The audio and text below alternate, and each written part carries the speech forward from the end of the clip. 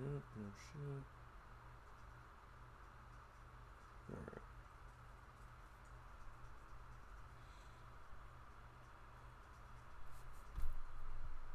Why is Google asking me to add a home address? Fuck you.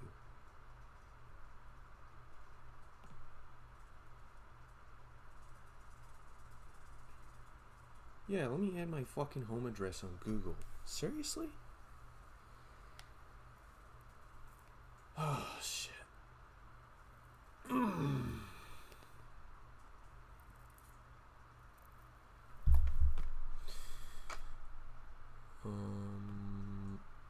Is it gonna load anything, or is it just gonna be...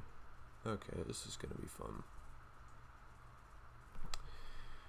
I guess I'm gonna have to log in on Firefox on my other PC.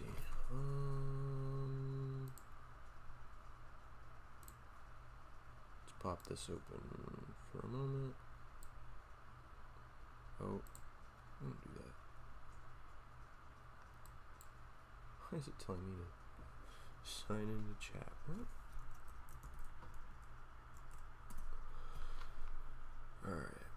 Yeah, I'm gonna have to use Firefox on this computer because it doesn't even fucking... Okay, I'll have to... YouTube live dashboard.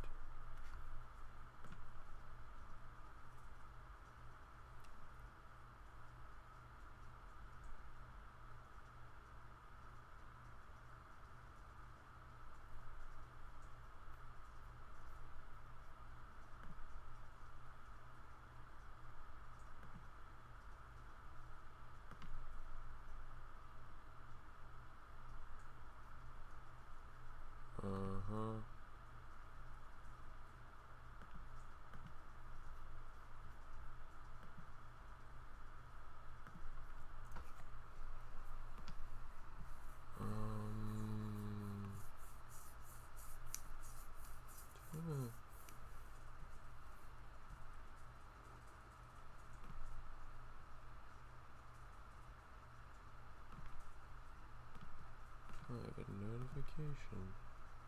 What?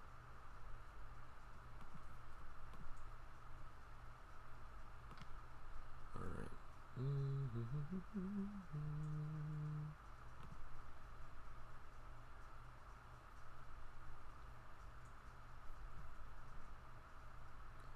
So why did I add the stupid emoji shit? What the fuck? You just closed it. Yeah, I know. Shut up. Alright. So, really quickly, I'm going to see how... Actually, hold on. Let me make sure this is set to 16 by 9 before I get started. Yes. Yes, okay. 16 by 9 is set.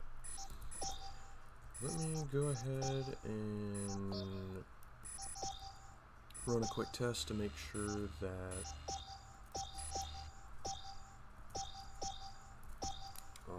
the stream's not gonna shit itself if I have a bunch of cars on screen. Cause I used to have an issue before where I used to have an issue before where I'd have like the stream frame rate would just be dog shit the whole time.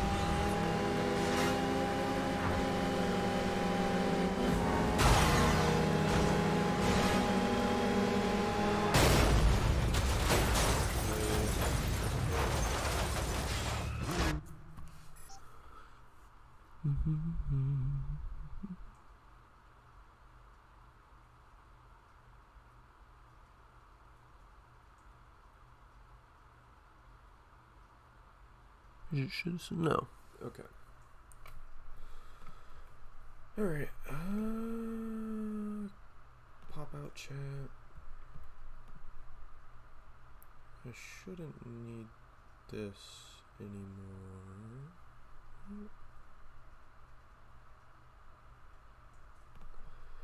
Yeah.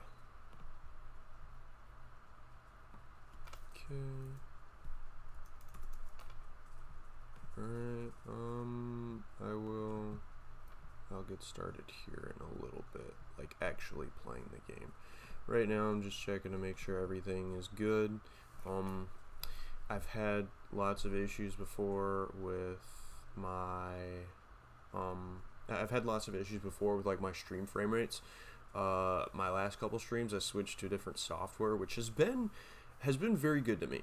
It has been very good to me, so I switched to that, and I haven't had any issues with it since.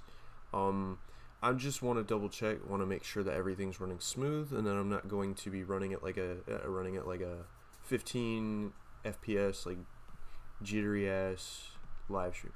Cause I used to have like live streams, and I never realized how bad the frame rate was until I went back and watched some of them, and I just, if it weren't for so many people tuning in those fucking live streams, Christ, I would have just took it down. Horrible.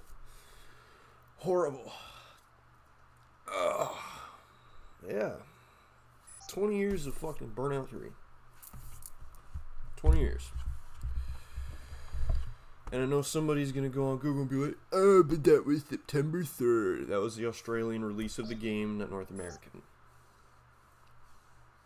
Europe released on the 10th. But I'm going strictly off the North American PS2 release, which is September 7th. So, yeah. It's also been a while since I played through this game, so I figured I may as well. I'll probably stream for a couple hours. I'm not shooting to beat the game. I can't remember how far I got on Burnout 2. I don't remember going through and trying to beat that one either. So, I probably won't be playing Crash on this live stream. I don't know yet. Crash FM back again. I can't believe what I'm So. saying. There are huge RVs hauling ass through Main Street right now, which sounds like it'll need to be renamed Takedown Street. Those things are gonna fly.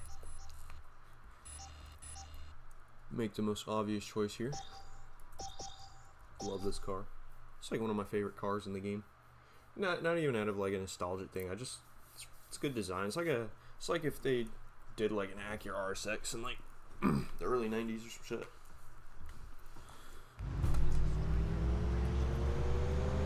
Can't even hear.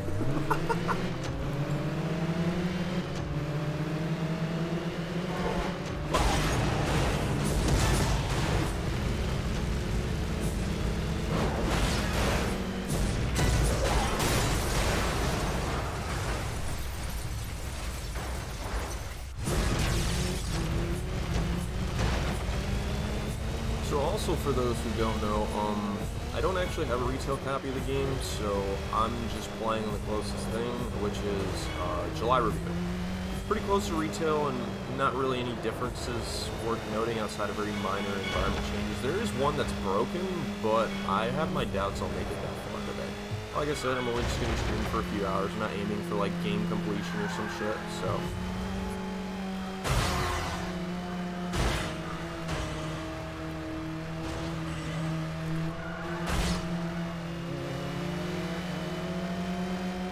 gonna play the game for a couple hours, chat some shit, and then be off. This fucking focus is pissing me off.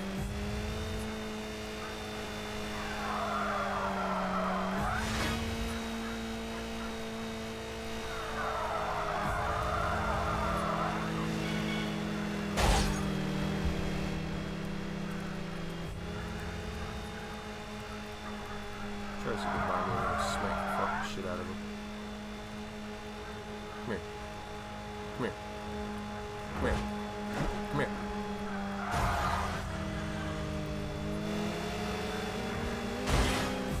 Definitely gonna slap the shit out of this. Slap the dog shit out of this thing.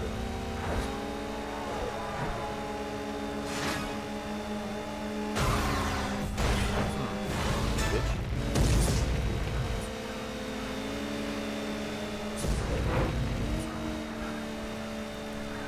What I really think is funny is that they never adjusted the non-boost top speeds of these cars. They only adjusted the boost top speeds. So the boost top speeds were were adjusted to 160, but they left like the natural like top speeds at like 150 for each car. That I think is kind of funny. I think except for some of the later compacts. So like I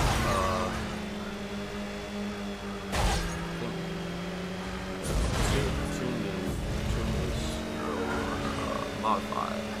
Nope, modified is modified. Custom. I think it's custom. So like custom compact, maybe DX. Actually, no, I think DX still has over 50%. I'd have to check June preview. June preview does have DX.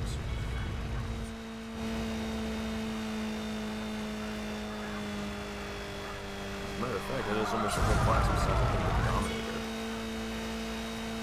And custom. Doesn't have custom. Doesn't have custom, it doesn't have Dominator.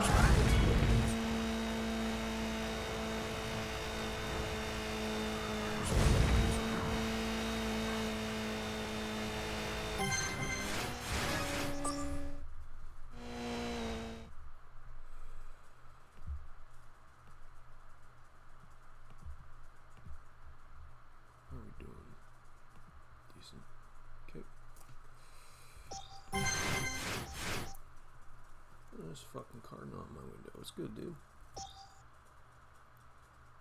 Got all kinds of crazy birds and shit out my window. I had a blue jay the other day. That's one of the very few times I've seen one of those.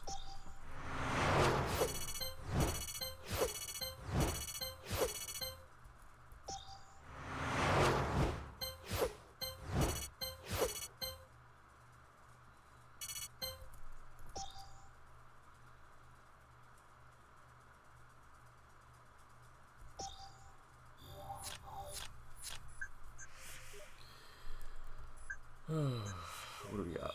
Waterfront burning lap. Best way to mod a car? Pile another one into it.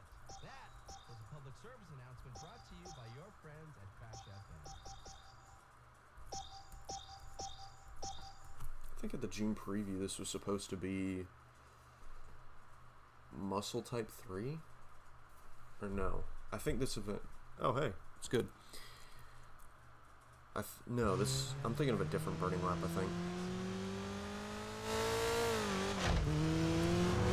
No, what I think is funny is that the times in this burning lap are still set for the 150 top speed. So realistically, like I think you get away with like 1 or 2 crashes and still get a goal on this one.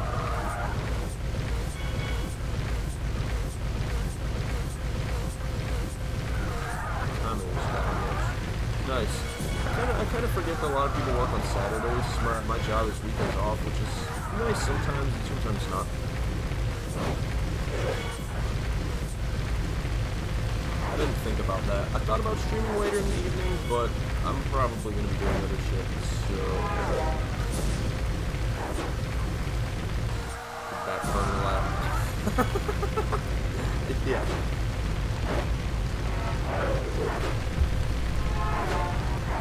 Some of my least favorite events in the game. Criterion loads and time trials.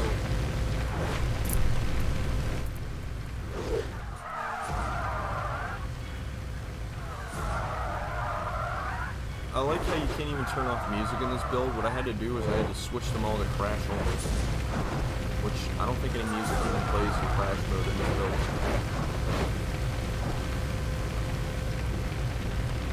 Funny if it did, if it sets up the crash only, but I don't think so. I find it interesting that they're going to play music and crash and I want to them to stop.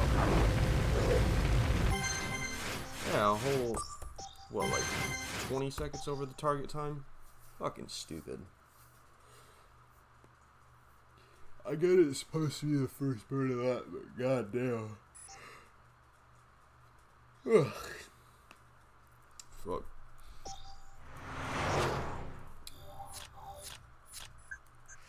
Garbage ass events.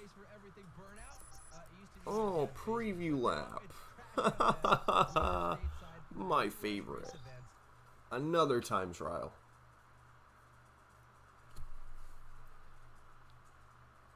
Oh, it's been so long since I've played this game. It's been so long since I've played through the career of this game too. Like I don't play the World Tour very often. I don't have a reason to.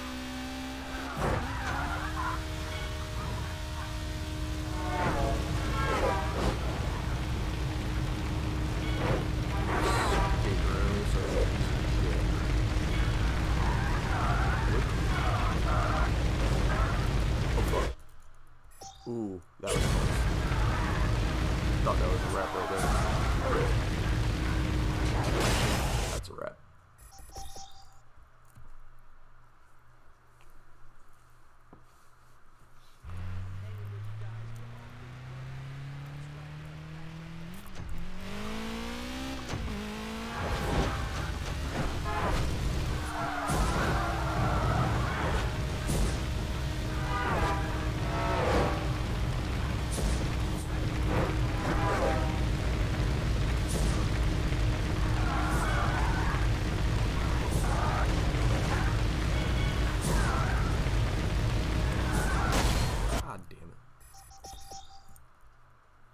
Bro, I should have listened. I bought and played Dangerous Driving, worst $30 I ever spent. You watched me play it for 9 hours, and you still went and bought that fucking game.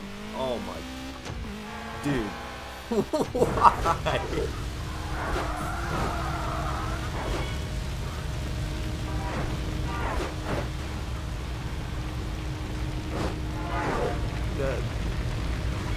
I think one of the only worst purchases I made was probably BPR. I regret every second of buying that fucking game. $40 for the same exact fucking video game. Oh, uglier textures, uglier lighting, crispy. I want my game to have the matrix green filter, and I want the roads to look like they're made out of pebbles. At 4K resolution. Thanks.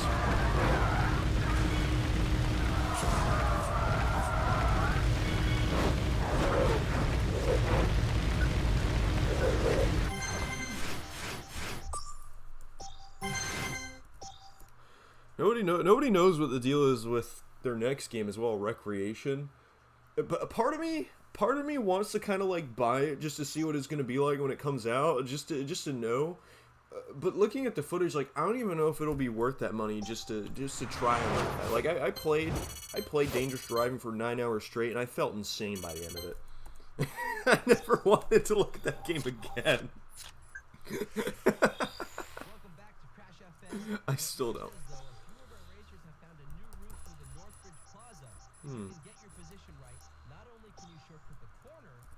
Focus.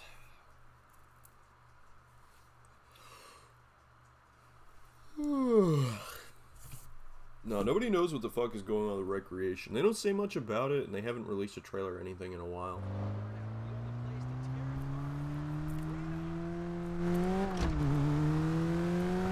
Part of me doesn't care as well. Oh, you didn't watch the whole stream? I thought you were there for at least part of it. Damn, my fault. My fault, game.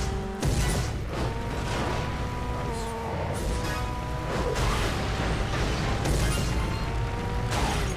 Sold it.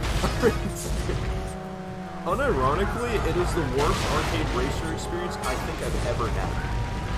And the 30-minute stream I had of online where the audio literally fucking broke, and I had to close the game, which on the PS4 closes the stream too.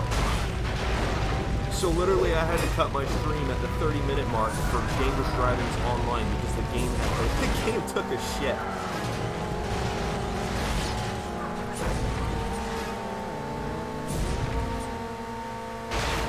And being kicked out of my PlayStation party in a game chat, babbling a bunch of shit, that was awkward.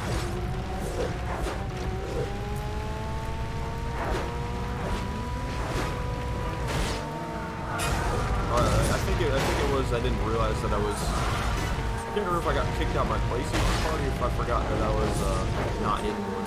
So I just been babbling a bunch of shit in game chat the whole time on my fucking stream. These people probably like, what the fuck is this idiot saying?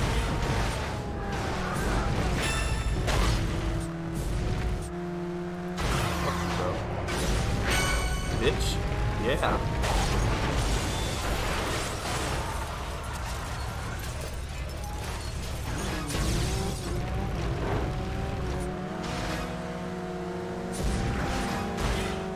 I should, if it isn't public, I probably should make that dangerous driving stream public again, the multiplayer one, because literally, like, I can't remember if it was the second or third race, I literally got launched across the fucking, I literally got launched across the fucking canyon, dude, like, soared across the road. Somebody scooped me up in one of the F1 cars. Oh, so bad. I don't know what went through their minds when they thought that did they play test it? That is like the big question. Did they even play test that game? You have to wonder. Because the whole running joke, Alex Ward play tested this game because he talked about how it was better than the Burnout games and that we could forget about them. Okay, bud.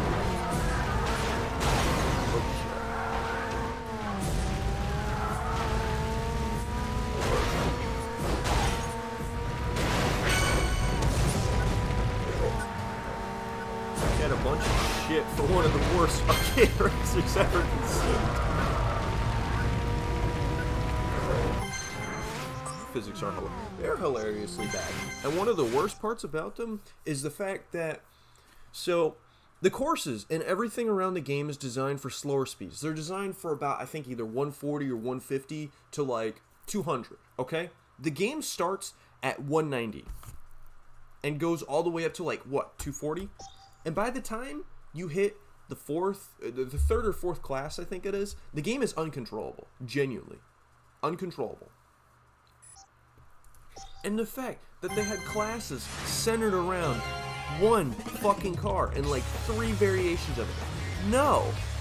No. No. You should have done it like Burnout 2. But they did not. They did not do it like Burnout 2 where they had a mosh pit of different cars racing together. They should have done it like that.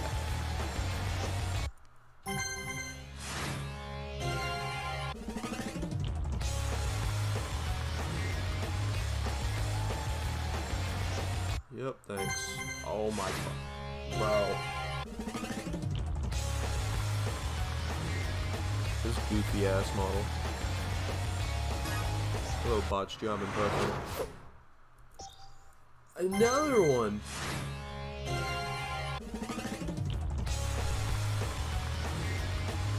Yo, stop giving me cars!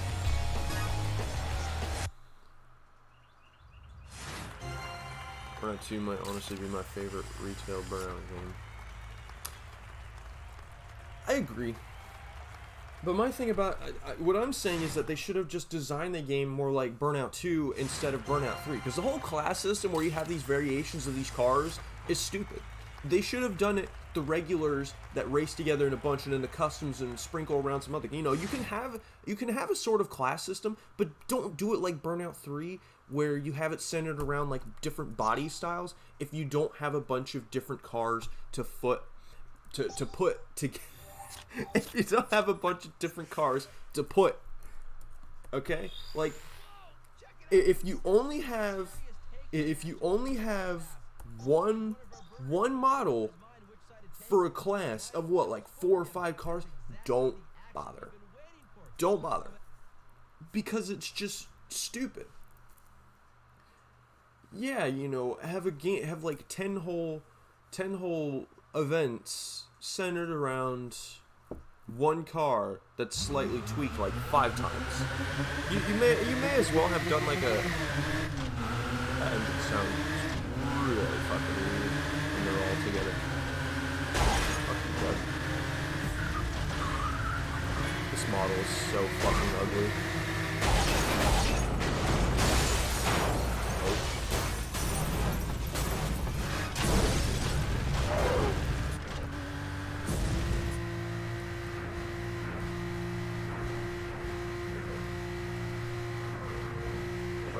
Button to boost. Thanks. I had no idea. Guys, do you know how to use the boost? I don't know how to use the boost. That's a fucking truck.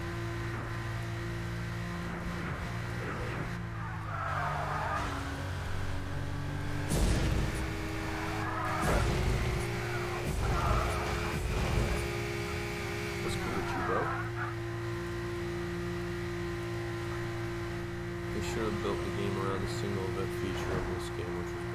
See, they should have done a single event for dangerous driving, because even if the game is kind of weird and janky as fuck, it would have added a lot of replay value and reason to go back to the game in the first place. And I say it a million times, Danger Zone 2 is probably the closest to the most innovative game they have, because they actually switched up one of their existing formulas. Danger Zone does this kind of the same thing too, but I don't think it does a very good job at it, because the whole simulation thing is really weird and is kind of annoying for Crash Mode, because it's like one of those things where, you know, you get hit by a car, you get thrown off the map, there's nothing you do, it basically just throws your entire run out the window. It's not something where it's like, it cashes your score right then and there when you get thrown off. No, you just fail the entire thing. And it is a bit of a switch up of the formula, but in my opinion, not a very good one. Danger Zone 1 itself isn't a terrible game, it's just, in my opinion, not a good interpretation of the formula. That's how I see it. Danger Zone 2 actually bothered to switch up an existing formula that wasn't really reusing anything that they had before, and it was the run-ups. I thought the run-ups were a really nice way to add a lot of replayability and uniqueness to the junctions, because it gave you something to do instead of just, a quick 30-second jump into traffic and cause a big pileup,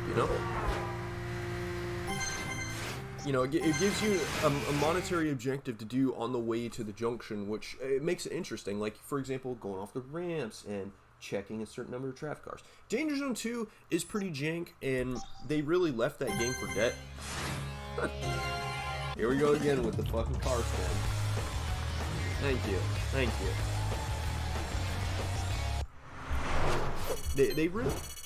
They really shouldn't have ditched that game when they did, because they could have done a lot more with it. Fucking hate special events. You're invited to a special event in Europe. Let me get this piece of shit out of the way. Fucking time trials. Time trials and time trials and time trials. Look, you get to drive a different car. Time trials. Hey.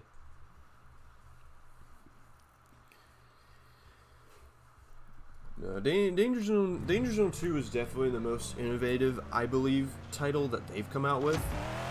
Because again, it's actually a unique spin on one of their existing formulas. Again, the problem is just that there's nothing to it. See, they didn't put any, like, design or character behind the game, it's just kind of a gimmick. Out of curiosity, when you drive IRL, yes, there's a lot of focal points in your videos revolve around car design. So, on the regular, the most normal car, or not, but the most regular cars I drive, I cycle between two. I have my 99 Civic. I have my 2008 Mercedes C300 and my 2001 Mercedes ML320. I cycle between the three.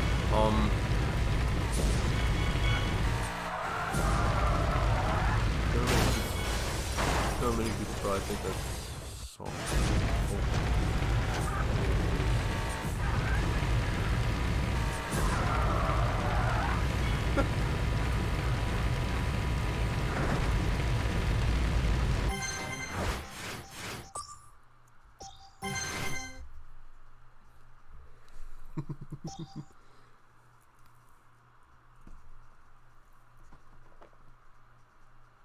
No, a lot of my points in my videos and shit revolve around car design, largely because I'm trying to think of a way to oh, you can't climb in my lap. Stop, you little shit. Come here.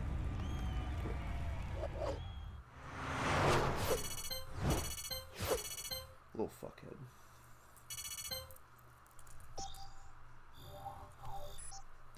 No, a lot of my points generally revolve around car design because I have very strong opinions of how vehicles are designed in games. I feel like I feel like it's like I said before, it's something that's not really considered when you think about games. Like, so for example, growing up with shit like Hot Wheels cars, like you think about a lot of those 2000s Hot Wheels designs. You got names. You got like Eric Schern. You got Jonah Mai. You got shit. You know, you got guys like that. They made really good designs. They made really good cars. And the thing is, you know, as well, not everybody knows, is that some of the people who made those cars actually designed real cars for real companies. And people just push them off. And that's the similar thing with video games, where you have people who go to school for designing fucking cars, and they come and they design these cars for these fucking games. Everybody just goes, ew, that's gross. It's not a real car with a real badge. Disgusting. Why? I don't get it. That and I feel, because, you know, there is also a lot of problems with that games seem to have, where it's just they fictionalize cars, and they don't put any thought behind those designs. You know, they'll just make weird and unnecessary design tweaks, because it's like, having coherence in a design, I think, is very important, and that's something I also like, a point I also like to make about shit like body kits and stuff too. Like, for example, you have body kits, you know, you want them to have flowing lines. It's important that I feel like, personally, they should, if you want a good-looking one, I feel like it should cater somewhat to the original lines of the car, or at least to its own unique lines. In the case of more extreme things, such as, you know, the Abfluge S900. So,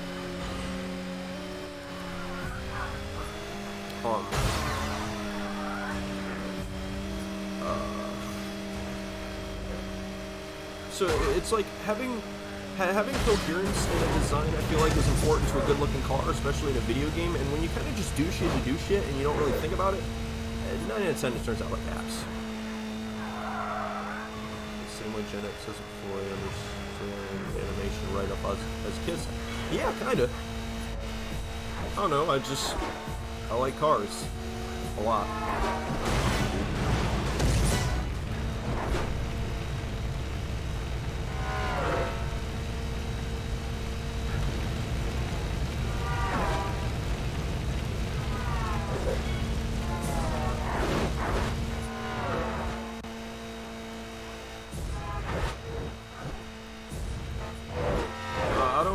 I don't drive anything special or crazy, you know.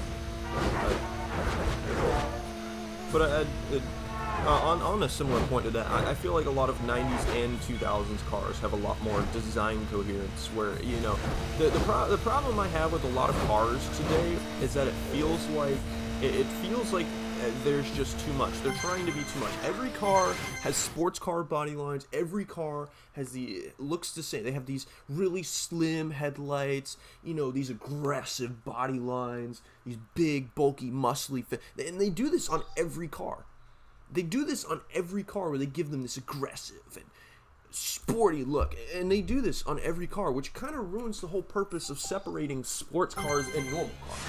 And I'm not saying that normal cars need to always look boring, but what I'm saying is that sometimes leaning towards subtlety is a lot more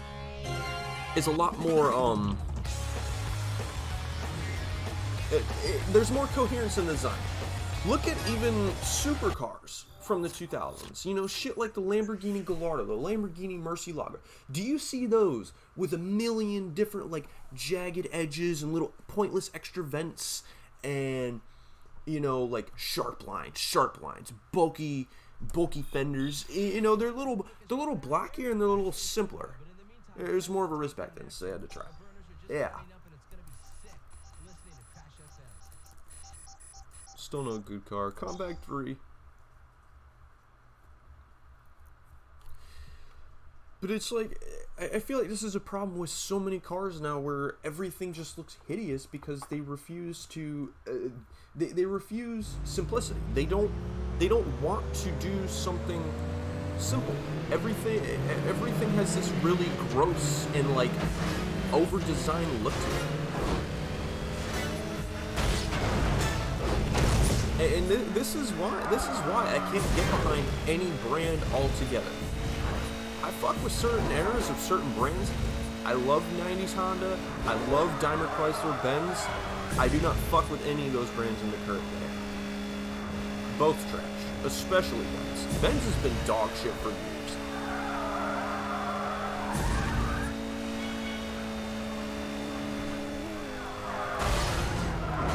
Okay, physics. Oh fuck.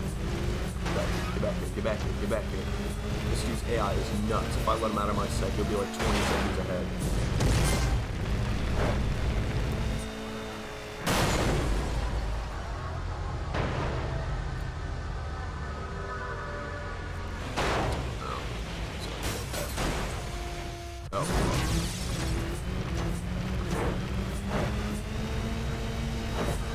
I guess it's not necessarily back then they had a risk. I mean, there was a risk back then, to be fair. It doesn't keep completely closed. Everything is... And then I feel like when you get to like the late 2000s, or like, yeah, like the late 2000s and like really early 2010s, I feel like that is like a really good 50-50 mix of aggressive and simplicity. Like, for example, the 2014, 2015 Honda Accord Coupe. I think those are nice. Even the sedan ones are okay. I love, like, late 2000s luxury cars. You know, it's like they found the perfect balance between aggression and simplicity. And they made something that looked really good. And then they just kept cranking it up and cranking it up and cranking it up. I mean, look at the new fucking Lamborghinis. I forget the name of the Aventador replacement because I don't care. I don't keep up with Lamborghini. But I mean, that thing is hideous. It looks like fucking Cyan. I hate that thing too. You got the new Huracan replacement, which actually shown recently. I like the front end of it. I don't like the back.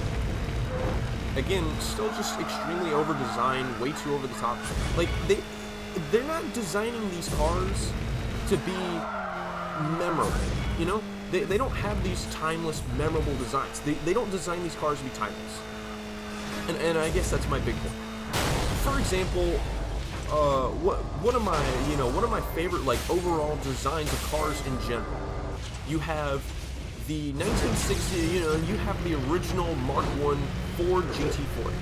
That is a gorgeous design. I love that car. I love the car to bits. You know what car I also love? I love the 2002 Ford GT40 concept. It is a really good, modernization, reimagination. Taking an old design and modernizing it without going over the top. And that is something that I feel like, when you have a design, when you have a car that you can do that with, when you have a car that you can take and you can make a design out of it that looks like that car, that's, has unique features and looks fresh and new. All these years later, you have a good design. The Lamborghini Miura and the Lamborghini Miura concept, another perfect example. A very gorgeous, timeless car. 2000s reimagining concept. Beautiful, great. I love that thing to bits. One of my favorite Lamborghinis stylistically. It's a good-looking car. They don't do that anymore. They don't. They don't know anything about making these cars timeless. They make them look gaudy and attention grab. They want them to grab your attention off the bat. It's not something where you'll look and then it might. It's just they have to have the design catch your attention. It's not about recognition. And the only recognition they want anyways is just their big giant fucking logo that they plaster everywhere.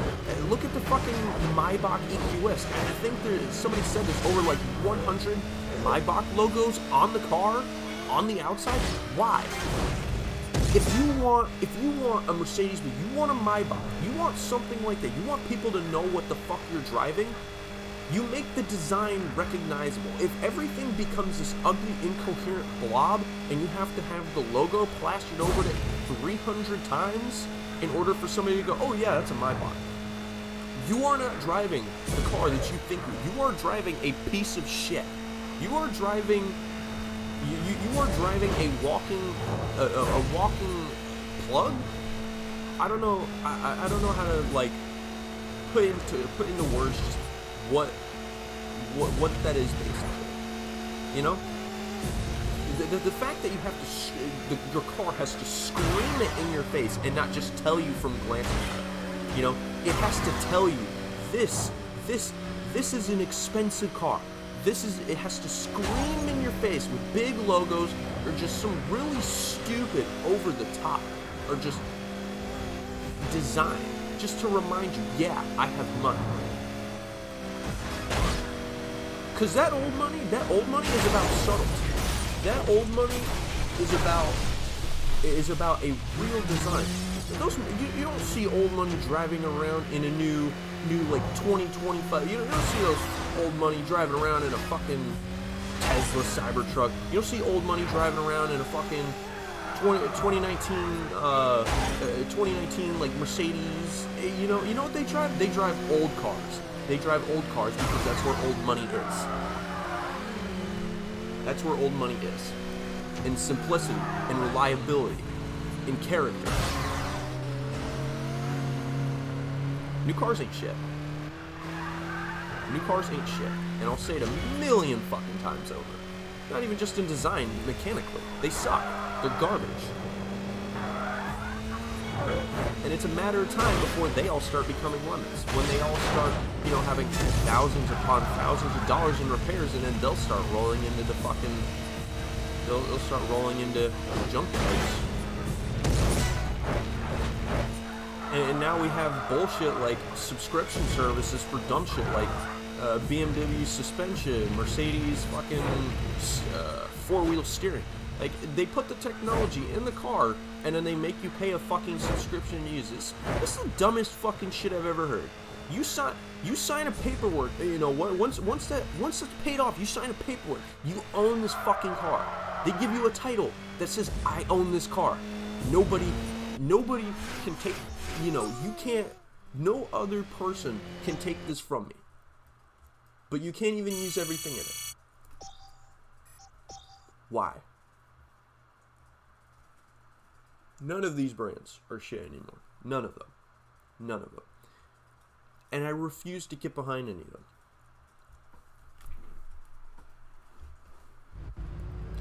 Design-wise, there's a couple brands in the current day that still look decent. I mean, some of Ford's newer stuff aside, like the Escape and the fucking Explorer, those are fucking hideous now.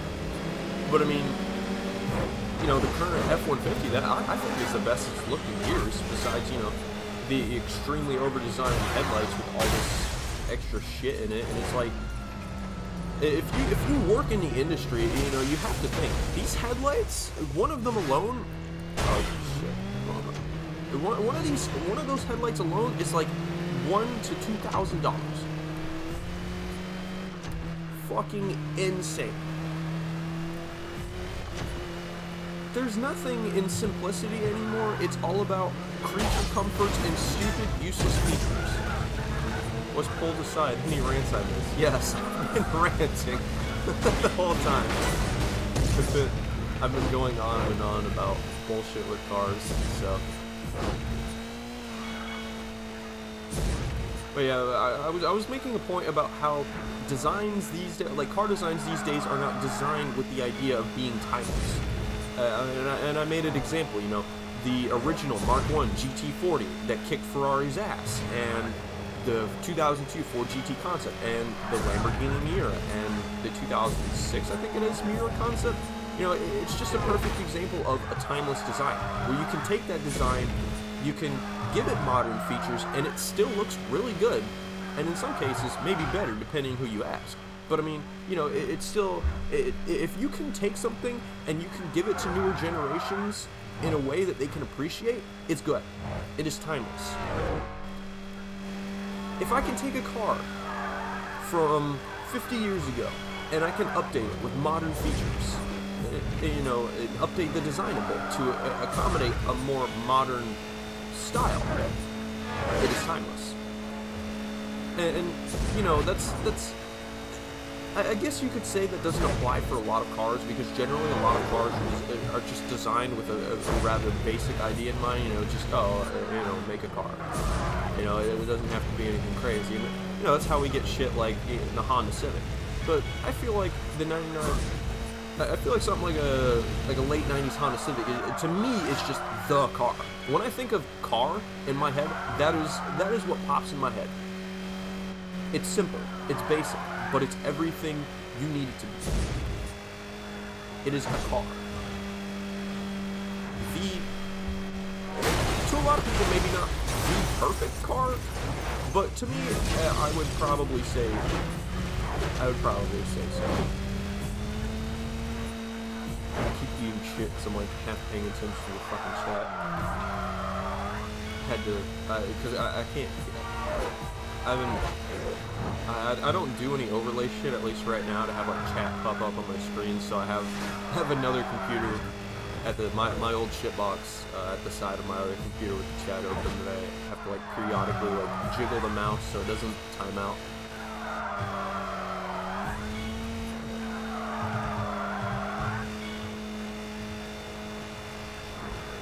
But no, you were probably there, but I talked about how, like, people who design cars for these games, people who design cars for shit like Hot Wheels, these fake, these non-existent cars, they're designed by, people who go to school for this shit, and people who design real production cars, or if not, maybe just concepts for these real production cars. C2000s Accords everywhere, so that's probably the car for me. I don't know, if you're talking about the ones where they got really blobby and bubbly, I can't stand how those look. The 2006 Chevy Impala and like the mid-2000s Jetta, I fucking hate those cars. I hate them. They're so ugly. They're so stupid. I don't know what about them. It's just, I look at them and this is just, hi yes, I would like one car, please. Happy 20 years of this go-to game, absolute masterpiece on all console platforms. See, and as much shit as I give this game all the time, this is really the last Burnout game with a genuine sense of coherence. Which is something I an applaud I can definitely give to it. Okay, so you're talking about the ones that are so a little sharp. Yeah, those are decent too. Those are based off the same platform as the Civics that I'm talking about. I think in the US they're called EGC. I'm used to calling them EK. I know I had somebody give me all kinds of shit. Oh, it's actually an EG6. All right. I mean, I don't mean that to be like a dickhead. Just I've never heard anybody call them like a EJ6 or whatever. I've always just heard speaking of applause, yeah. Oh fuck, I missed an event. Face off? Face off. Oh, I missed the modified compact face off. Oops.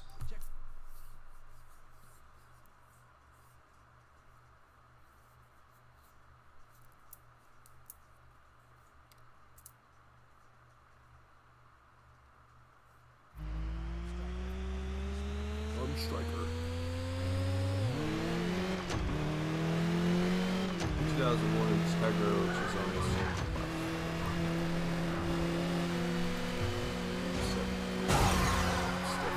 Yeah.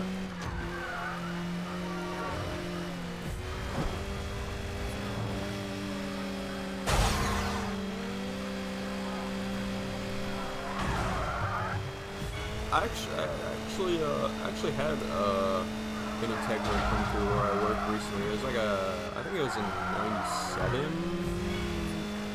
It was like a RS. Well, it wasn't anything crazy. It was just like an RS. Pretty cool. I do quite like Integras, but I still personally design-wise like the Civic over them, but they're still decent looking cars.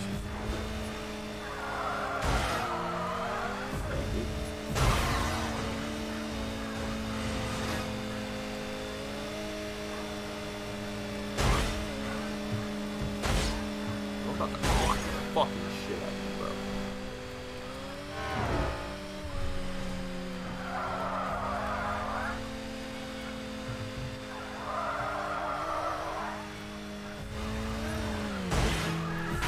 There we go.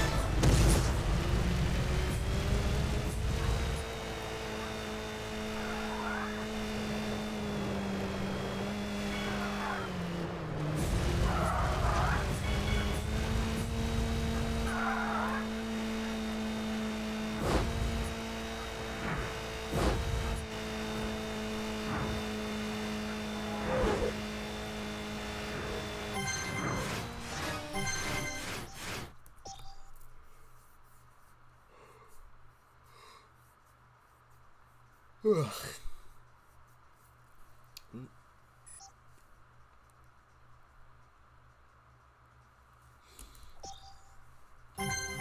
Oh, here we go again.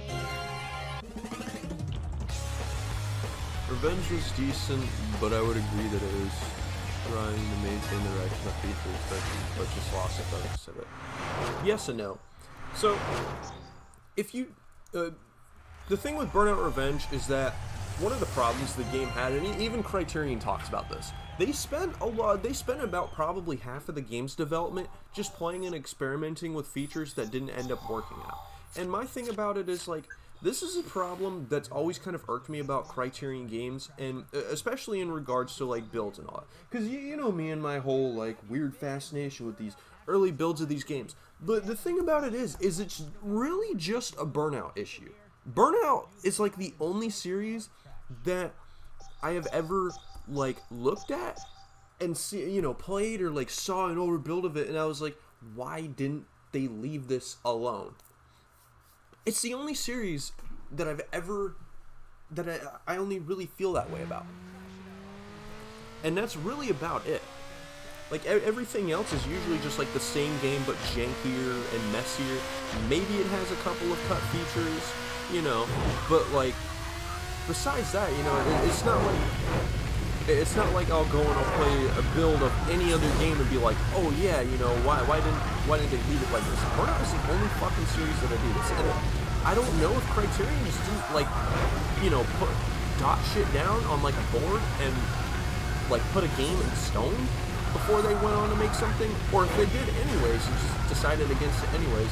But, you know, they love the delete button. And, you know, I'm curious on the reason that one of Burnout's car modelers, Mark Reynolds. So you have what was his name? I already forgot his name. Yeah,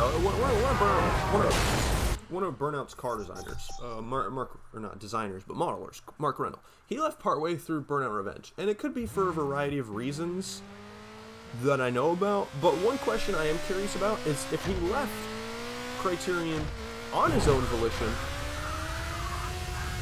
and if he did it, you know, because in the email I exchanged with him a couple of years back, he said it was because, you know, one man can only take so many burnouts, and he didn't think that it was going to do better than Burnout 3. And the thing is, I wonder if he stuck around because they had a bunch of good ideas and plans for Revenge, and then he inevitably decided once it reached a certain point that it wasn't going to beat Burnout 3 because it was just going to be pretty much Burnout 3.5, which is what Revenge turned out to be anyways.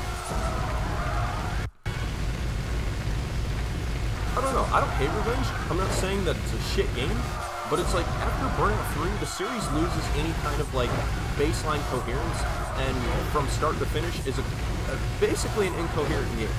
This is especially notable for Paradise, and what burns my ass about Paradise is, like, Paradise is one of those games where I want to like it, I want to find complacency in it somehow, you know, maybe by mods, or just anything, something. You know, I want to be able to sit down and go, oh yeah, you know, maybe I can enjoy this game. But nothing, I just can't. Nothing about it. It's dog shit. It handles decent. You know, it looks decent until you update it, and it loses that stylism. But, you know, it plays decent. You know, it drives decent. It looks decent. It's just, I don't know. I just can't. I can't. It is the least replayable Burnout.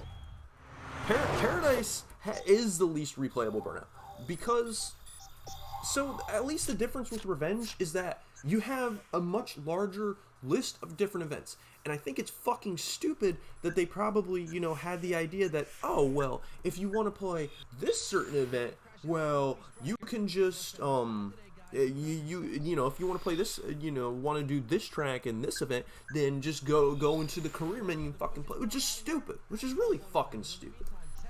Because I'm more than willing to believe that was probably their thought process on gutting it. Because why would you gut single event, one of the most replayable parts of a game in arcade mode? That's how you keep people playing and playing and playing and playing. You know, before, I never really saw anybody talking about or playing Burnout Revenge until a guy named Nahalem came out with a bunch of patches and mods that re-add single event to the game. Guess what? I see everybody and their fucking dog playing this shit now. You know why? Because they added a fucking single event, which they should have had in the game in the first place. Dominator has it. You know, the fucking Burnout game that isn't made by Criterion. Why does Dominator have it? And why doesn't Burnout Revenge? It's fucking stupid. I don't know if you remember me. Yeah, I do remember you. I remember your old name used to be Ori.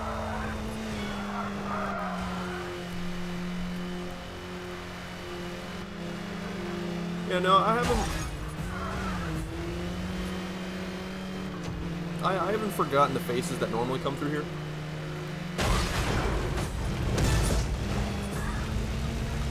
It's just, like, so, the reason I'm rather inactive on YouTube, you know, mainly from being busy in general, but also because, like, I just don't have, it's not that I don't want to do anything, it's not that I don't want to do, it's not that I don't want to do this shit, it's just I don't have the energy, I don't have the motivation. Like, you know, I have video scripts that are about written, you know, ready to put together these videos, and I just never get around to, you know, I don't do anything with it. And is that a problem? Absolutely. And I don't know if I'm ever going to be able to work around that in the near future. Yeah, oh yeah, I do definitely know you. You're a familiar face in, like, all my streams, basically.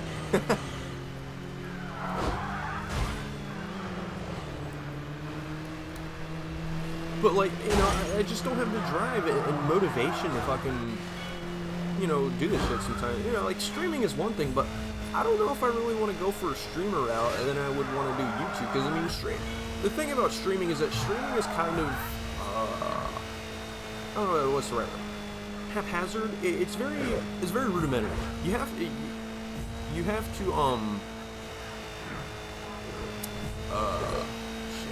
My brain doesn't want to work right now. You have to really, like, I feel like I don't have enough, like, I don't know if charisma is the right word, humor, to be able to make a lot of really funny, like, memorable jokes on the fly. A lot of that comes to me when I sit down and actually, like, write shit. You know, like the stupid meme images that I make for some of my videos, and like the joke texts, you know, that kind of shit. That comes to me on the fly. Or not on the fly, but like, you know, when I'm sitting down and you know, actually putting these videos together. It's not something that comes to me on the fly where I could just crack some really stupid fucking joke, like, you know? Like, I can chat a bunch of bullshit and rant on, and I think that's one of the few reasons people stick around, is because I sit there, I sit here, and somebody just throws a random subject or a question at me, and I turn it into like a 20-minute long rant.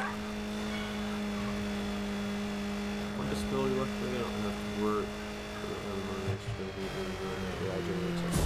Disability? Shit. What the fuck happened? That's very serious.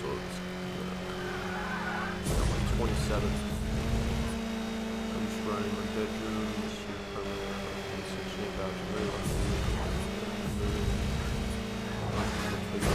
That's good for you, man.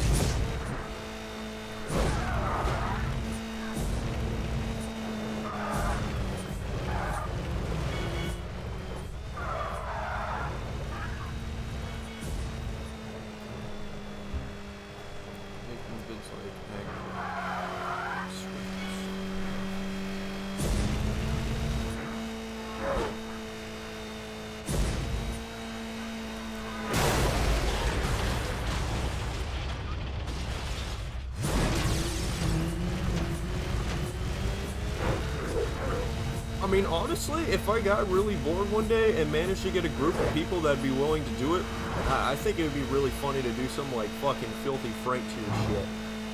Oh, that would be great.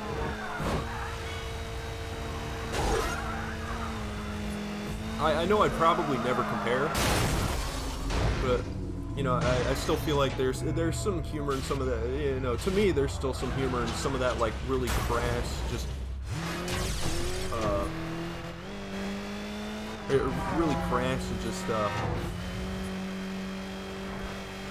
like crazy, doing like stupid crazy shit sometimes, you know. But again, I don't really have a group of people to do some stupid shit like that with. And the problem now is especially like the current day environment, I guess is the best way to put it.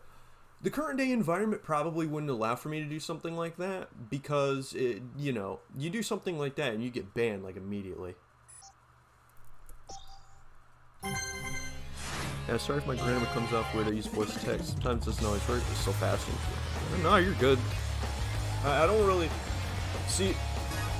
A skill I've developed over the years is I can kind of understand people even when they're very incoherent and like for example, sometimes I still struggle to understand like accents, but when people are like trying to put words together or they like say really stupid shit, I can understand what they're saying. So you're good. You're good. I love how this car sounds. You have to enjoy the process more than the result, which is difficult. And that's the thing, like, so I've said it before on my channel, you know, when I make funny moments content with friends, and you know, I don't do it too much anymore, if really at all, because I just a lot of times I don't remember to record, you know, like, or I don't, you know. It's not, well, not that I don't remember to record. I do record some of that shit. As a matter of fact, I have a bunch of, like, dotted clips and shit of funny moments from various gaming sessions. But, you know, obviously I have music going in the background. And, one, I don't know how to cut that, you know, I don't know what I can do to cut out the music. And, two,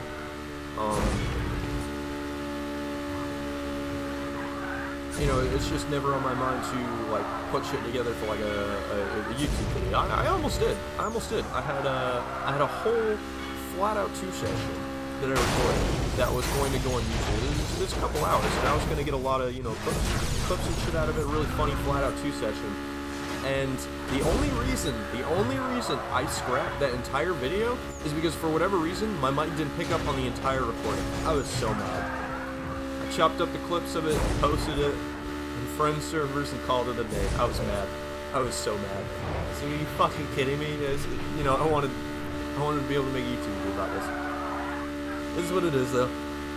Shit happens. No, it's not that I don't want to do content at all. It's just,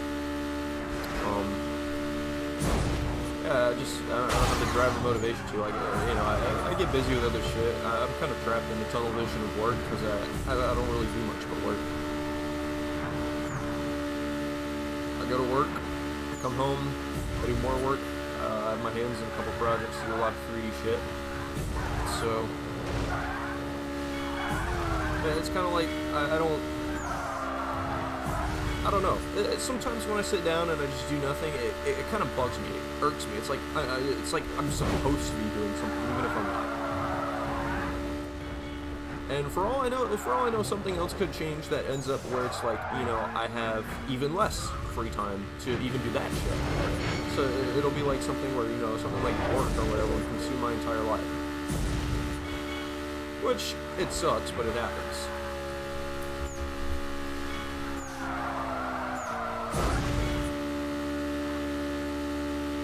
Basically,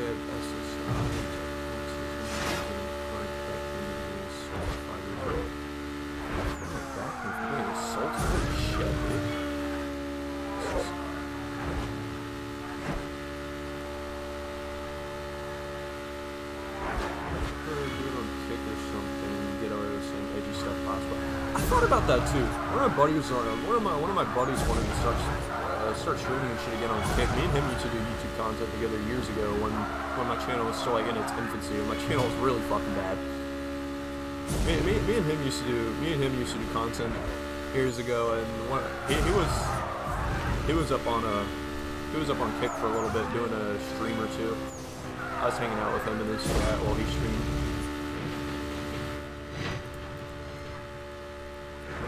I'm telling you, straight up, if I stream any of like my current like sessions that I have with like friends and shit, I'd probably get banned.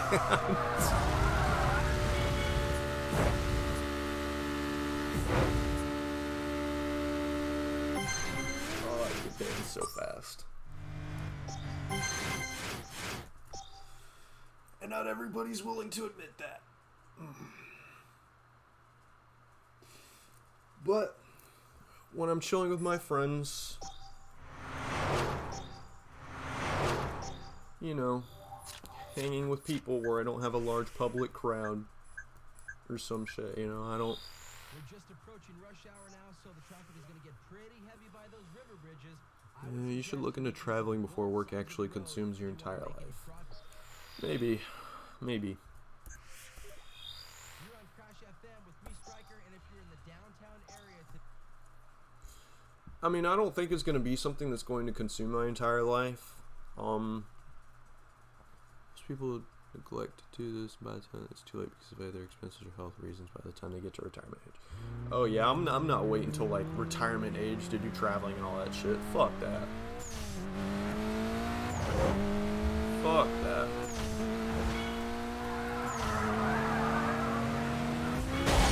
How did I pick this car? Swing and roll over. No, we're not.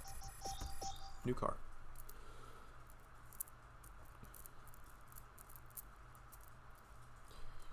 Now, preferably, I'm trying to keep myself in line of work where I'm not literally draining myself or depraving myself of like all of my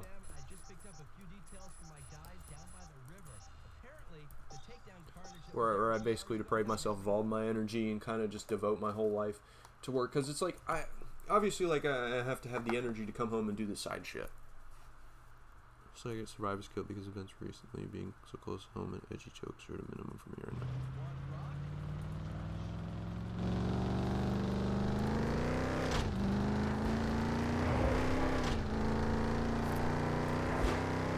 out. Forgive me if this is a stupid question, but what is survivor's guilt? Oh wait, never mind. I think I know.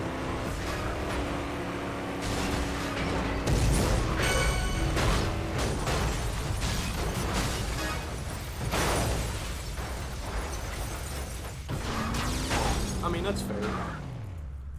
I get it for some people, because for some people it's like, you know, shit happens to you and you take a step back. You know, a lot of people think to themselves, well, shit, you know, you might joke about terrible edgy shit and, you know, sit down and sometimes think, oh well, you know, you think about how fragile like life in general is, you know.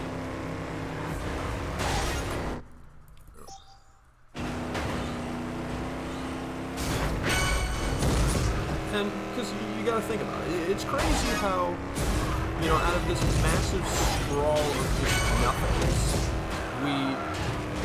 we found this one place that is just perfect fit for us to live for what, maybe at best 100 years and some change, which in the grand scheme of time is like nothing. But you know, when you sit down and you live it all, it's quite a long time. I mean,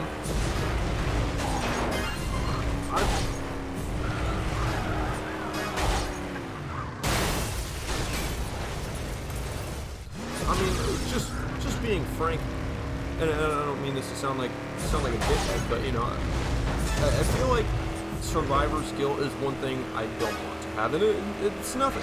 It's nothing that people would do because, you know, I get it. You know, sometimes shit happens to people and they don't want to think about shit like that, or you know, it's like, you know, everybody takes coming within inches of their lifetime. We're all built different, you know, and you know, it's again nothing against people who do, but I don't feel like it would affect me in that way, or at least I wouldn't want it to, because I don't want to feel like I have to crunch on and, you know, censor myself because of shit that's happened to me, or you know what I mean? If that makes sense. I don't know if I'm making any sense. I'm trying to find a way to explain it, but I can't quite put it in a way that at least makes sense to you. Maybe it makes sense to you guys. But it's like, you know, even the couple of times I've come within inches of my life, you know, it's just I take it with a grain of salt, you know. And I get the whole thing where, you know, it's you take a step back and you realize, holy shit, you know, that it ends just that quick, and that's just the reality of it. But you know, there's nothing you can do about that reality of it. And I feel like, you know, changing drastically over something happening to you like that, as an example. Oh, my brain doesn't work. Give me a second. Lucky I have free time. I don't really have financial freedom, energy, motivation to do anything. I lost pretty much interest in everything to see the world for what it is. I mean, I guess you could say I'm depressed in a way due to what happened to me. The world just played out, especially when you hit your mid to late 20s. Yeah, I think I get what you mean. Basically, my whole point, trying to summarize my whole point, is that terrible, horrible shit will happen. Yes. You will sometimes come within inches of your life. Shit happens. That's life. And, you know, I get everybody takes it on different levels, and that's not me trying to talk down on or look down on people for taking it differently than one another. But I personally don't want it to affect me. I don't want to cut away pieces of me. I don't want to entirely reform myself as a person, to strip away, you know, what defines me because of things like that. You know? And it's not that it's, you know, not wanting to change or grow. That's different. You know?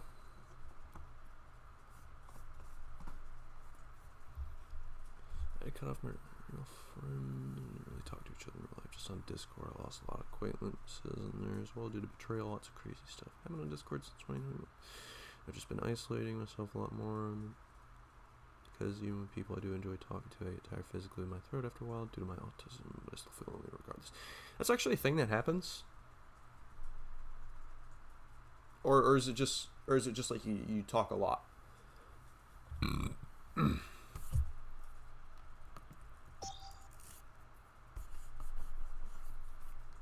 Because I talk a lot.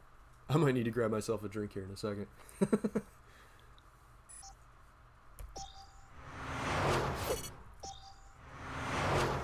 Travel to a single guy's back and join support. Still gonna be bored and miserable even when I'm in Tokyo with friends or something. Yes and no. Well, when you go other places and see other things, you know, you kind of live in a so there's an effect to this, and you know, if you're there's kind of I don't know if there's like an actual word for it, but you know, it's kind of like a grass is greener on the other side type thing. You know, you go somewhere else and you travel. You go somewhere else and you travel, and you know, you go somewhere else and sometimes there's an illusion in your mind that, you know, you feel better, you feel happier. You know, your mind is kind of focused on the spectacle of, you know, being in this place that you've never been and you've never seen. I'm sure going to something like Europe is a little bit different for you, being someone in the UK, because the UK is a lot more similar. I'm from the US, so going somewhere like Europe would be, you know, a lot more unique and interesting, because because here there's not really any pinches or pieces of European culture outside of really small dotted places, but even those are still very American. You know, you still have the whole concrete jungle and, you know, sprawling wide country. I'm autistic enough for me in Barron's cases there. I mean, it could honestly just be from like talking a lot. Cabin fever? Maybe. Yeah, I'm glad the nightly build's PS2 emulator doesn't suck anymore, and you have retro treatments. Gives me more to do. Yeah, personally, I'm not someone who really like cares that much about achievements. Sure, it's something to do, but sometimes it's just like, a shitty way people will find excuses to like pad out playtime of a game, you know, because as people have this, it puts people in this mindset. I don't know what the right word for it is. You know, it's like, oh, I got to get the achievements for this game too. So they go and they get all these, you know, some of them ridiculous achievements just for the sake of having the achievement or the trophies. It doesn't hold any actual merit. It's just useless fodder. But on that note, we're going to take a quick break. I'm going to grab myself a drink and I got to take care of something for a couple minutes. I'll be back in maybe like 5 minutes. So yeah.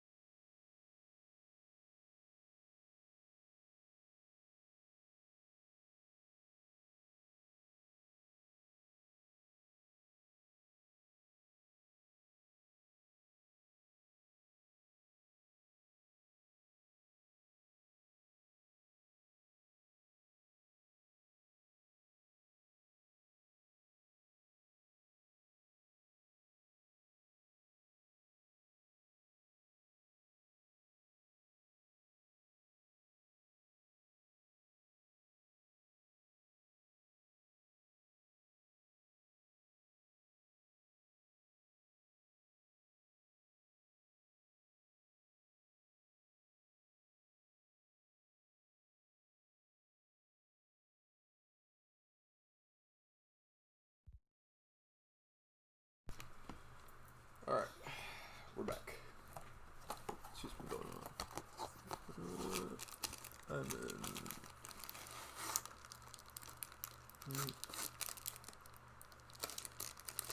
completionist viewer, my friend. Yeah, I understand that. I don't know, I never I can get why people do it, but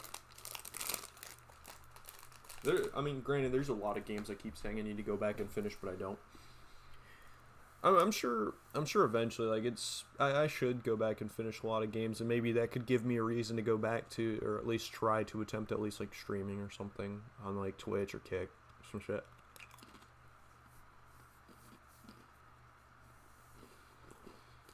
Not really much of a completionist anymore, just gives me something to do because I'm really bored. I'm in a small town, very little financial freedom to do anything. That's fair. I don't like being around people in general because of my autism and sensory issues. Yeah, I can respect that. See, when it's that bad and you have like sensory issues and shit, and like you can't be around people, that's when it really sucks.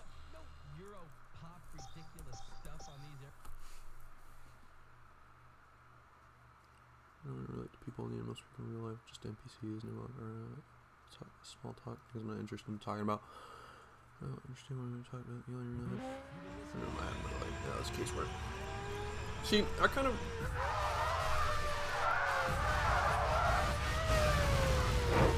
I relate in some ways, and I get.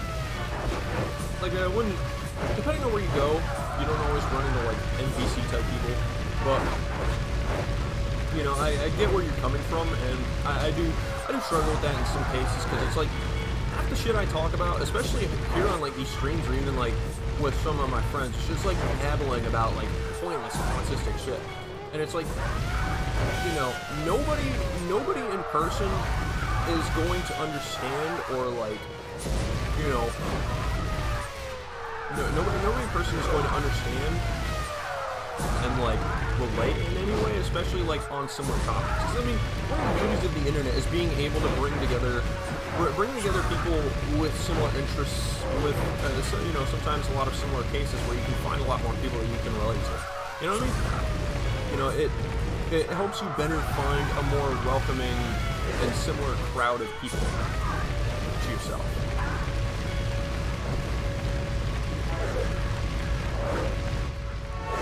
It's one of our greatest inventions and yet one of our worst. Because on one hand, it provides ease of access to any piece of information. And, you know, ease of access to, you know, talking to anyone, anywhere in the world. But, on the other hand, you know, you have shitholes like Twitter and all that.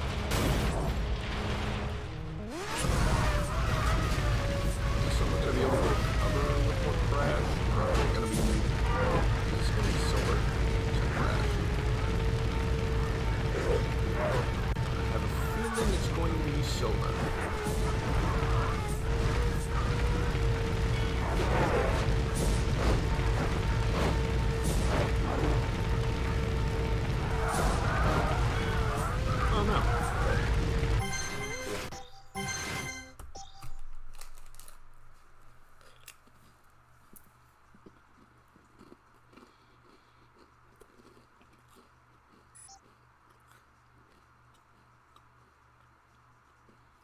It's just not enjoyable for me to be traveling by myself unless I have money and food and do stuff. I don't feel empty. So,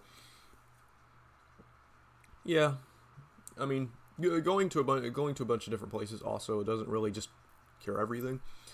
Again, it's really only a temporary illusion that kind of distracts your mind. It's like, whoa, it's a new place to go. You know, it's interesting, but in reality, you know, it's really at the end of the day a distraction.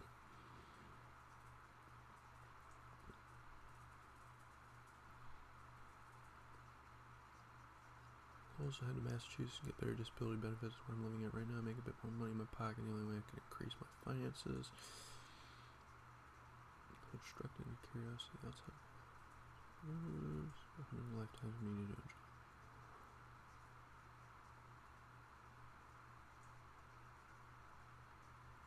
Hello. Overwhelmed social shut down, cut off. Some others of this problem.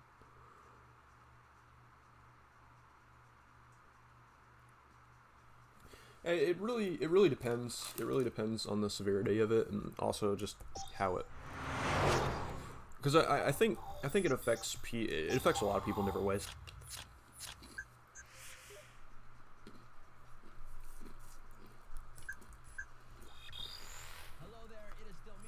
Oh, fuck, Eliminator.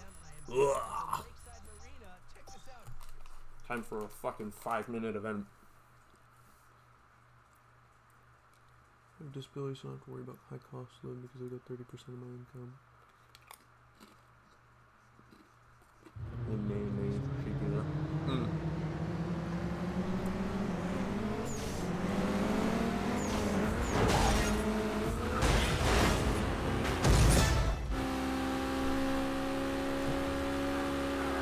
Didn't you used to live in the UK, or am I thinking of someone else?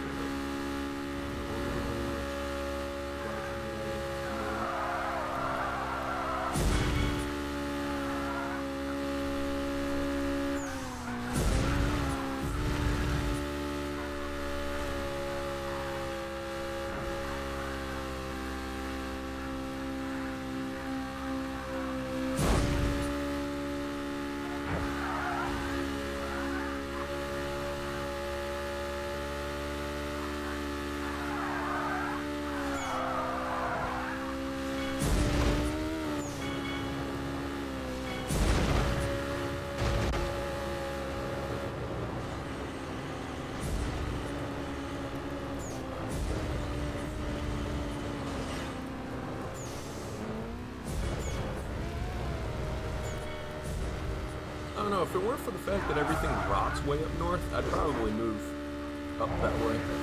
I do love the scenery up north, and I love a lot of shit up there, but especially, like, being someone who has such a large interest in cars, everything rots. Literally, like, it'd be something where I'd either have to buy a new car that I don't give a shit about, and for one, having no car payment and having really cheap insurance is nice, and I'm not about to fuck that up by going and buying a fucking $40,000 car that's literally just going to rot apart within a couple years.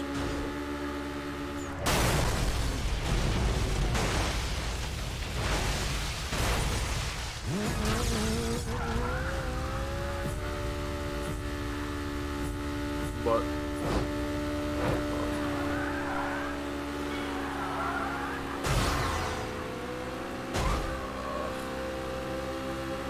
yeah, the scenery way up north. The scenery way up north is always really nice.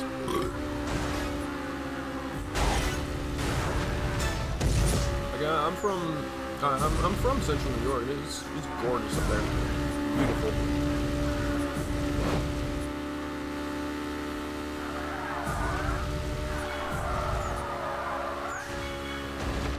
People, yep.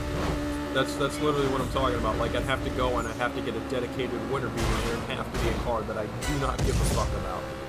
Which I find to be a very difficult task. I mean, I could buy a car that I hate and drive it, more than willing. But again, you know, it just feels like such a waste of fucking money.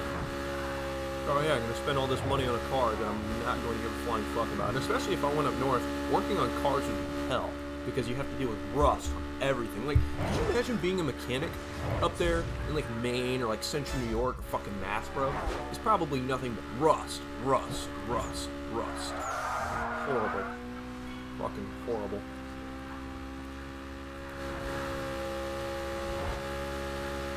Galvin Racer's class. Nice.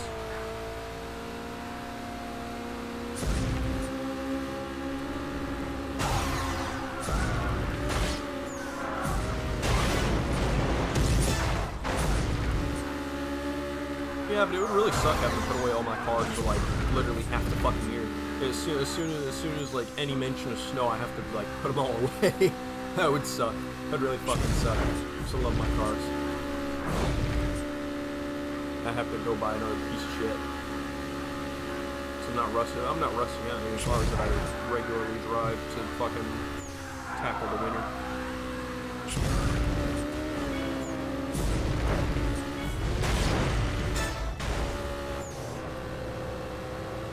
You know, why would I go and get like a nice car that actually light to run into the ground for fucking winter? I ain't doing all that.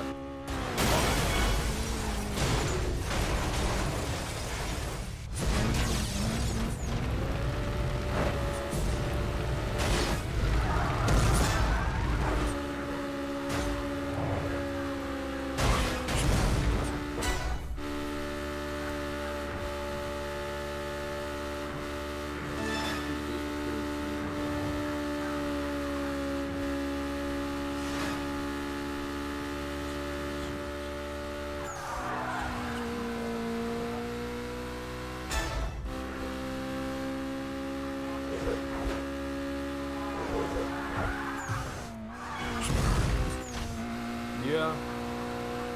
Hopefully you do find a way out.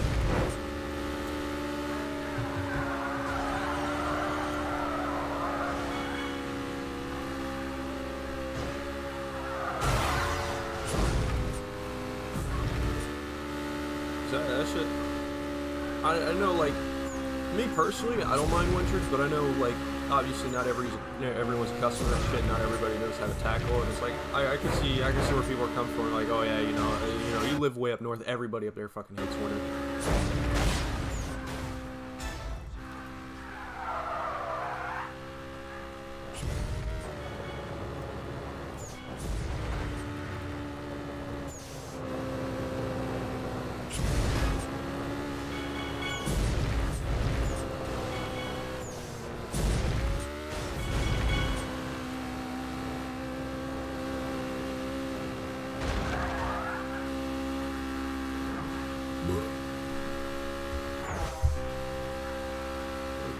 Bad place for cars and things. You need to see bolts and body rush job repairs. But yeah. Terrible. Couldn't do it. Couldn't do it.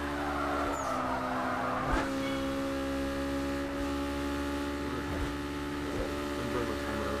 It is nice. Like depending where you go, it is nice. But I mean, at least where I'm from, or largely like where my family was, it's kind of falling apart and run down in some areas. There are some places which are still like kicking, and especially they keep pumping money into. But you know, unless you go to some of the more populated areas, like everything is just falling apart.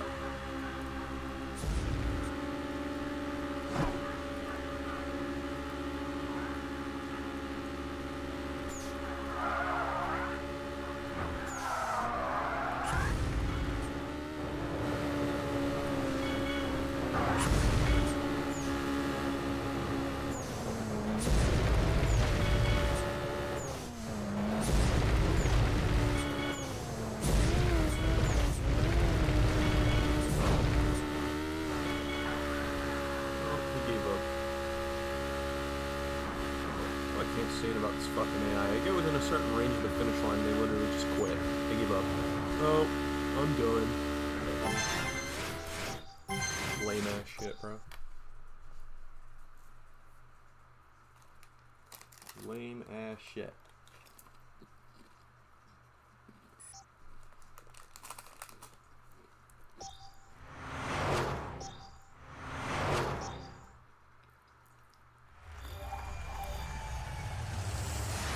Another one?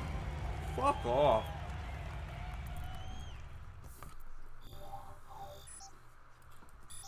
Dude, I fucking hate these special events. I hate time trials so much. Oh, and the F1 car again. Yeah.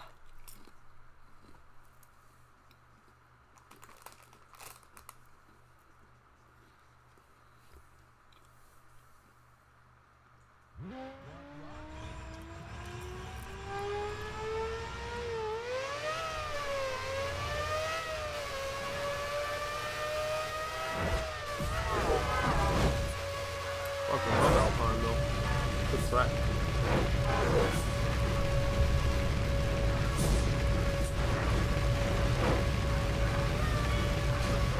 Fuck.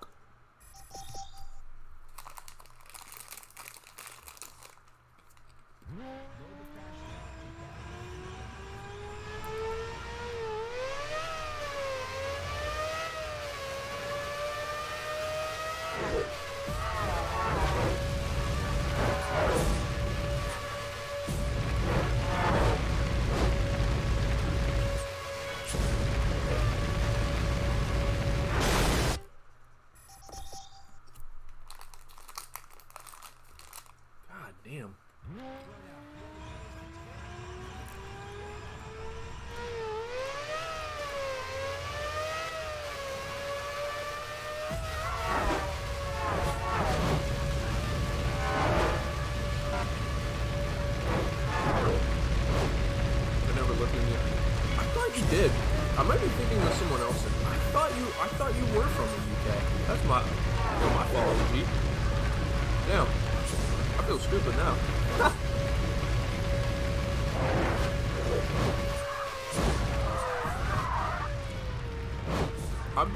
I must be thinking of someone else and shit. I thought it was you that lived in the UK though.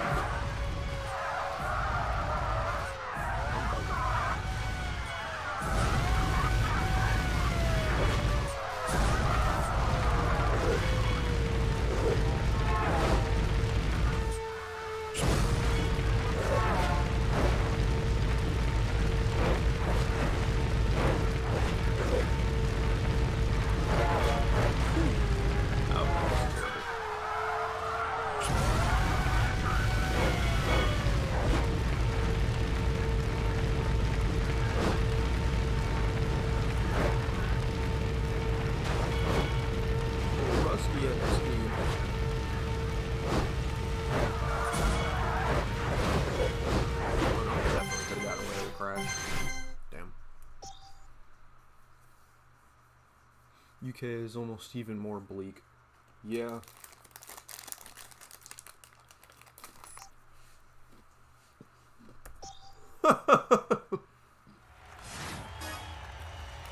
Abandoned Gmod servers. GM Brisbane. Some shit.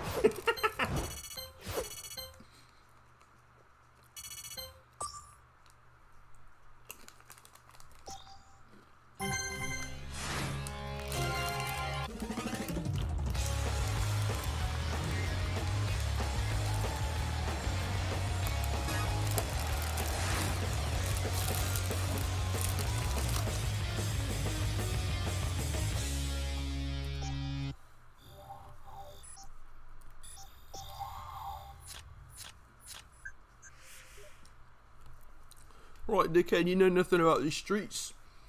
I'm from GM Birmingham. Yeah. I'm one of the originals. You wouldn't know anything about this fucking place, fucking dickhead. Yeah. I'll break your fucking legs. What's up, you guys? I'm Striker. This is Crash FM, and all I can say is it's hot. The birders have set some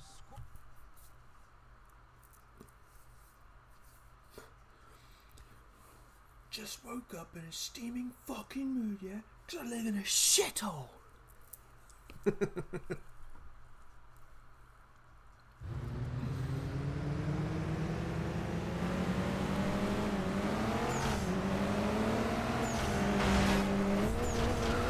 Happy as a yeah.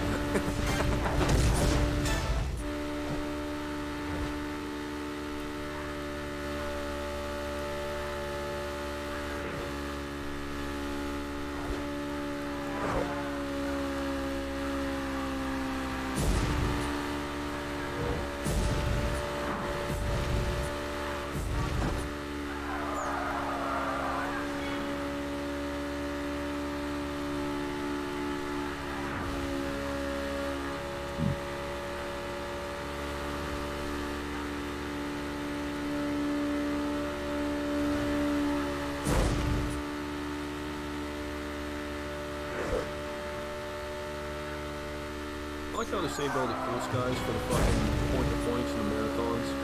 Fucking stupid. What bothers me is why they completely removed the weather options from Burnout 2. Like, I feel like it would have been cool to have a couple different variations of time of day that you could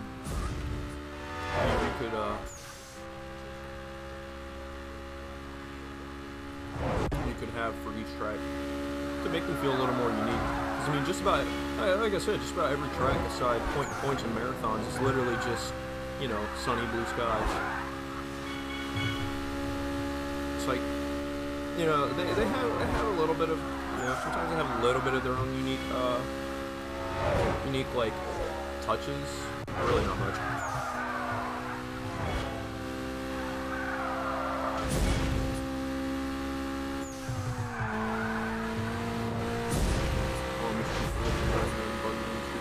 Yeah, I see Amish every time I go home.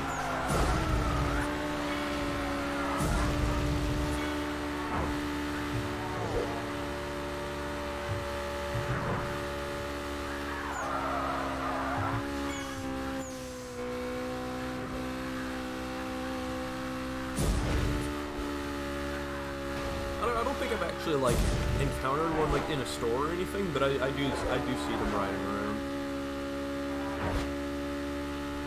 I think one of my cousins was talking about a story one time when I was up for Thanksgiving a couple years back, where I guess somebody they knew from high school or some shit was flying down one of the roads, I think doing like 80 or some shit, and they didn't see the Amish. It was like the night or something, and they plowed through the cart and the horses doing like 80 or some shit.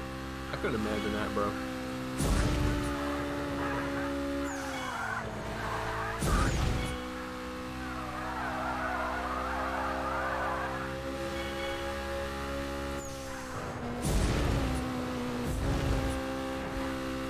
I guess they, I don't know where they get their money from, but they buy up a lot of land and shit, and they live how they do, which is kind of interesting. Like I think it's interesting that, you know, that's actually kind of a lifestyle that, you know, I'm not ragging on it, like, you know, it's just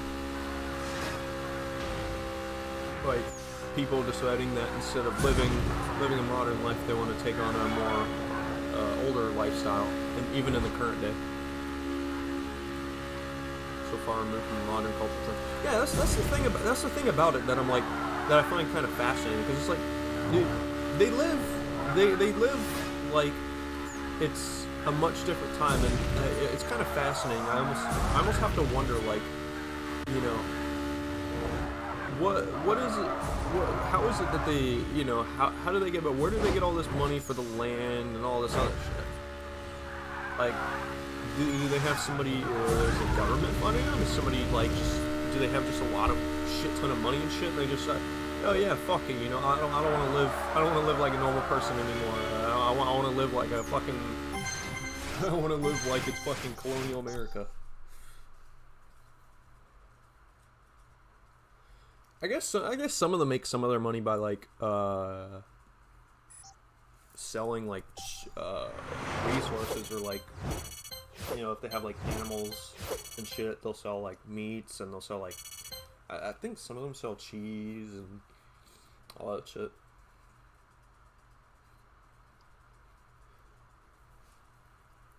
I haven't really seen Amish anywhere else but way up north, though, is the thing. Is that really only where they are?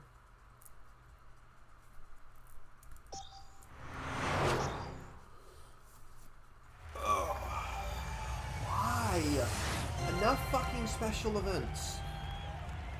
Oh, congratulations, you completed 2 races. Here's another fucking time trial. This place is crazy. Everywhere.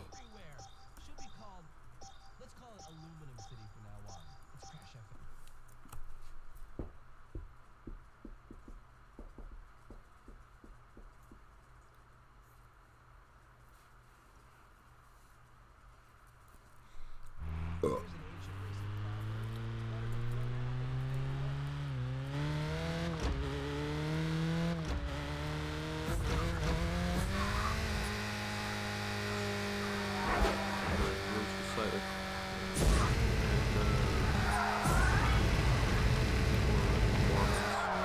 I don't know what the fucking Mormon is.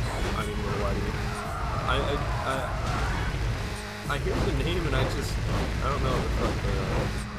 Natives, I didn't know people still actually live like natives. Or do they just live like regular people? I don't know.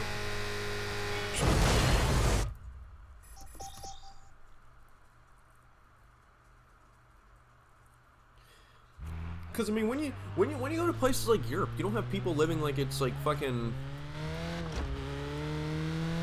like it's medieval or like ancient times or some shit, do you?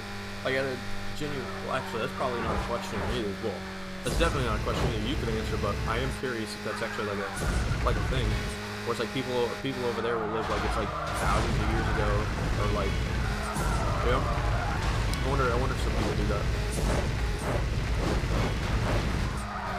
Or if, like, pretty much anyone and everyone has adopted the modern European life.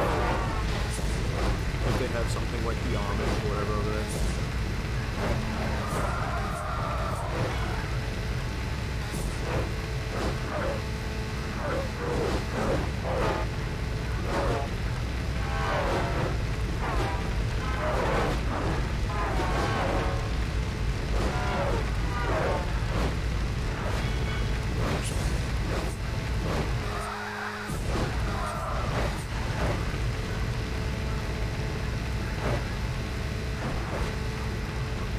definitely got away with a crash. And nah, it does 4 crashes, 3 fucking crashes.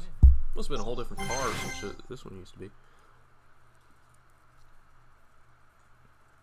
I could probably check the Prima guide that I have, but a more appropriate thing to check would probably be the June previews event list. The only thing that sucks about the June preview is that we don't quite know the entirety of how the PRG data format works, which means that certain events can't be accessed because it doesn't, because it's written in the PRG data that it's not supposed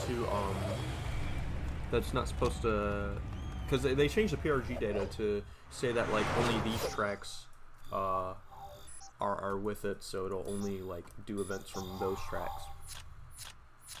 Might be holdout communities included rural areas. I really don't know. Yeah, I don't think anyone here is gonna know the answer to that. It's still food for thought, though, you know.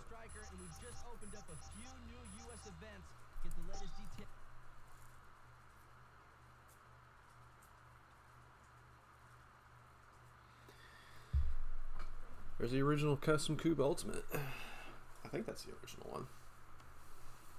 Might be. Looks like it has a curved wing. As a matter of fact, the model in this build, July review, actually has the original rims, which is pretty cool. Oh, fuck you, dude. Hit me again. Hit me again, you bitch. Hit me again. What the fuck? Why did this car do that?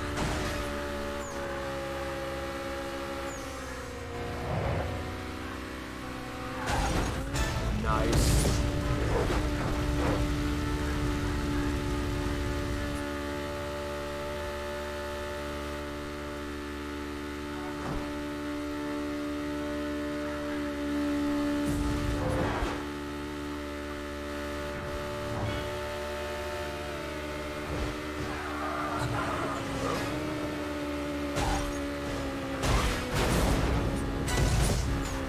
Something that kind of bugs me about combat in this game. I don't like how easy it is, especially when you start getting into later classes. It's literally just smack somebody once and it's over. You play any build or watch any old footage, you'll see it's like you have to literally beat them into the fucking wall. And I can understand in cases like this where, like, you know, you kind of suck for face off because, you know, your only option really would be to outrace them, but also I feel like that's a better way of doing it, where it's just, you know,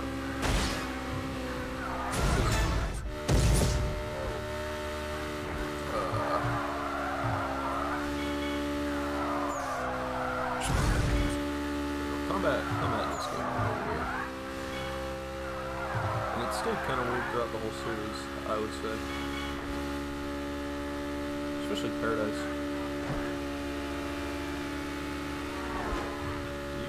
Shit. Sure did.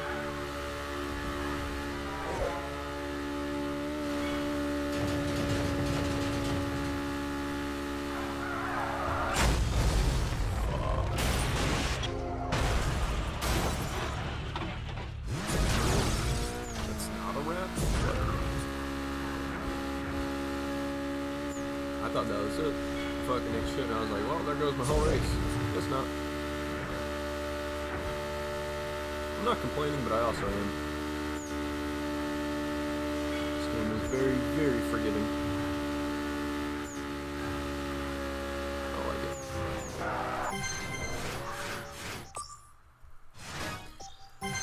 Very, very forgiving.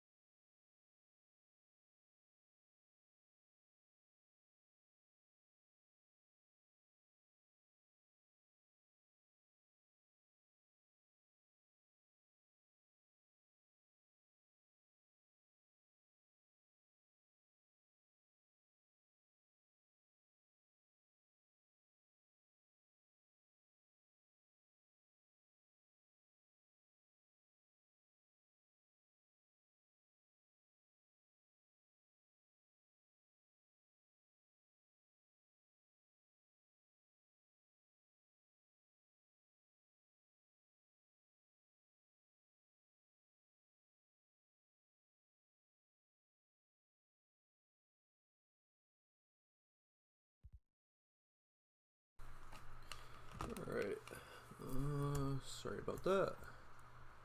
I see that Burnout 2 is more like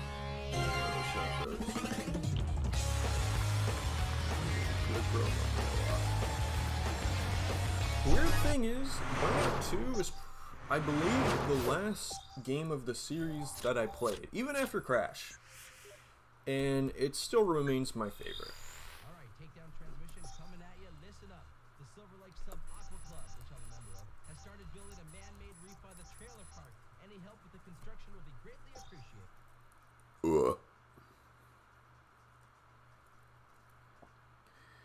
Now, Burnout 2 is definitely my favorite of the series. Although there's a couple things I don't like about it. I really don't like Burnout 2's crash camera. Burnout 2's crash camera really fucking sucks. The weird, like, overhead view is terrible.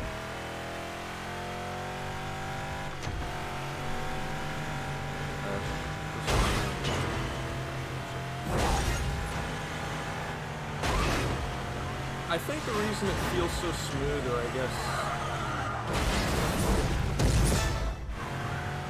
guess the reason, see, Burnout 2's crashes feel the most different, I think, because it doesn't rely on so many physics helpers like the later and even earlier games do. See, so Burnout 3 used to not have a lot of physics helpers in its infancy. Earlier in development, especially when you play like the demo, it doesn't really have much physics helpers for crashes because a lot of it relies on, you know, the actual game's physics and all that shit.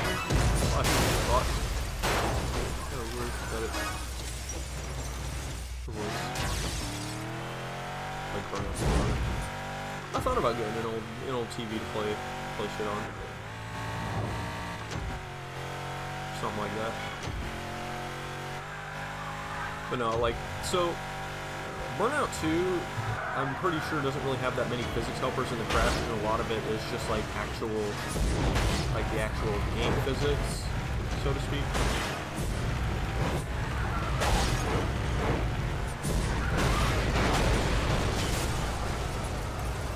And so like when you crash in a game, it's a lot more natural. It's not like Burnout 3, where it's like you crash your car, and then Burnout 3, you know, your car does this weird like pop and like bounces a little bit and rolls. Like the games rely a lot on physics helpers, and this is especially prevalent, and I think probably at its worst in Paradise. Paradise relies on so many physics helpers, and you'd be amazed at how many of them were introduced so fucking late. My thing with Paradise, you know, I talked about it before. I want to find complacency in it through something like mods or something, you know, that make the game less insufferable to play. And, you know, there is a shot at actually finding complacency of it. But the problem is, you know, that is the August 31st or the September 4th builds of the game from the Criterion 60GB hard drive. The problem is that the shaders.bundle file is fucking, you know, we don't have an associated shaders.bundle file, and we haven't been able to find even any fragments of it, meaning that any shot of the shaders, you know, any shot of recovering the shaders at all is out the window.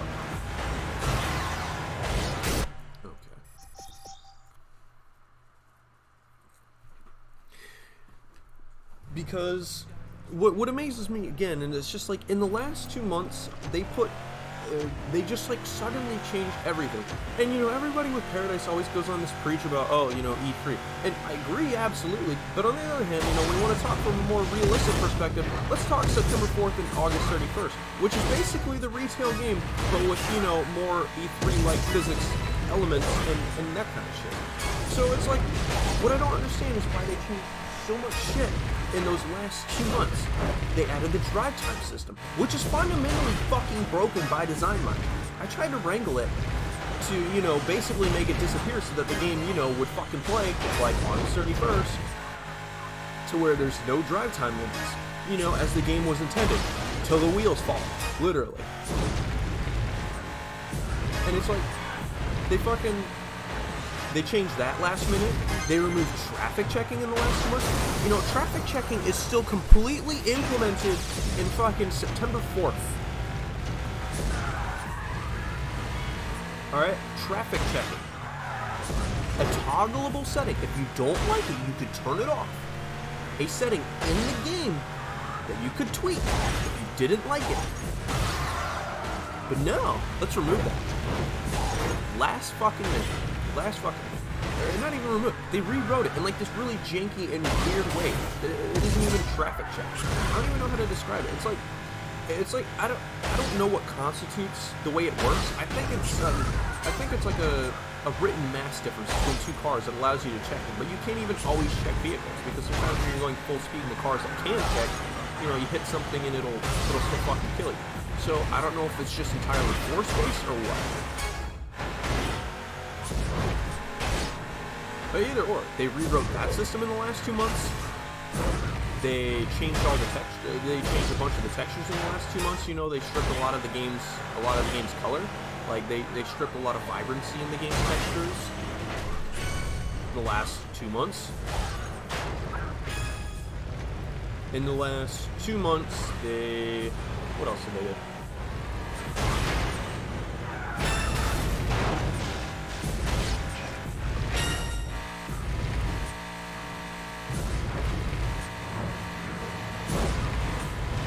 I mean, there are bits of it that, oh yeah, in the last 2 months, they rewrote, or they finished refining the rival system.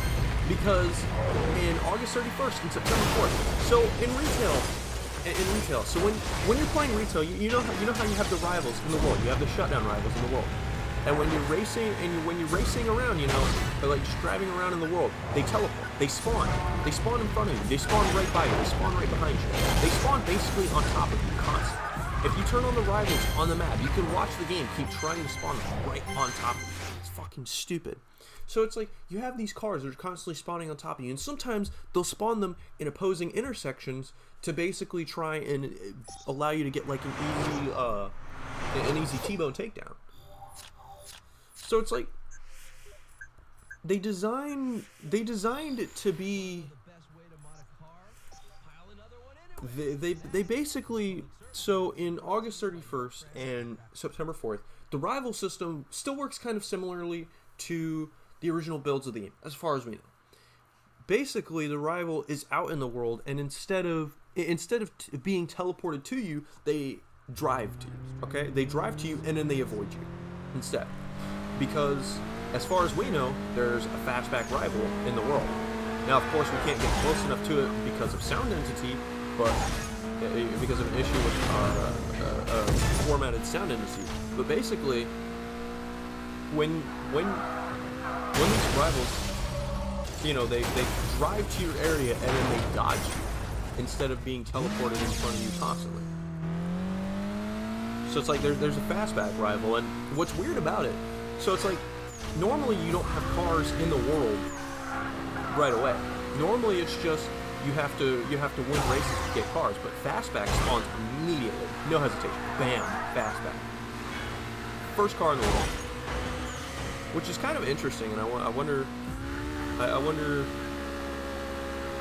what that's supposed to be. I mean, we can't really see or know much because a lot of issues with crashing, partly due to GYPT and also sound entity, and we can't really see anything either because of the shader issues. We can't recover shaders.bundle, and you know, it'll be a pain in the ass to figure out how we're going to make something work. So of course the game is just going to be stretched geometry in your viewport and fucking coronas and like light coronas and textured car shadows, basically, and that's all there is. Nothing else appears properly because of the shaders.bundle issue. Just fucking stupid. Because normally shit like that, like especially the way it projects the world, would be something that would normally be embedded in the executable. Which, you know, from a modding perspective, it's good that they did something like that because it means that you can play with that shit, you know. But from, you know, like a recovery perspective, it's fucking terrible because, you know, instead of just having fucked up materials and all of that, you know, you have to deal with the fact that we can't see the fucking world, meaning that we can't even really play the build at all. Unless you wanna fucking like try and follow all the traffic lights and the, you know, like the stoplights and the fucking traffic car lights. You know, you want to follow those around until the rival gets to you, and then the game crashes. What's the fucking fun in that? There isn't. It's sad because, you know, I really do want to be able to play these builds, because I think, you know, I think it'll be probably the last shot I have at any complacency again with the game. You know, being able to sit down and play the game and go, you know, oh, this isn't that bad. You know, it might have other issues, but, you know, whatever can be corrected through changing,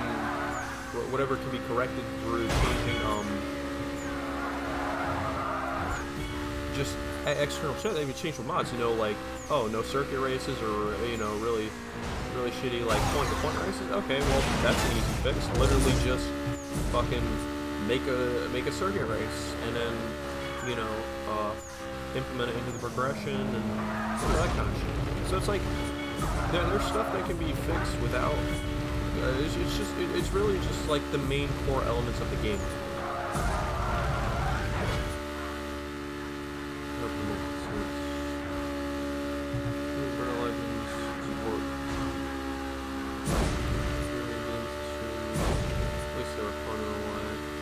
I do apologize, I'm like rambling on, so I'm not really responding much to chat. I didn't actually push racing first.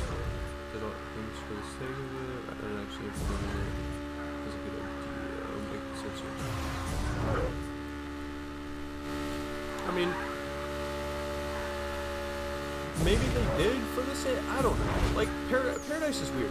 Because it's like, yeah, you have post E3 where they started just gutting like half of the original game that had basically been in place for most of its development, and all of a sudden just switching everything around. But it really, like, it's not as bad as the last 2 months of the game where they literally like just took out or like stripped core elements that had basically been in, that were like a core part of it. Just 2 months left in just traffic checking. Oh, don't need that. Drive time limits, yeah, let's add them, but let's make them broken, okay? So when you crash your car, and, you know, you know, you still have your wheels on, but the car hasn't reached the drive time limits, it'll still fucking total you anyway. It doesn't make any fucking sense. It's stupid, it's asinine, it's ridiculous.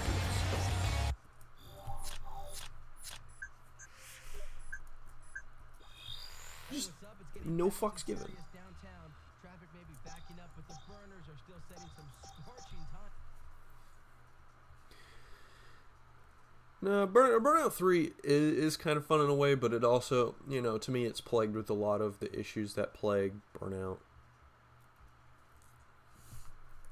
in general. I also have some other grievances with it. Hello. I also have some other grievances with it. One of my largest grievances is combat, which is, again, like, I like how combat in the demo is. Not even necessarily just because, like, the whole thing with cars are harder to take down, or, oh, you know, beta equals better. Because I know that's kind of a big thing where it's like, some people will, like, look at these games and just, you know, immediately say, oh yeah, beta equals better. Which in some cases is not necessarily, it's not really agreeable. The only, and again, Burnout is the only series that has this issue with in general, where it's just, I play and I look at these early versions of the game and I'm like, you know, this is better in a lot of ways. Why the fuck did they change this? Only series, consistent across the board, except for Burnout 1 and 2.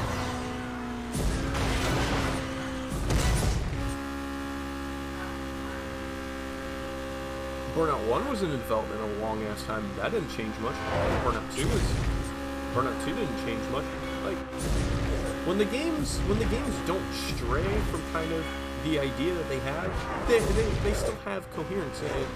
You know, it's like you look at Early Revenge. You know, even like E3. There's kind of like a coherence and like a sense to it, because, you know, you watch interviews and all that shit. You hear them talk about shit like grudge matches. Like, see, Burnout Revenge, I mean, the full name of it is Rush Hour Revenge. The original full name of it is Rush Hour Revenge, but, you know, you have to think about it, you know, Burnout Revenge. They wanted to emphasize the car combat, they wanted to, you know, they shortened the name, you know, they want to emphasize car combat, you know, rivalry, you know, revenge, the name. And it's like, they completely stripped that whole element from single player, the whole grudge matches thing, where you target certain cars, and, you know, you get the grudge matches and all that shit. I can kind of get them removing the money system, you know. I personally don't mind it. I feel like it would have been a unique take on a Burnout game. I don't know. It's like, they had all these different things they planned and tried for Burnout Revenge, and then they just, it's really weird, the way they just kind of last minute stripped it all out. You know? I mean, maybe they removed the whole money thing because they didn't want the game to feel like, be like money grinding. They didn't want it to feel like money grinding. But, you know, that's also a problem. That could also be a problem with how they designed it at the time or some shit. But again, you know, we have no idea. We have no idea. We have no idea to make any of that shit work. Even talking with someone that's been wrestling like the Burnout 3, not Burnout 3, Burnout Revenge PS2 demo, like, it doesn't have any of the APT shit, which is like the menus and stuff, to be able to try to make the menus work. Because that's what we've been. That's one thing that we want to do. We want to make the menus of the Burnout Revenge demo work, so that way we're able to you know, get more functionality out. Because one of the problems with the demo is that right now we only have the kickstart menu, and the kickstart menu is a little jank because it doesn't, obviously shit doesn't work how it's supposed to. Like for example, it doesn't properly separate cars by rank or whatever, you know, as it would in like a single event type thing. It literally just, it literally just picks the nearest cars in the vehicle list.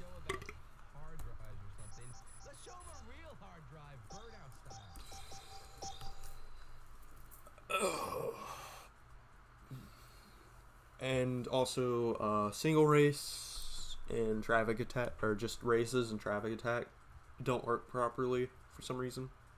Well, not some reason, we know why. Same for crash mode, but we, you know, there hasn't been any way to make crash mode work, unfortunately. Which is the one thing I really wanted to play out of it when we got the quick start menu working.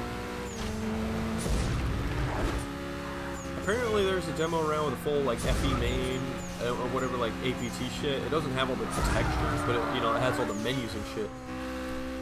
But I don't. We looked through a bunch of different demos and couldn't find which one it was.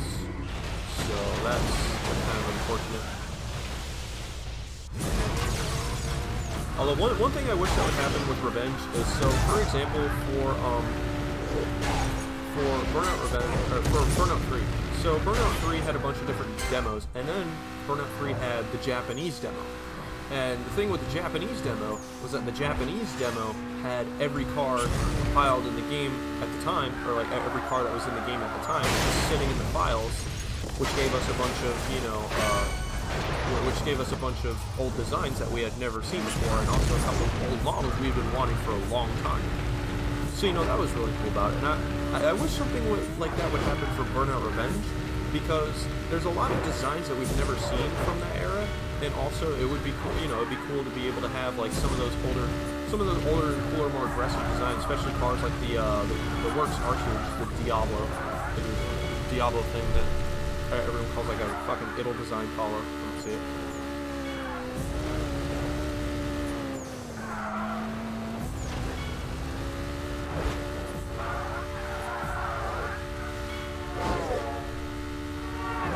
It'd be cool to have some of the, you know, like the DX and GT versions of the old models that we do have. Like for example, the factory M type, the Shelby GR1. It'd be cool to have the DX and the GT version of it, even if it's not the original cooler model that we do like the most. You know, it's still like more reminiscent of it. You know, it's still sharper, more aggressive. But I don't know if we'll ever have a situation like that, because, so the thing with the Burnout 3 demo is, it's like, what Criterion did is that normally they only so the VDB.xml has all the car data and shit, you know, stuff for all the cars in the game at the time, or you know, in the case of Burnout Revenges, and especially in like the case of the Burnout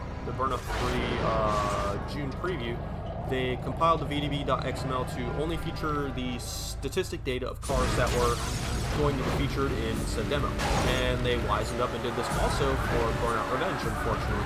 So the question is on the table if a Burnout 3 June demo situation would even happen with that game, or if it would literally just be that they never compiled any demo with all of the cars, which would be fucking tragic. Because the shot of us getting any build of that shit sometime soon is slim to none.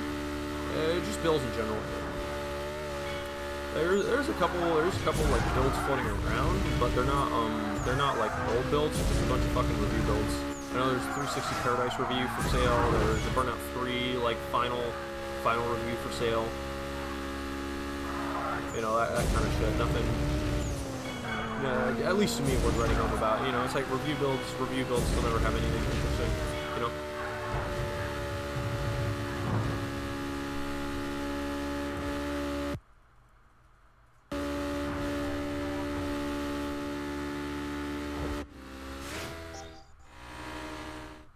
But yeah, there's also still a whole bunch of cars. Like I said, there's a whole bunch of cars from the air. We have no idea what they even look like, because some of them just don't even really show up in screenshots at all. Like there are some that, you know, they'll show up in like some of them will show up in like signature takedown pictures, or like they'll show up in like background footage. Like for example, the I think it's the modified R series. Yeah, LA's modified. Yeah, the modified R series, just like the Cadillac Sienna. We have there's a couple of videos that have like an earlier version of it. Not any like trailers or anything, but like background videos and shit where it has a different front grille, and I guess a slightly different rear bumper as well. We also know what one of the original design sketches for it looks like, because it's featured in the official Xbox magazine of the game.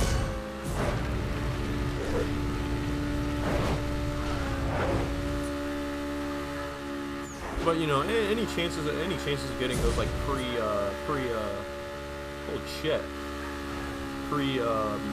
May cars is slim to none, which is just very sad, because there is a lot of really cool cars that I would like to get my hands on from really early Revenge, like the original Rusted Muscle car, like the what is it, the stock C160 mid or some shit.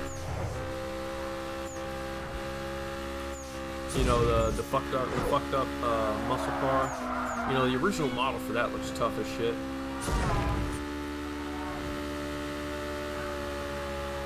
I like that thing a lot.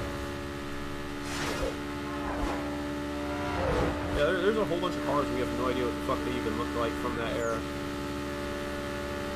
And you know, we have no idea what cars were modeled and actually put a name and all that shit. You know.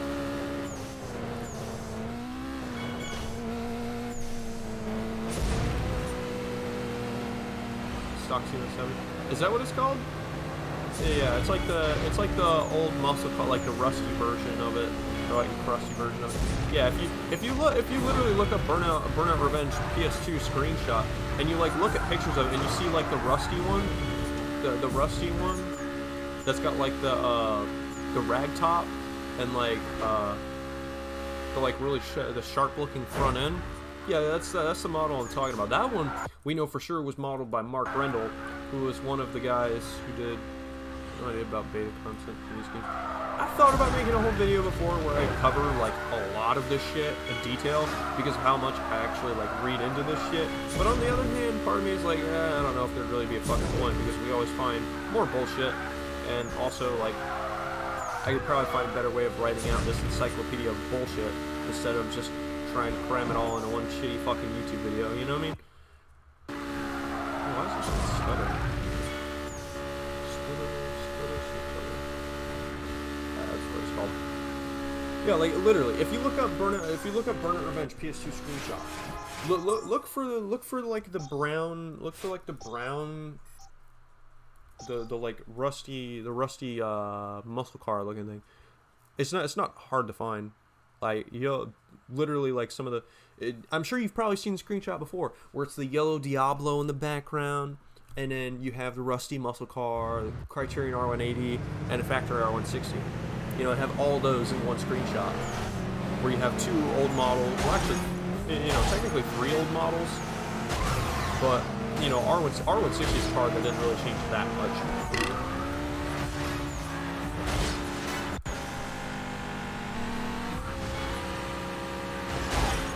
Fuck you, dude.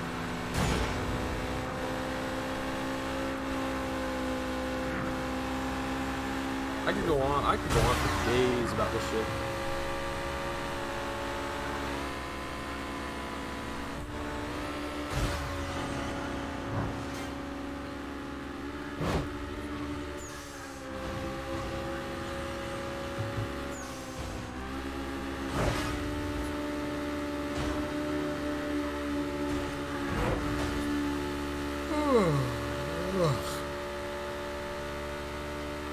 I do hope eventually a full working main menu gets put together for Burnout 3 demo as well as a full track lineup, because I do like how that plays a lot better.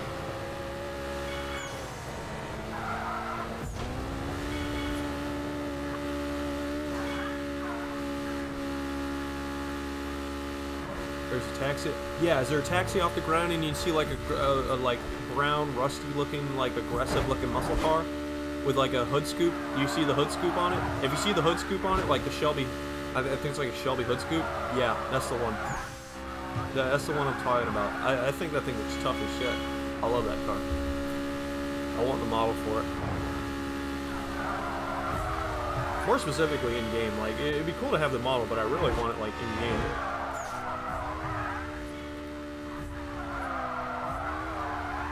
Like I said, Shelby hood scoop. That's like the easiest giveaway, because the fucking the retail one doesn't have any shit like that. Yeah, that's the one. That's the one. That's the original model for that car. I like that one a lot. That's one of my favorites. I wish they didn't. I really wish they didn't.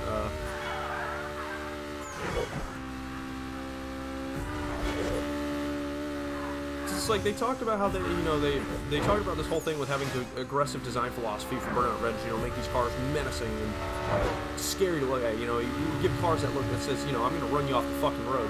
And I feel like the final designs really lack a lot of that. Some cars notable of this, especially, for example,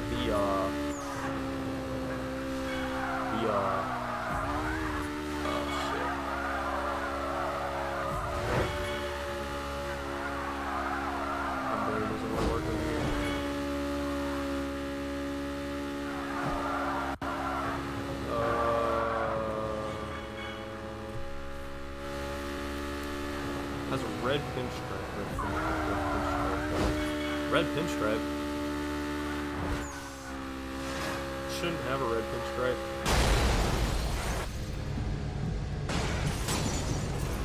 It doesn't have any stripes or decals at all. It's just like it's like a white muscle car that's rusty, and it has like a bunch of brown panels, and it's got like a Shelby hood scoop.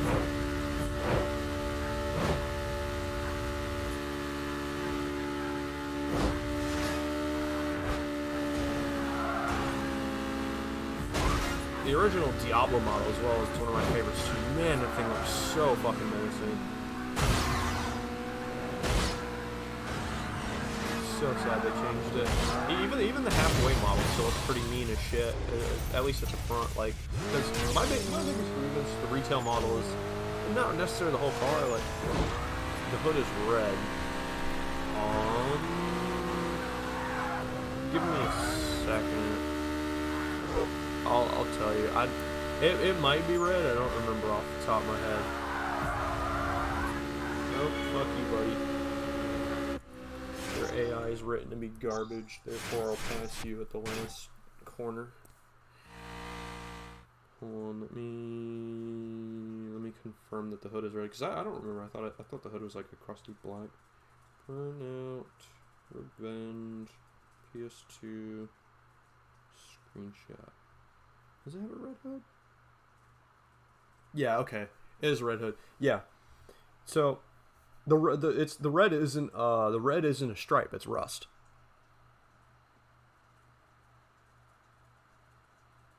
But yeah. So it's like white. It's got a vinyl top and it's got rust all down the middle. Yeah, that's the one I'm talking about.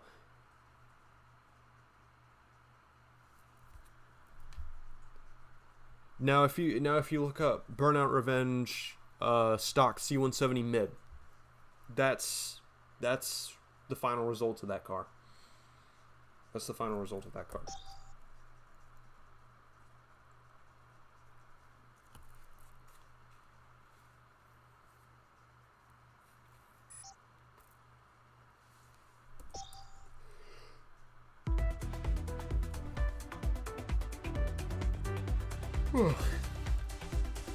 I honestly was not expecting to make it this far.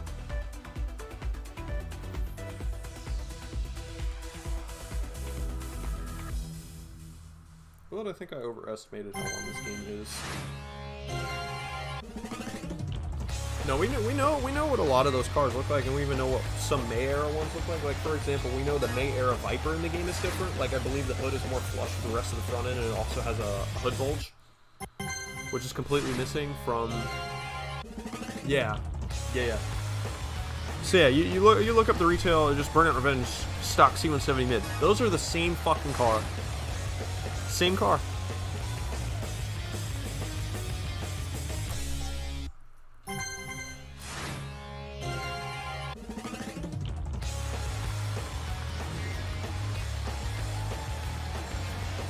Now, did you see the screenshot where there was? Still can't believe this game is 20 years old. Yeah, me either, to be honest. Like, it was coming up fast, and you know, I've kind of just, I've had, you know, it's like when you do nothing but work like 90% of the fucking time, it's kind of like a little jarring when you suddenly just like your brain wakes up. Holy shit, this game is 20 years old. Like it was coming up, and I just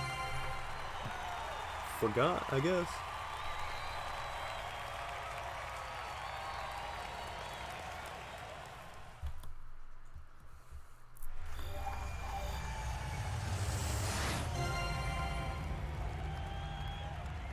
And then it's like somebody said something the other day on September 3rd, in which the only reason I didn't do it on September 3rd is because September 3rd was the Australian release and not the North American, so I'm going off of the North American release, because for some reason strictly the Australian was like really early for some reason, because Europe is September 10th, because it went Australia, US, and then Europe. Actually, plays better than most new race games. You really play it again when you're going 100%, but you need to invest a lot of time. Yeah, it depends. Title screen car for Burnout Revenge.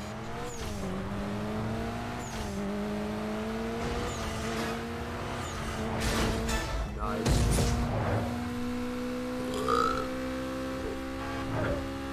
The reason it plays better than most new racing games is because, like, the thing with most new racing games, like, they want a more what's the right way to put it? See, the thing with a lot of new racing games, one of my biggest problems, especially physics-wise, is like they want something. They don't understand what like true arcade is, and they keep trying to, you know, get something out of. They try to get something out. Like, for example, so Need for Speed drifting physics have been fucking weird for a while. Especially, it started with Rivals, and it's like it wasn't very noticeable in Rivals, and I don't think it's anything to do with the engine shift like everybody assumed it was. I think it's literally just how the physics are tweaked, and that they never bothered to correct this issue where you have strange issues with cars crab walking and all that goofy shit. So it's like,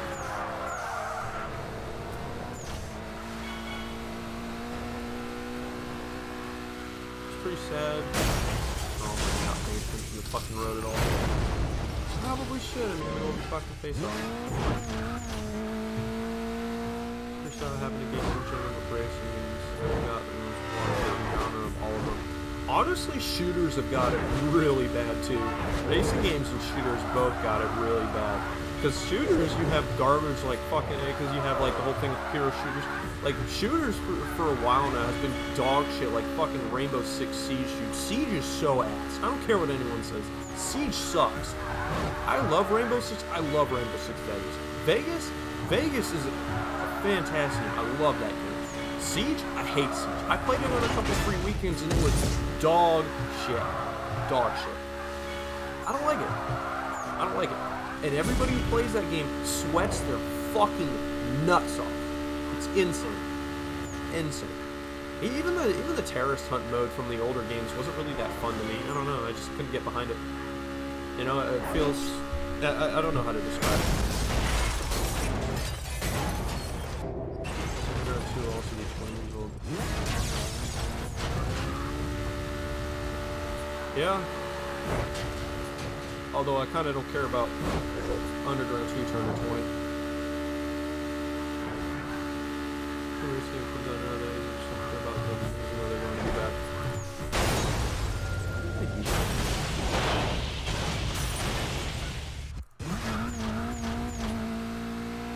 Hey, buddy.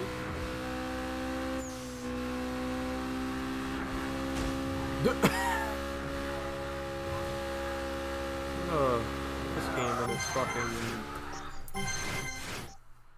AI tweaks that make them basically hand the win to you are so sad.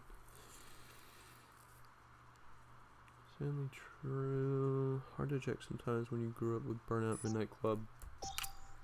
I mean, to be fair, you have stuff like the 2010s. The 2010s with,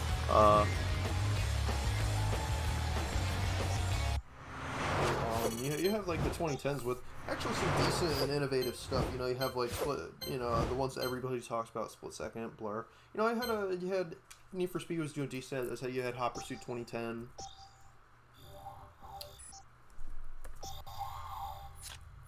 Horizon 5, the fucking desert.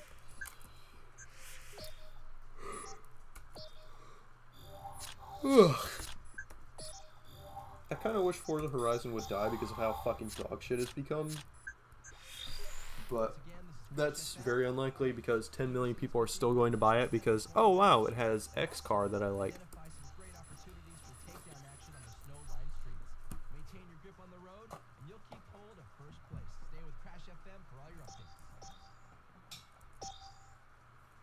TDUSD be like doesn't work. Yeah.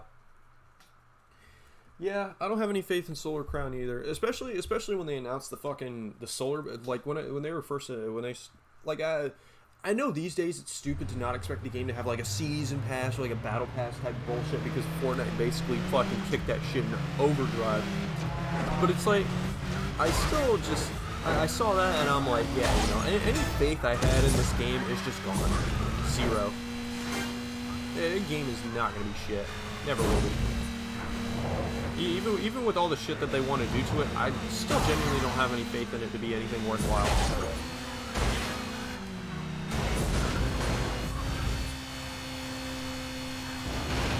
2010 era games. One I kind of do like from the era that everybody gives a lot of shit, and I guess I can kind of see why. But, you know, I say it before, or at least when I talk to other people about it. One game I do like from the early 2010s. That everybody gives a lot of shit. Ridge Racer and Flatout. It's not a Ridge Racer game, no. But to me, it's like a glossier, like city kind of more arcade. Like it's like if Flatout took a larger step in the arcade direction, you know. And you know, looking at it like that, it's a half decent game. My biggest issue with it, honestly, is just the fact like they could have done a lot with it, especially for the different modes, and they just didn't. Like they could have done shit like Lap Eliminator, you know, with the presence of cops. They could have done something like one-on-one races where it's like you have, you know, a one-on-one, and then it's like you have cops trying to stop you in the race, which would have been a cool idea. But again, I don't. Bugbear didn't seem to put much thought behind that because you have regular races, you have Shindo races. I think Shindo races are kind of a stupid fucking idea. Which I wonder if Shindo Races is how the game was originally intended to be, or if they just actually no, that's right. Shindo Races were like a last minute thing where, oh yeah, you know, we need, you know, fucking Namco all of a sudden is like, hey guys, we need you to turn this into a Ridge Racer game. Like last minute, so they had to scrape in really weird drifting, well not weird, but overpowered drifting physics that the AI don't even take advantage of. We gotta put in a Ridge Racer car, and then add a couple more in DLC. We gotta put the Ridge Racer name on it, and then we have to have just. What the fuck were they thinking? All right, like why couldn't you just? I get. Well, I guess saying I get it. You know, obviously you get it. They didn't want to take the same risk as Blur and Split Second, which were both commercial failures, despite their universal acclaim, and. You know, they didn't want another scenario with that, but you know, where the fuck did they expect to go? Honestly, you know, they really think putting a Ridge Racer name on it was going to make anybody happy? Genuinely.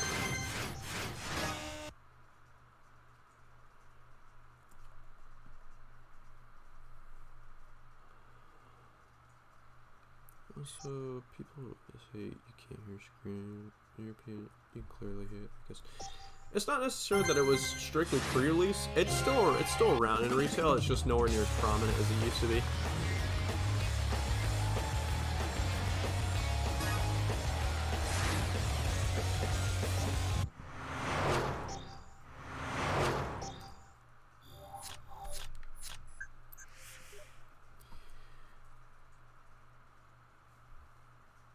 It's total.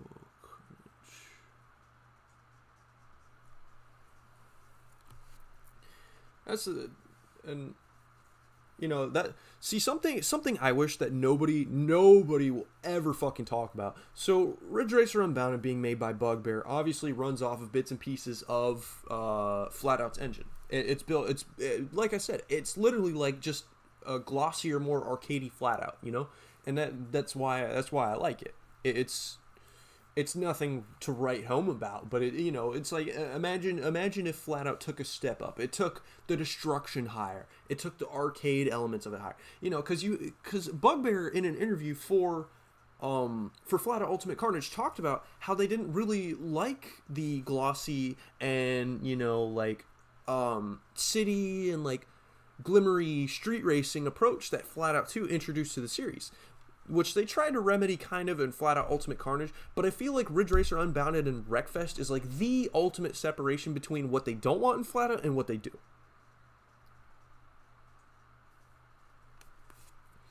Ooh, Full Auto 2 is my shit. That game's like crack.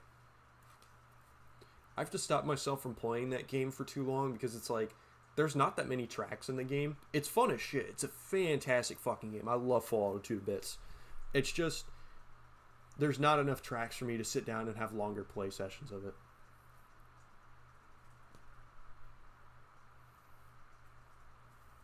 But it's like, something people don't talk about a lot with Ridge Racer Unbounded is the modding capability, okay? So, there are some things that I feel like should be different with the game, yes. But, for example, Ridge Racer Unbounded is probably the first, if not the first game on a flat-out base that can support traffic, okay? The game used to have more traffic in the maps. There used to be more traffic, because in retail, traffic only appears on freeways. And that's something that people don't talk about a lot, If somebody were to go and they were to mod Ridge Racer Unbounded, it would be possible to be able to add traffic to all of the other set pieces to make it a more prominent piece of the game, which I feel like would be one way to definitely separate it and make it more interesting. Because it was definitely supposed to have a larger presence, but they chopped it out for whatever reason. I had the PSP. Oh, Full Auto 2 on the PSP is so bad. I hate it. I hate Full Auto 2 PSP so much. I hate Full Auto 2 on the PSP. So it's like a really bad Flash game. Okay, it's like those what are those X-Form? It's like those fucking X-Form games that everybody raves about. They used to play it plays like a really janky, crusty Flash game.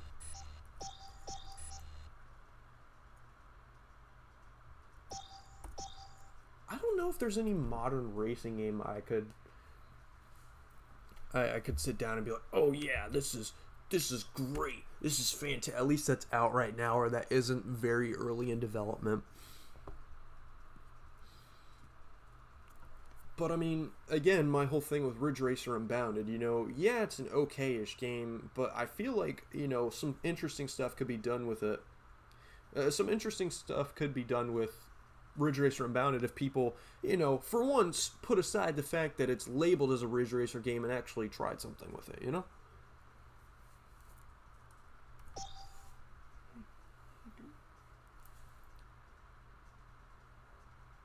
Too much road.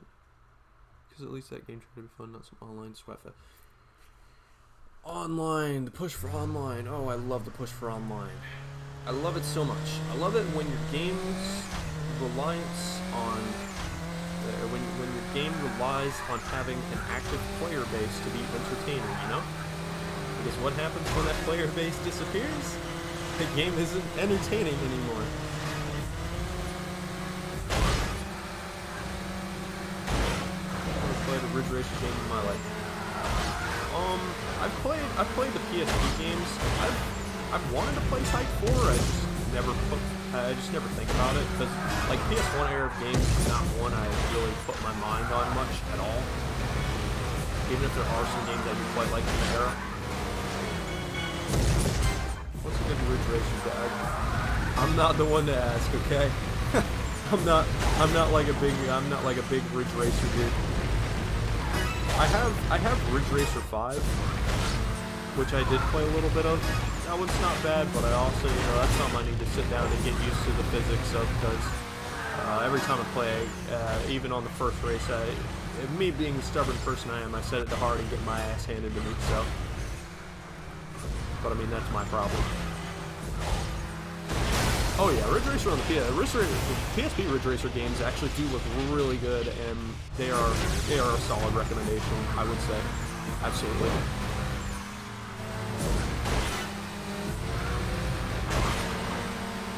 It's because a bunch of shovelware developers got put behind fucking PSP, you know? They put a bunch of fucking shitty developers to go make like games for like AAA fucking AAA names. Need for Speed? Yeah, they put shovelware guys behind that. Team Fusion. Alright? They sold you Need for Speed Underground 1 reskinned 4 times as different games. Every PSP NFS except for Shift is based off the Underground 1 engine. Tried 3DS was pretty awful. Again, I'm not really one to ask about that shit. I'm not like a huge Ridge Racer guy. Racer 5 and PS.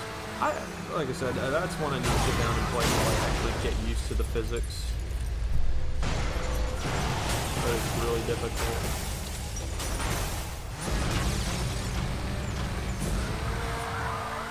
I also do like the cars in 5. 5 does have some nice cars.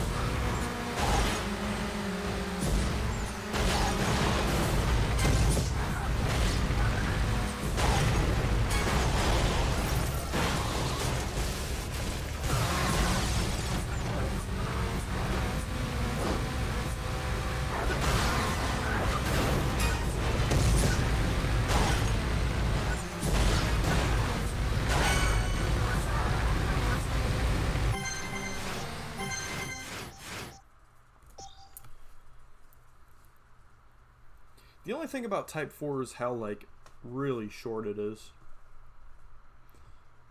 Because the main appeal of the game at the time was, like, the amount of different ways you had to play it to unlock all the different cars and shit. Which is cool, but it would have been cooler, you know, for something a little lengthier. Isn't it, like, what, like 3-4 tournaments and that's it? Though I'm sure at the time it was, like, the shit, because obviously, you know, most of what you had was a bunch of, like, crusty 2D games and shit. Oh, here we go. This is the map. This is the map that's broken. This is the map with broken lighting. Oh, we're about to go blind. About to go blind. Feast your eyes, everyone.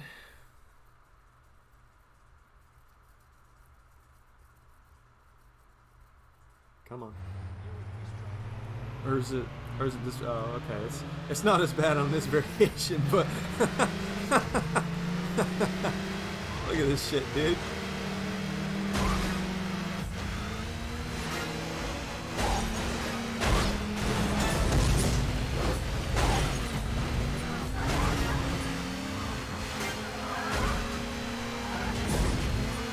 The car is almost like neon colored. The reverse is especially bad on the reverse variation. Oh god.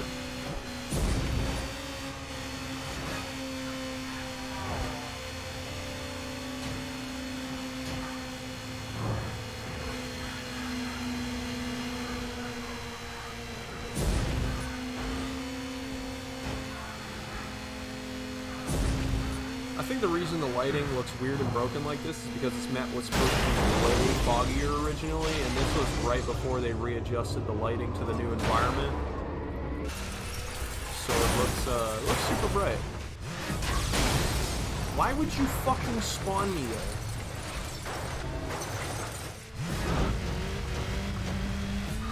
Fuck you.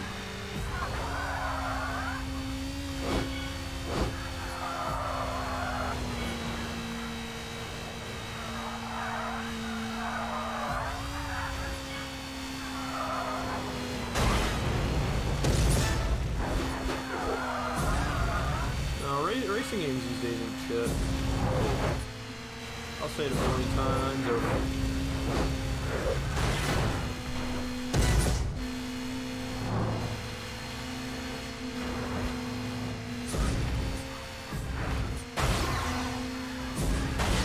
Well, one people are going kind of crazy about right now is like fucking car X3. I don't know. I've seen stuff on it and it looks okay-ish. But like the AI shit is a little, I think, because I think the fucking characters and like the voices are AI. It looks a little weird. Show me what kind of sign. Literally no sense. So nice design on it. Yeah, I'm sure it's just them putting random shit in the fucking in the world to make it look. Make it look nice. This place crashed. Oh, never mind. I forgot I'm close to the finish, so they're gonna slow down and be dog shit. Trash.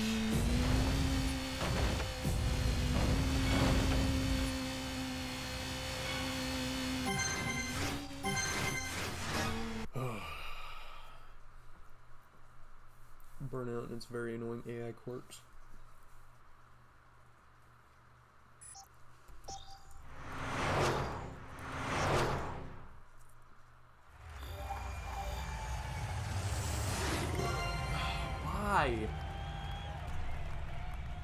No more fucking special events.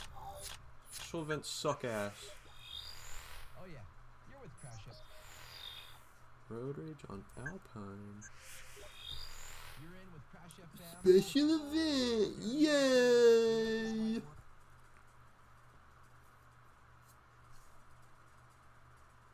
Why can't it be something like a preview race or like a face-off or some shit? Why does it have to be a time trial? The thing about time trials is like, the reason I bitch so much about time trials in games is because they're such useless fucking fodder. It's literally just, yeah, we're gonna plant you on the track and you have to beat this target time. And there's nothing interesting happening, there's nothing going on, it's literally just beat this target time. What's the fun in it? Especially how much this game loves fucking Dominator. Well.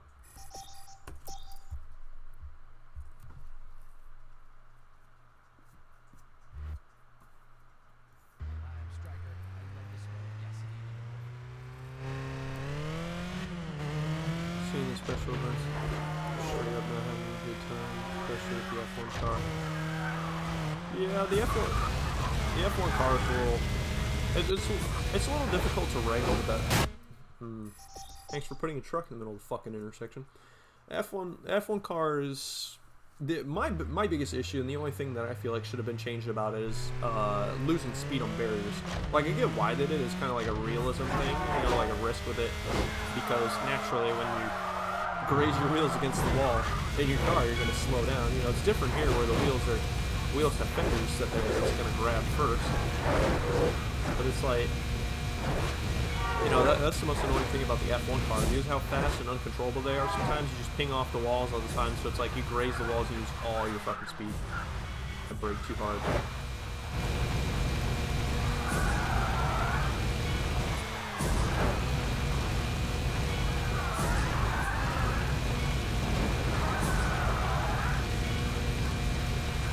In the earlier builds of this game, this car is actually like difficult to handle. It's really touchy and wants to kill you. Not anymore. Finally, someone I can agree with time trials now. Thank you. Thank you. Sometimes I feel like I'm the only one. I don't know. I think they're fucking stupid.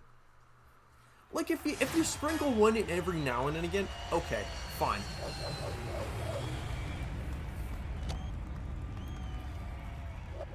You know, I'll accept it, but games like Burnout slam you with time trials, and it's like, stop with the fucking time trials, okay? How,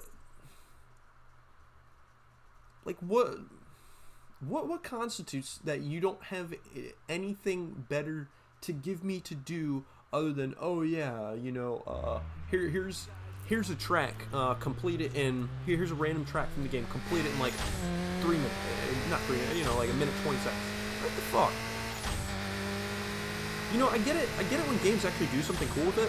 Split Second, you know, Split Second's called Demo, and Split Second has you know, you have to make the target time while everything on the track is blowing up. That's cool. I like that. You know, when time trials do something interesting, then I can reason with it. Or, for example, you know, again, something else nobody talks about. Ridge Racer and Flatout, time trials. The cops will constantly harass you the entire fucking time. So it's like, you know, they make the time trial interesting because you actually have to battle with them to make a good time and also find the quickest route. Let me tell you, getting 3 stars with some of those games time trials is a bitch. The cop AI is actually pretty decent. I mean, they're slow, but they can do like cop things. Like, for example, if you stay in a consistent spot and they're all surrounding you, they'll fucking box you. They'll slow down and box you in, which I think is really cool. Time trials I'm stressing. It's just fucking annoying, especially when they're spammed heavily. Like, it's one thing for a game to press me, like, you know, I want a game like Burnout 3 to press me, you know, I want Burnout 3 to have cars constantly on my ass, I want to be fighting tooth and nail for first fucking place, so I don't even have to do it, you know, because of the way Burnout AI is designed. Burnout AI is designed to aim you to win. Burnout AI is designed to make you feel powerful and like you get a clutch, you win, you know, the AI's ability to beat you is entirely reliant on your ability to dodge traffic. If you hit traffic a lot, you are going to lose, and that is basically the baseline of the game. You don't have to really put forth much effort or, you know, care to win, aside just, you know, being able to competently drive. And in a game like this, that's not hard.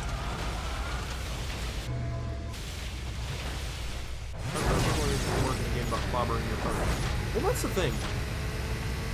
They can work, they can be a way to switch up the gameplay, but, you know, like, there's just, I mean, all it literally is just running a loop in like, X amount of seconds, and again, there's nothing interesting to break it up or keep it unique. You know, it's not like, if I read it right out of the Prima guide, I think there was a burning lap where there actually were other rivals on the track. I don't know if this was actually intended to be the case, or if they wrote the wrong description or some shit, or if it was originally supposed to be a race. But if I read into it correctly, there was supposed to be a one-lap race. There's a burning lap in the hot rod, and basically you have to finish in X amount of time while there were other rivals on the track. Which, if that is so, that could be an interesting way of doing it. Because imagine trying to finish a lap in a certain amount of time, and you got a car chasing you around trying to beat your ass. You know. Sometimes one mistake leads to restarting the whole race. Not sometimes, most of the time. Only some of the early game ones will actually allow you to, like, get away with a crash.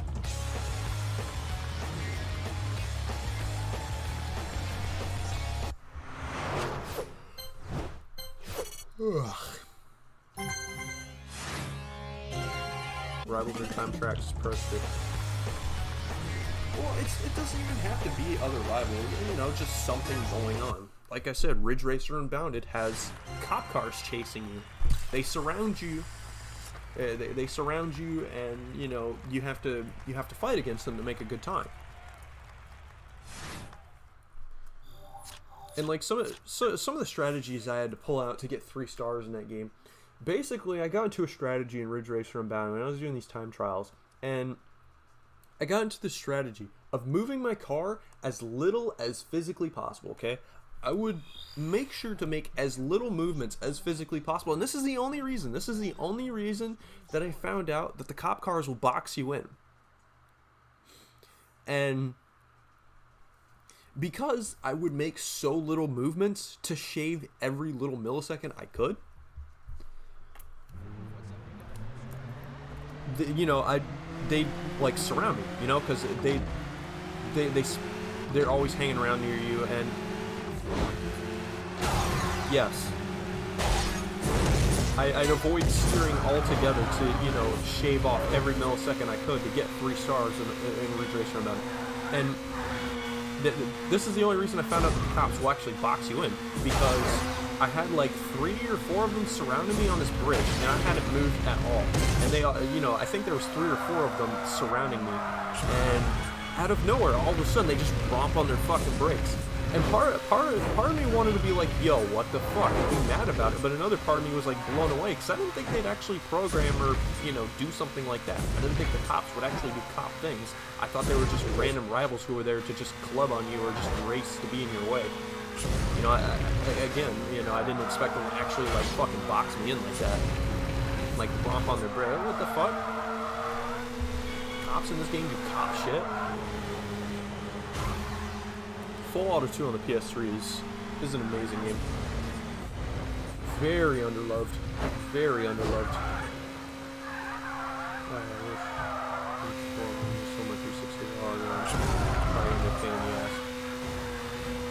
I don't know, like after playing Full Auto 2 again, I kind of find it hard to go back to Full Auto 1, especially after beating it.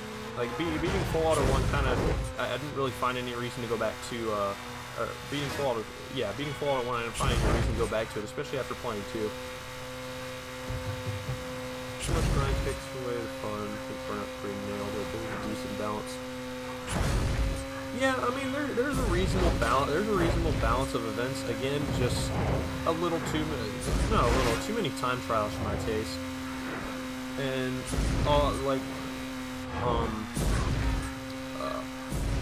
like I said before, I give this game a lot of shit. I give it hell. You know, oh, this about, oh, I don't like that, you know. But, again, it's the last Burnout with any real coherence. It doesn't have... It doesn't have, you know, it doesn't feel half-baked or unfinished. You know, there are some parts and features about it that were changed that I don't like how they rewrote them, but they're not janky and jittery or weird, you know? PC port Unbound. No, it's, you had it right the first time, Ridge Racer Unbounded. You're thinking of Need for Speed Unbound. Unless you are talking about Need for Speed Unbounded, because I'm talking about Ridge Racer Unbounded, not Need for Speed Unbound.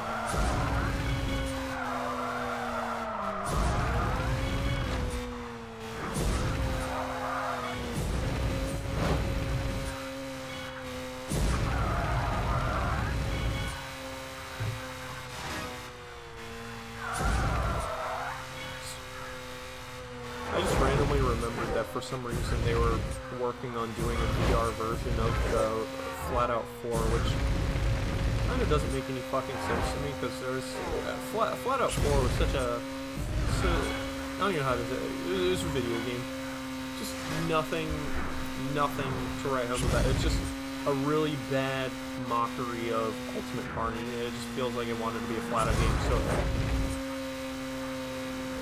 Unbound. Need for Speed Unbound or Ridge Racer Unbounded.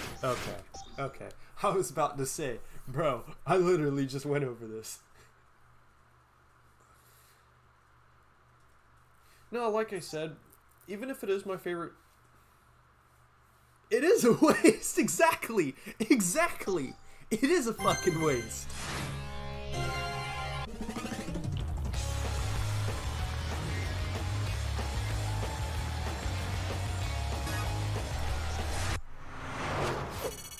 Yes, I want to buy a very like a great value version of Flatout with the actual Flatout title, but in VR. Burnout 3 and Revenge are both good games. I like Paradise 2, but it became repetitive really fast. Hello there, it is still me, Striker, working at Crash FM, and I am down at the Lakeside Marina. Hey, there it is, Custom Coupe Ultimate with the original wheels that it was supposed to have that they changed last minute. No, you're good. You're good, boss man. I'm just saying.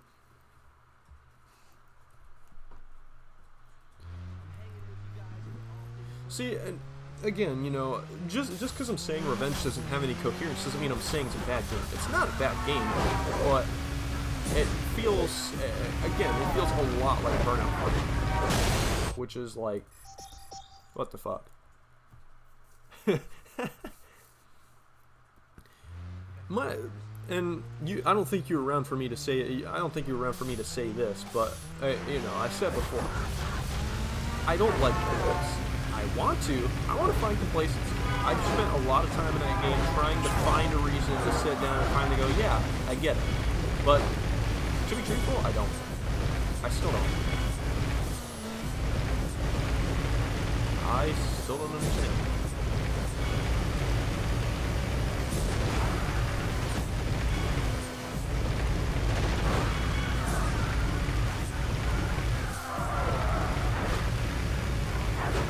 Because it's like you had what was you had what was supposed to basically be like a decent lengthy single player progression. You know, you had all the different single player progressions. You know how you had like the rivals and you had like the collectibles and shit. But, you know, my thing about it is, like, first and foremost, unfortunately the game popularized shitty collectathon features in racing games. Everybody looked at the, you know, the billboards and the smashes like, oh wow, that's a cool idea, we need to add that to the car game. It was like, yeah, they're fine in moderation, you know, but man, making it like a large feature, you know, shit like that of your game is fucking stupid. But really, that's about all there is left once you, because the thing with Paradise, the final progression is like 1 hour's worth of gameplay. You have an entire map full of events. They changed the start and the end locations to be at only 6 different fucking points on the map. Okay? Now, of course, you have a couple of interesting ways to still go about this. You could still have the same 6 exits, finishes. You can still have the same 6 finishes for every race, but you can make them take a unique route every time by adding more checkpoints. But guess what? They didn't. Because adding different checkpoints would force you to take different routes and, you know, lead on for more interesting races. But it's like, instead, you know, it's just, oh, you start at this checkpoint and you go all the way here. But this is every fucking event in the game. Road Rage you know, it's fine that road rage doesn't have any coherence. I get that. Also, probably in part with how road rage originally worked, because originally road rage would start by beating on another car. You beat up another car, and it would start to a road rage. I can't remember if you had to beat them up or if it was you take them out. I think it was you had to take somebody out and then a road rage would begin. So it's like it's like a food fight. It used to be like a food fight kind of thing, you know. Like everybody, you know, nobody's doing anything, and one person throws food fight, and then everybody jumps in. I feel like that's what road rage is originally supposed to kind of be, where it's like nobody. You know, you take somebody out, and all of a sudden it's on. Everybody fucking piles, and you have this, you know, everybody racing around, beating the shit out of each other. Well, that's good racing in the Crew 2. The Crew 2 is okay. I don't hate it. I used to play it, actually. I used to not mind it. But after they came out with the Motor Pass bullshit, I dropped the game entirely. Fuck them for that, bro. Fuck them. Motor Pass can suck my fucking dick. Stupid. Stupid. Fucking stupid. Because they said before they wouldn't do any shit like that, and I'm sure like Ubisoft basically like fucking put them at knife point and was like, oh, you're gonna put a battle pass, you're gonna put season pass in this game. We need to make more money. Because nothing can go without shit like that anymore. It's fucking ridiculous. It's terrible. It was an okay game. I spent some decent time on it. I had quite a few cars, some decent liveries that I put together for them, all that shit. Paradise, I gave it late game on the Suns events, just suck out. Took the fastest route for races. See, when I was younger, even I gave up. I gave up on Stunt Run. Stunt Run is just why. I don't understand. See, I eventually came around to finish. Like I beat Stunt Run. You know, I 100% the game, got all the fucking carbon cars. The only thing I didn't do is the online challenge and free burn challenges for all that stupid bullshit. It's like I don't care for free burn challenges. Okay. Yeah, drive here and do this very hyper-specific stunt in this little area. Like, what the fuck? That's your online content? That's your online content for a Burnout game. A car combat game, a fast-paced car combat game. And what you want me to do is you want me to drive to this little rinky-dink fucking playground, this rinky-dink dirt playground carved out in the middle of the countryside, and do a couple fucking barrel rolls through like a hoop. What? Who comes up with this shit, dude? A Burnout game. A Burnout game. I don't get it.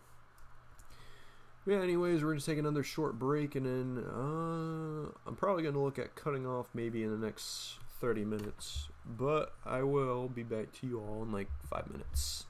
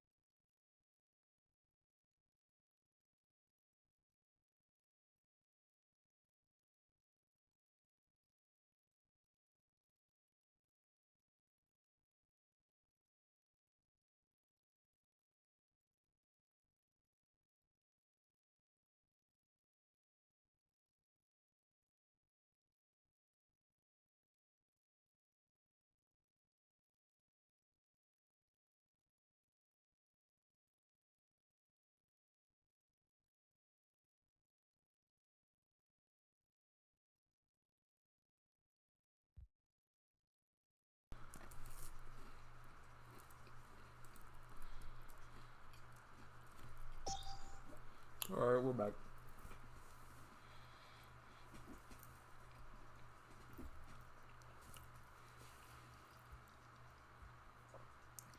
They could have implemented a good crash mode. Yeah, I also did all the Showtime bullshit too. I did the time ones and I did the crash ones. My thing about the Showtime mode and like the crash one that I don't understand, especially, is that the whole thing about it is that you're supposed to be ruling a certain street, okay? And what I don't understand about that is if you're supposed to be ruling a certain street in Showtime, then why the fuck can you jump to any street in the game in that Showtime and it still count for that street, okay? I don't get that. Like, the time road rules are strictly to those streets. So, why would they make a mode where... Why would they make a mode where they fucking... Like, yeah, you know, I started Showtime on 7th, okay? And I go over to Webster, okay? And my Showtime record still counts for 7. But you do this, you know, how many fucking times over? Especially when you get to the country, it's fucking miserable. It's like, it's not that I think that they shouldn't have done it at all. I think it's just they should have had a better implementation of it, because Showtime itself is dog shit, okay? It just... No. No.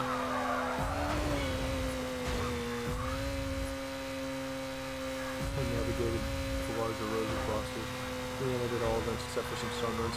And again, I don't blame you. You know, after catching some shit about my Paradise Rant video where I ranted about how I thought all the reskins and shit were stupid, somebody's like, "Oh, well, you can't say shit about the carbon cars if you didn't actually go and unlock them." Okay, so I went and unlocked them, and guess what? They're fucking useless. I don't ever use them. The Carbon X12 handles like something at a fucking Midnight Club 2, bro. Why am I gonna use that, okay? You know what car I like to drive? I like to drive the 500 GT because it's one of the only fucking cars in the game that you have to rescue. You know? It slips on launch and it slides like crazy. I love that car. Handles so good. But it's like, you know, I did it to prove a point, but, you know, I shouldn't have just wasted, I should have just not wasted my time at all. Like, it was fucking pointless to even cater just to say, okay, I did it now. Fucking stupid. Pointless. Useless.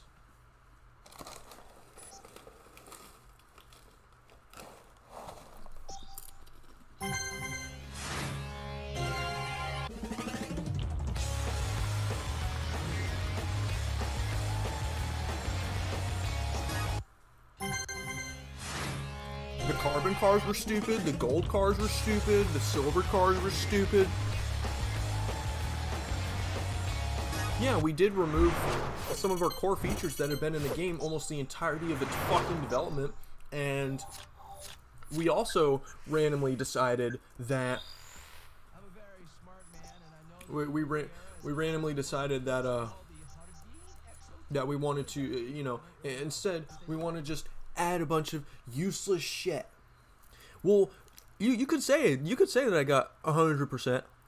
You could say that I got 100%, but not everybody can say, "Oh, you didn't go and get the Carbon Ubershaw or the Diamond P12." I don't want that fucking shit. Yeah, let me go waste like fucking. Let me go waste a couple bucks on BPR again. Again, modding slots. Not even, dude. Like, you have 3 finishes per car, okay? You know, people give the finishes shit, and the only thing I really hate about the finishes is how poorly they're implemented. The fact that they have a whole separate AT and GRs is fucking ridiculous. I could get it if they shared the same AT and they just had individual GRs. You know, that'd be a little more reasonable. But it's like, you know, that's so much extra fucking space, dude. Why?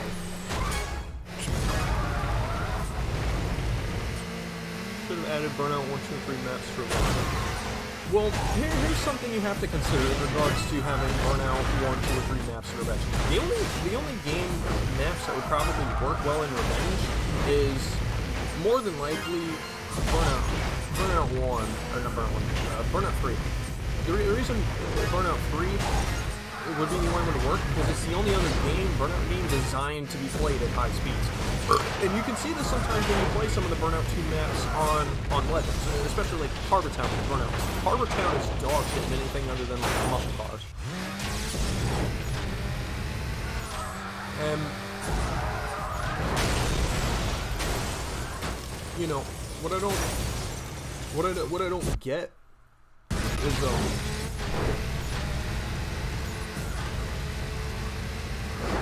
like for example, another one, you know, Big Sur.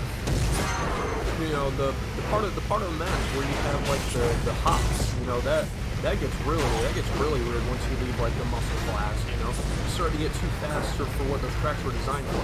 Burnout 3 is the only other game of the series predating Revenge that has tracks that are suitable enough to be able to be driven at speeds exceeding 160 miles per hour. So, and on that note, the only ones that I would maybe really want that I feel like could fit the game the best is probably Downtown and really nothing else. Which Downtown was, I believe, in the game, but only as a test track. Besides Downtown, I can't think of any other tracks that I feel like would really fit in Revenge, because you know, part of the whole thing with Revenge as well is that Revenge has a large focus on like very specific, you know, more true to life locations. You know, even if they are like an exaggeration or like an idealization of these locations. You know, Motor City is Detroit, Angel Valley is LA. You know, all that shit. You know, the Burnout 3's maps are kind of a hodgepodge of a couple different places, and the only real exception to this is Downtown, because Downtown is very tried and true to concept. Actually, extra blood paradise would have been less than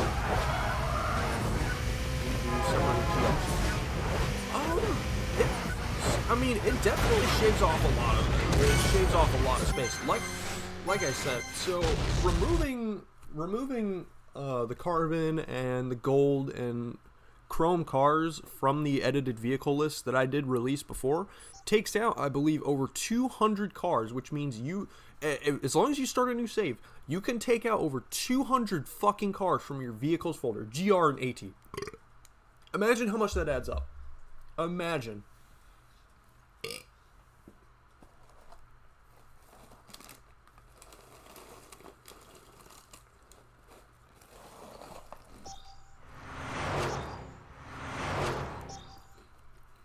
Fucking crazy.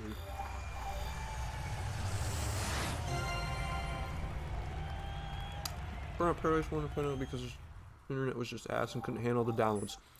To be frank with you, boss man, you are not missing much. I promise you. I promise you, you are missing nothing. Okay? The new cars were the only cool thing they added in updates. Everybody goes crazy for Big Surf Island. I promise you, you are not missing anything, okay?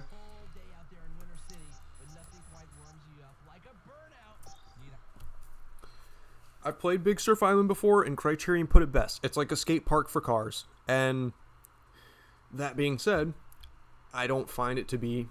I mean, yes, it is. I think it was proven before that it's a layout of one of the Burnout 2 maps.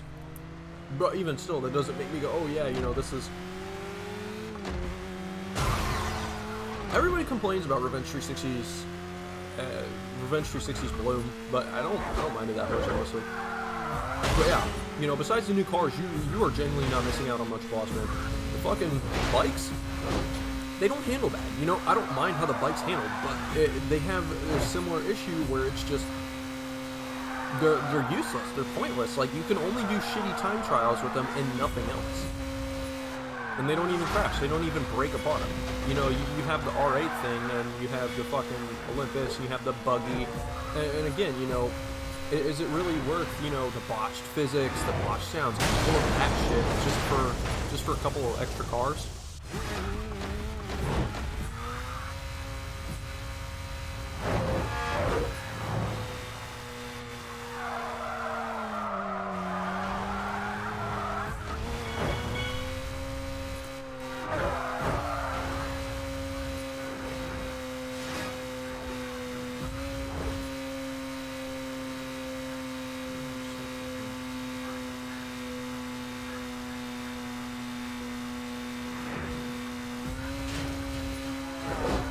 Well, I mean, because Big Surf Island, I guess, is a layout from a prior Burnout game, but put over, like, an island, which, you know, it's cool, but again, you know, the whole idea of Big Surf Island, again, a skate park for cars.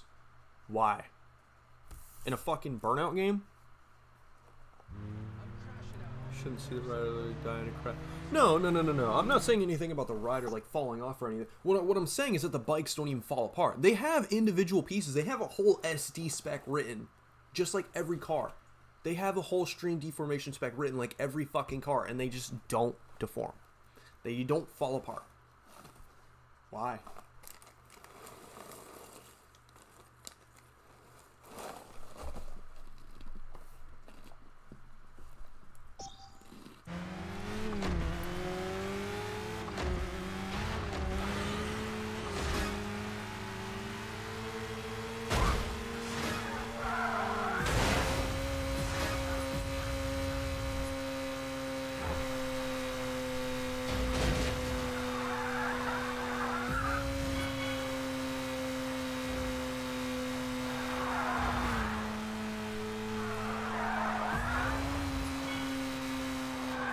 Well, that's exactly my whole complaint with the whole thing about, you know, the whole stunting thing. You know, I get it being a part of the game, but, you know, even watching people do, like, playing online, I watch people on the stream doing free burn stunt run, you know? And it's like, just watching them play is so fucking mind-numbing, bro. Like, it's literally just, they go to a place that's heavily stunt roll, like the quarry, or the fucking, the rinky-dink airport. You know, and it's literally just a couple of dudes running around in this fucking dirt field over and over again, jumping through the same fucking hoops and going off the same fucking ramps over and over just to see who lasts longer before one crashes. Like, seriously? This is gameplay? This is gameplay. They sat down and they went, yeah, this is Burnout. On what fucking planet? On what fucking planet?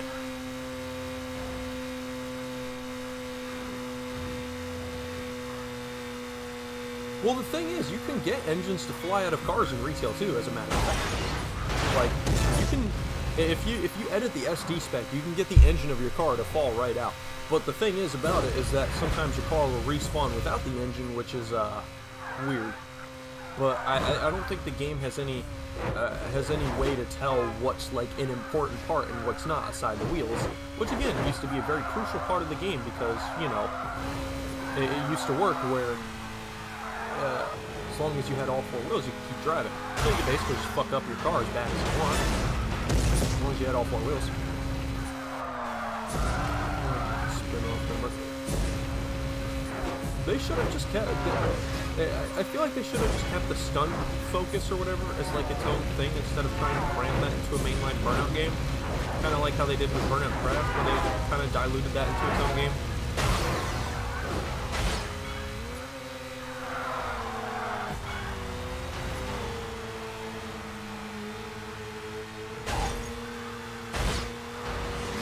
Smack the fuck out of you, bro.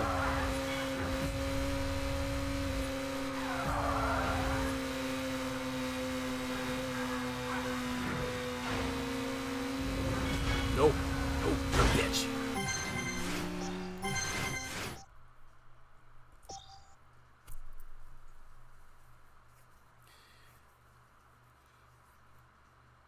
Burnout Paradise cars used to literally rip in half too, which I can get them cutting that because at the time, you know, they still had, I think cars were still comprised of like 50 some parts or some crazy shit. They had a lot of parts, especially when you play like the really old builds like February 22 and November 2006.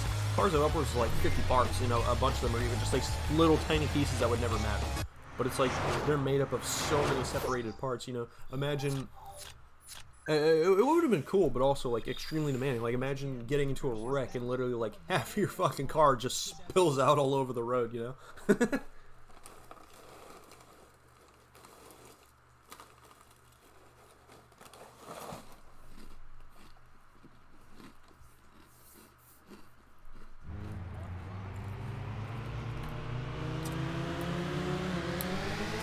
By retail, it's not soft body physics.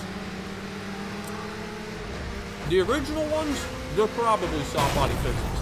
But when they introduced car splitting in half, that was already when they got rid of soft body physics. See, what it is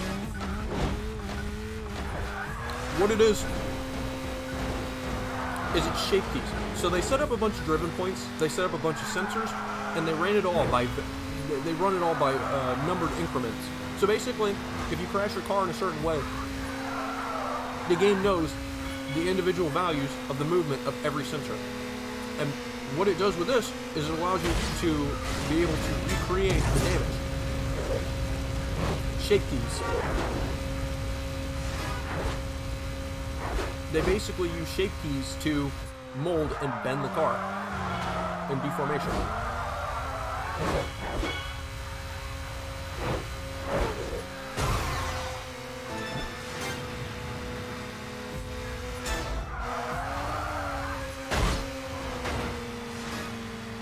Yeah, I don't blame you.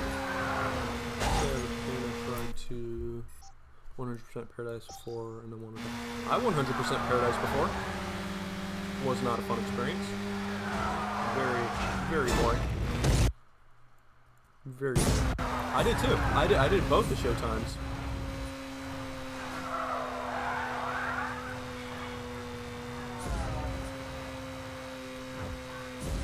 See, I used to give Dominator a lot of shit back in the day, but honestly, I've come around to like it a lot more.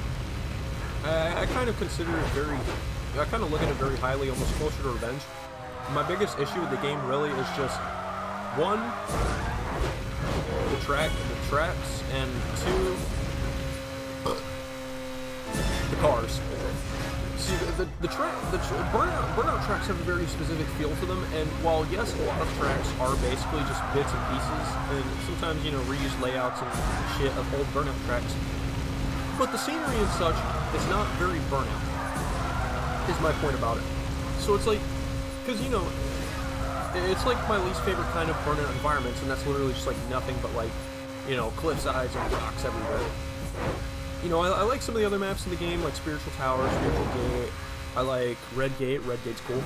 I like Carnival Point. I like Black Gold. Black Gold is great. I like Steel Town. Steel Town is probably my favorite.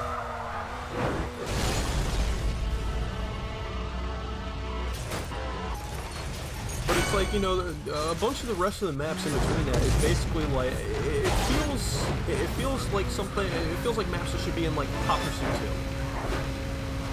2. Time shortcuts behind signature takedown, like time shortcuts behind like signature, or like alternate routes behind signature takedowns.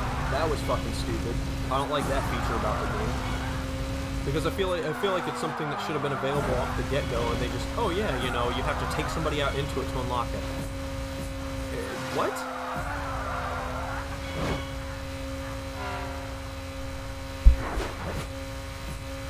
I mean, it's a way to innovate the formula, but, you know, depending on who you ask, I personally think it's a good one. Never did Maniac for Paradise. They didn't do Maniac, but they were going to do Traffic Attack, which I believe ended up becoming,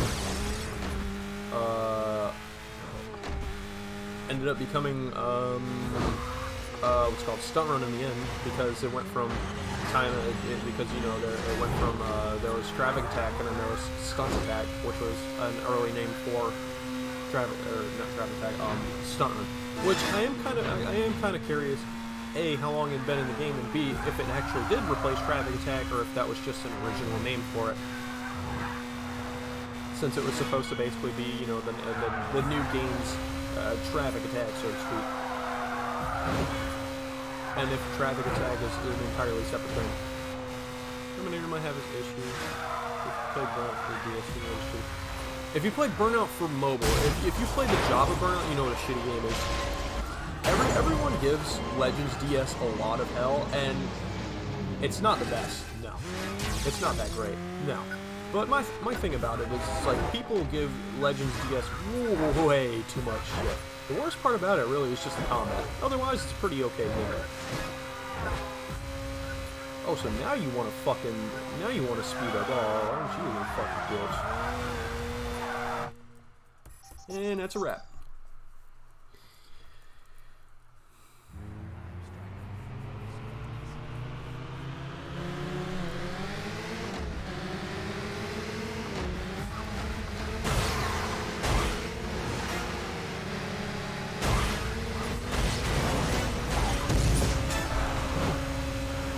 Legends DS, like, the combat is really bad, but that's really the worst part about it.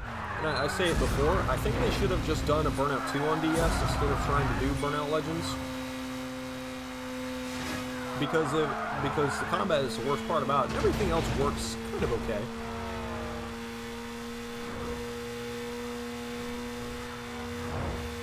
Ever tried Java Asphalt then? No, I have not.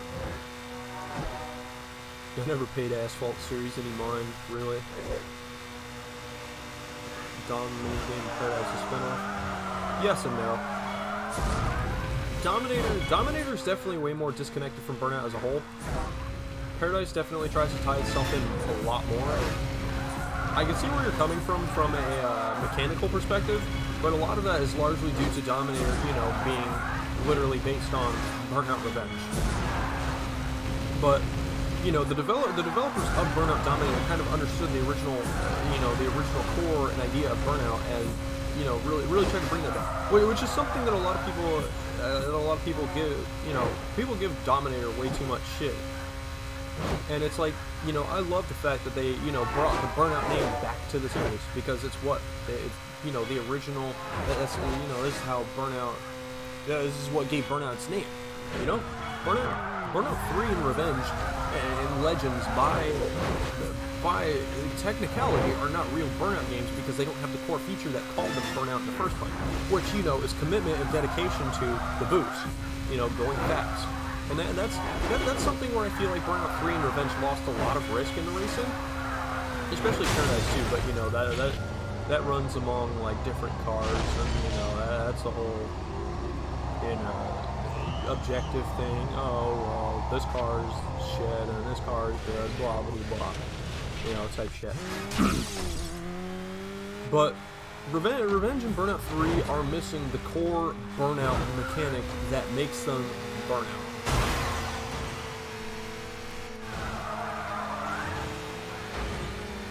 Because, and you know, I've talked about this before. I talked about this in my Burnout rant video. This game loves to talk about risk equals reward, and this game is anything but risk. There is no risk to this game. There is none. You are not risking anything. You are being handed the win. You are being handed boosts over and over and over again. And once you get that boost, there's no risk to it. You just push the button and hold. It's not something like Burnout 1 and 2, where you have to put commitment down when you push that boost button, where you have to commit to going fast. That's the risk. That's the burn. The risk of going fast. The risk of having to not crash, you know, or you'll lose your chain, and then you have to build that up back again. You know, Burnout 3 and Revenge lack this entirely, because, you know, it falls into a more casual focus. And I talked about, you know, this is something I will definitely talk about in my series retrospective whenever I get around to rewriting that.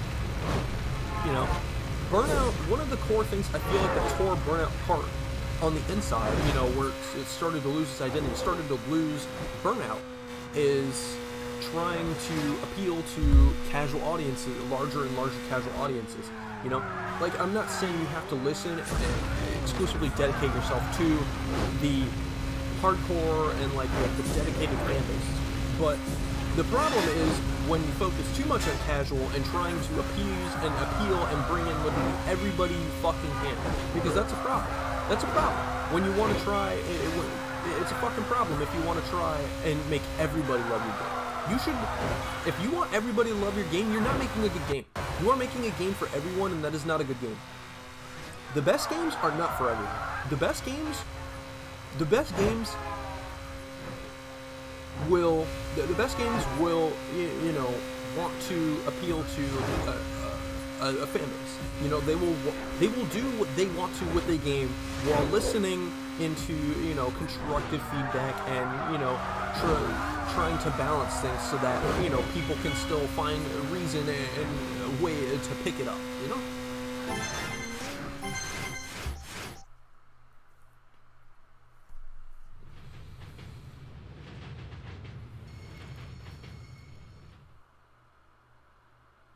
My PS2 ate the disc. That sucks. It's Paradise. I might be seen in place soon. Paradise is cars. I don't even like the car. It has some decent designs, yes. That's kind of an effect that I feel like Revenge kind of also suffers from. The cars are very hit or miss, and even the ones that are hit are a little weird in some aspects. And you know, everything is proportionally strange and weird, and has all sorts of strange design quirks and issues that I feel are weird. Really, first car in the game, but I forgot its name. The Cavalry, the Hunter Cavalry. It's a car with the GTO front end and the Mustang rear end. Once upon a time, it used to be half GTO, half CUDA, and then originally it was just some really weird wide body like Resto mod Camaro type thing. A bit off top, SCART adapter, look as blurry as component. PS2, my cousin. Paradise, a nice game, but it lost its identity. Absolutely. Home bag was supposed to be back an hour and a half ago, but asshole coworker called it as he always does. Whew, I need a drink. Just a sec.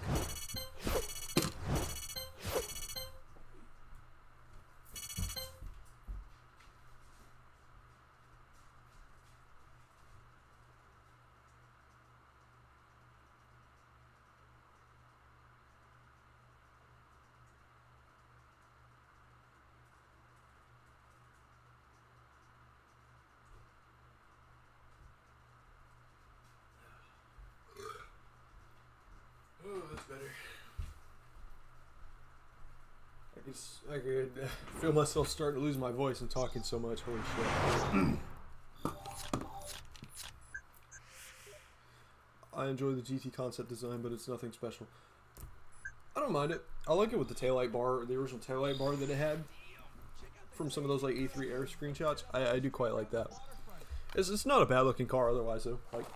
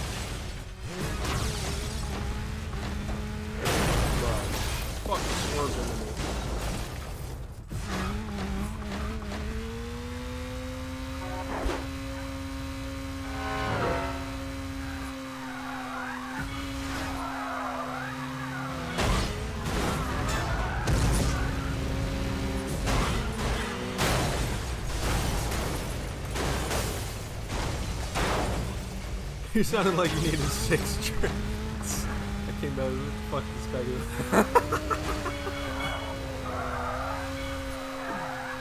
No, I'm talking so much I'm starting to lose my fucking voice. This is what happens. When I go on these London streams, I just talk and talk and talk and talk and talk.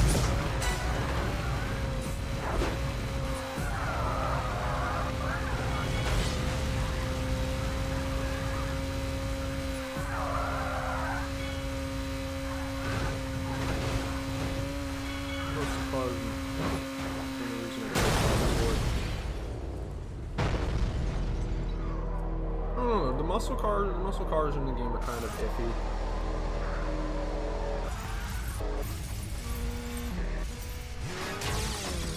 I was gonna try and do that. Nice to see you live stream today. Last videos I actually did push out like a random short like a couple months ago right now, but yeah. I've talked about it before, or I talked about it earlier. It's not that I don't want to do YouTube and content and that kind of shit. It's just I don't have any fucking motivation to. Like, I have video scripts that are pretty much done. It's just never, it's never something that I'm like, oh yeah, I gotta do it. I want to do it. You know?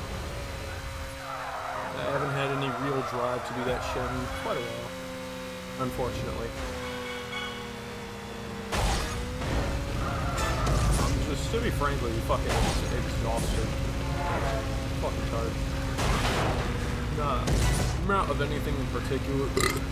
I'm just Very tired.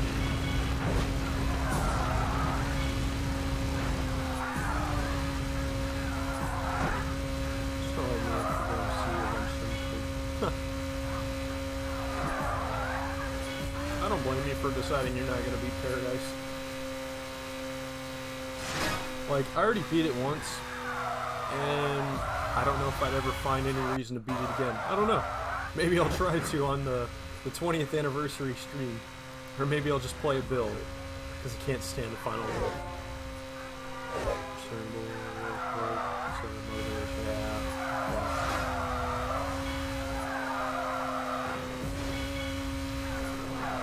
The Hyperion was decent. I'm not a big fan of the Hyperion. The rear isn't bad, but the front is a little... I don't know how I feel about it.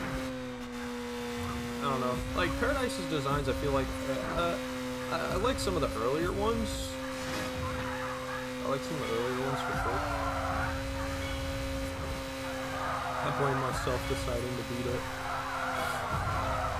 Yeah, oh fuck. Right at the fuck. Oh, you're a bitch. You're such a bitch. Fuck. Aha! Slowing down. See, if this were any other game, I would not have gotten at first place. But it's Burnout. And because Burnout thinks that their player base is incompetent children and average Joes, they like to make the cars slow down within a certain range of the finish line. Which would be quite the opposite of a realistic scenario. I beat it 3 times, it changed it. Why did you fucking beat Paradise 3 times, bro? Why? Yeah, I want to do the same race 4 times over because I got a new fucking license. The connected memories, Paradise, help me through some rough times. Jesus, songs, just mindless road rage. Yeah, road rage, 1.0 road rage is decent because you still have like the infinite timer where you just keep getting takedowns and it keeps letting you go. Like road rage in 1.0 honestly isn't that bad. It's one of the best, if not the better parts of the game.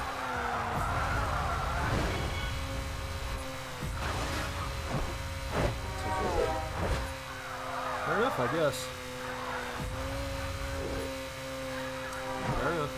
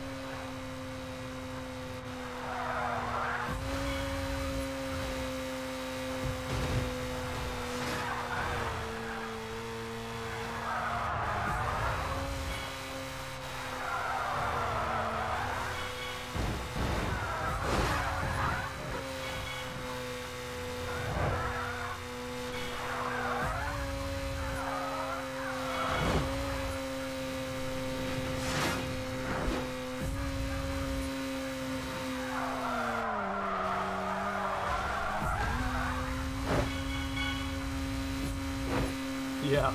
I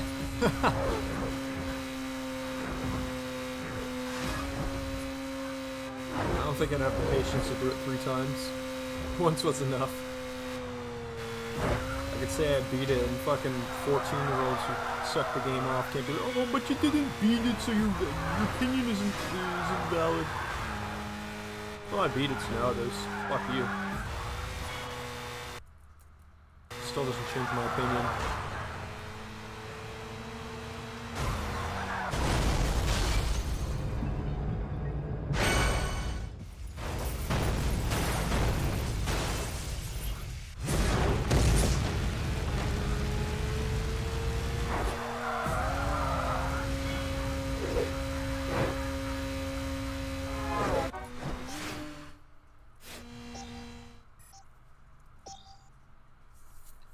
So we're gonna smash, just exploring the map. That's okay-ish. Map was alright. Not the best, not the worst. People say, I've heard people say it makes really good use of its space, but honestly it really doesn't.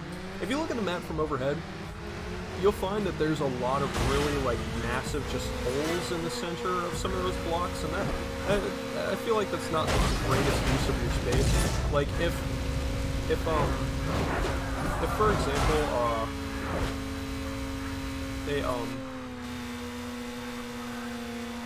for example, like Motor City is a whole, is considered a whole district in the game, and you know, it used to be a little bigger with the oval at the very top of the map, and so, you know, they cut the oval, which, yeah, it sucks, and kind of, you know, takes out the whole Motor City because it's the only, you know, kind of like farm reminiscent thing. Otherwise, it's just like a slightly industrial, like fucking beachside area type thing.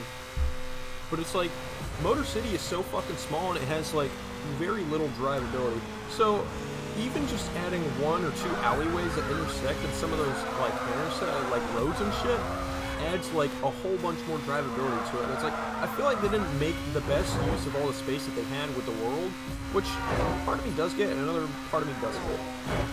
You know, they could have utilized a lot of that shit, especially since Criterion loves to take after movies so much. It would have been a great idea. You know, lots of alleys and shit to duck through. Something kind of, you think of games like Driver San Francisco and fucking Midnight Club. You know, a lot of alleys and shit to duck through. They didn't really have much of that, you know? It felt like they weren't making good use of their space. Even though they literally basically have the map in size to focus on the density of the main map, which they didn't end up fucking doing anyways, because all of that density disappeared. Asinine as shit. Thank you, Criterion.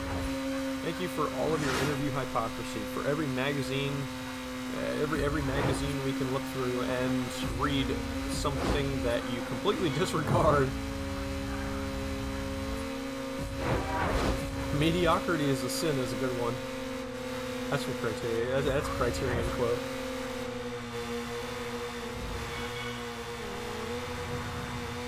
There's Betamax.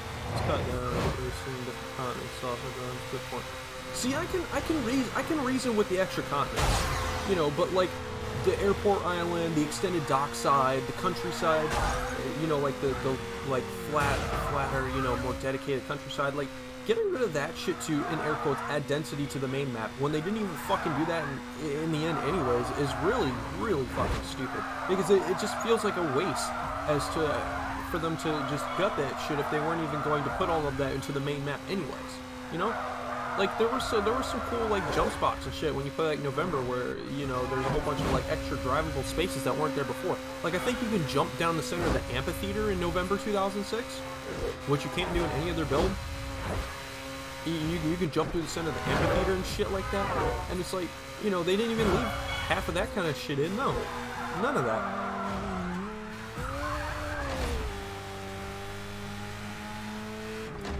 But oh, apparently what we needed was a giant fucking tunnel that crosses from, what is it, Lawrence all the way over to the countryside. Gameplay-wise, it simplifies a lot of things, but also, like, you know, it's very weird and out of place. I don't know.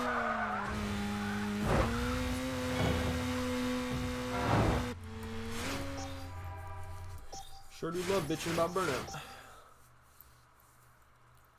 Planes were planned. It was something they played with. They played with boats too. I think they played with something like a moon, something on the moon. One of the guys at Criterion is one of their good programs. He left because Alex Ward wanted him to put like BMX bikes in the games, and dude was like, no. Bro walked. They wanted to do just fucking everything with that game, bro. They wanted to just throw whatever the fuck they felt like in it. In a Burnout game. Can you imagine fucking racing around Paradise on a stupid fucking BMX bike?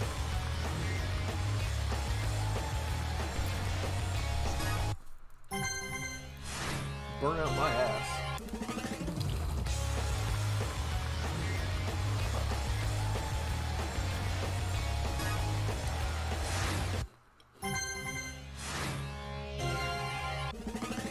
It crashes a lot on real hardware too. You're not missing out. Believe me.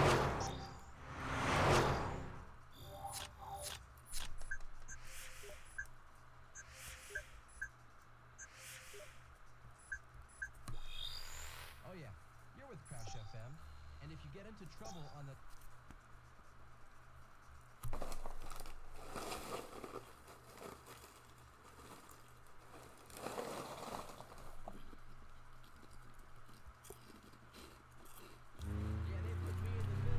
Not somehow, I was still fucking surprised because all you can do with them is time trials.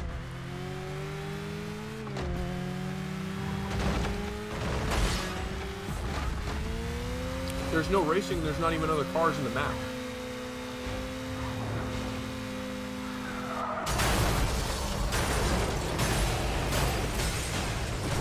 Fucking dog shit.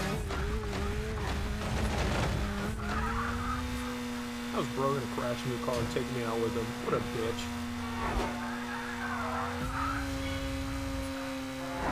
I didn't do, well actually, I think I did, I didn't do the show times for the bikes, I don't think, but I definitely did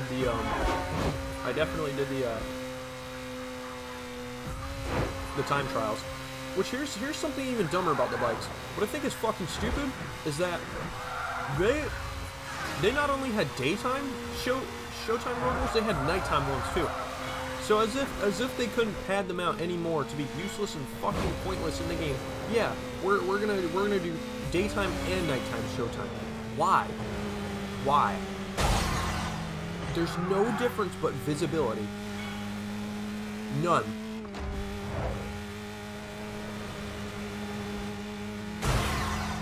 Good. Don't fucking. I wouldn't either. Fucking. You like to grind time trials. Bikes are for you, except no one did.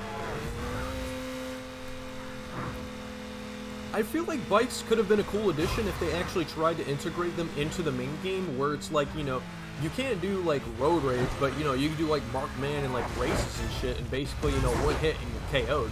But imagine like racing in a bike in a race, you know, having bikes in a race. And make it feel a little more something like Midnight Club, but it would be a unique feel for Burnout, you know, kind of like a different, more focused style of racing. So you'd have to focus on being away from other cars because, you know, they're other cars and they could just fucking smudge you against the wall. So you'd have to put your focus into trying to be away from other cars to succeed in the race. So it wouldn't just be like time trials, you know. It could have been something cool where it's like, if you choose to race a bike in a race, you know, you have to find a way to stay away from other cars. So you know, you'd have to duck really close between traffic, or like you'd have to take like all kinds of shortcuts and just keep away from cars as much as physically possible. Again, it would be a very unique way of playing the game.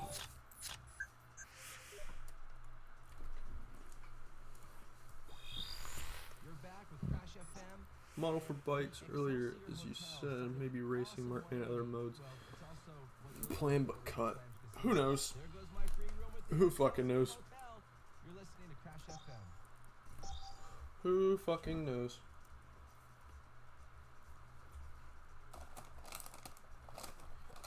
They're not even in Breaker Island, which is an early version of BSI.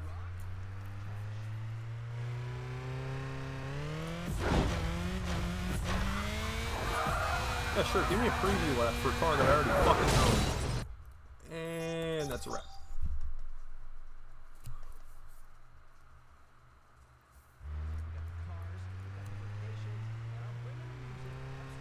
Too late to ask, all devs are gone. Exactly.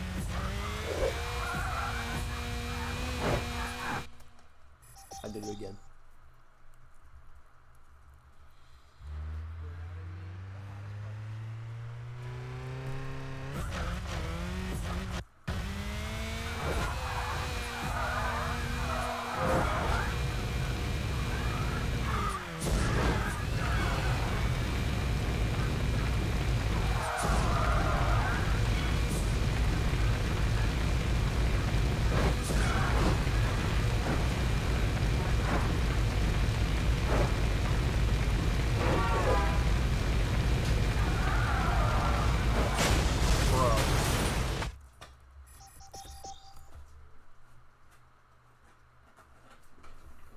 Yo, don't start chewing that fucking box now, you little shit.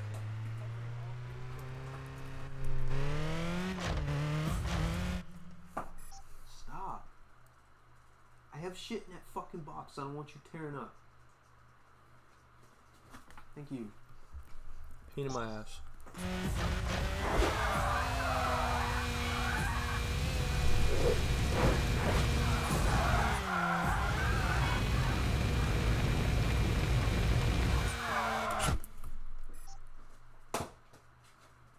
What are you fucking doing, bro? Yo, stop. Stop. Stop. It's a bummer that there never was a new Burnout. It's probably for good looking at racing and doesn't ruin the Burnout. Exactly. I always see people going like, oh, you know, we need a new Burnout, we need a new Burnout, and it's seeing how much some people are so desperate for it. They would want it to be like another, they would want it to be like another yearly release type thing. And given the current state of games, why would you want that? It wouldn't be like Burnout at all. There would be some really janky, like fucking great value type. I feel like it would probably be like a jankier. I feel like I'd probably play something like Asphalt 9 with like fucking with like spubby cars, you know, like some new GTA Online type shit modeled from fucking Glass Egg.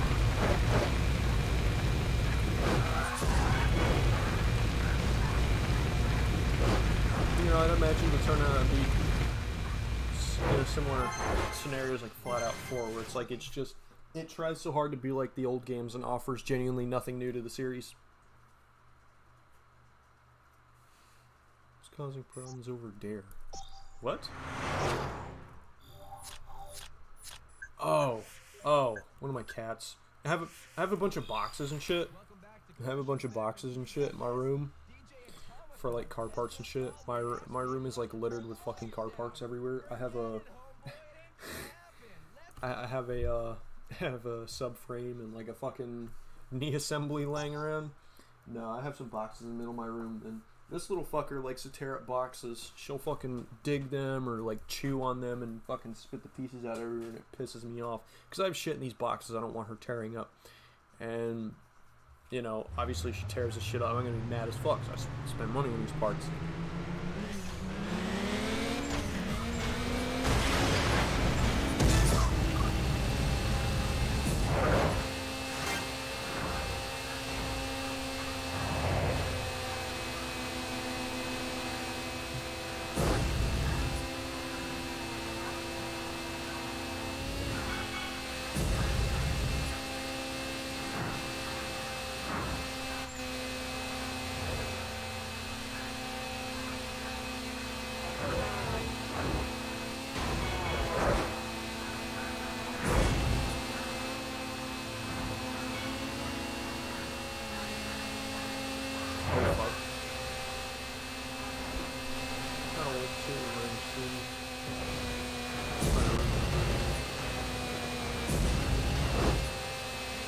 Oh shit, you have a W203? What motor you got? Most common one I see is the 230, and the 230 I see 230s a lot. You got a 230? I feel like everybody and their dog has one.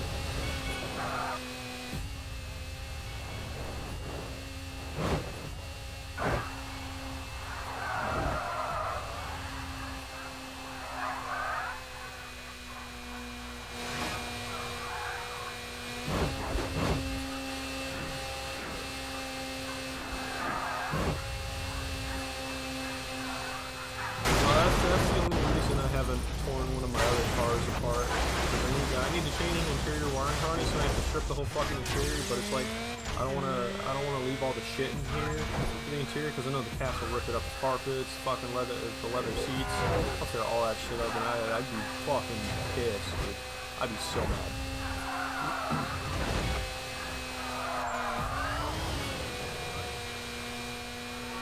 I'd be so fucking mad. Bro, what the fuck?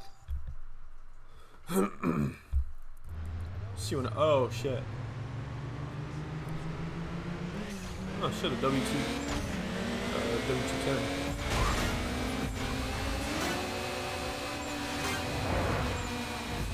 Can't say I'm the biggest W210 fan, but you know I could see why people get them there. They're fucking tanks.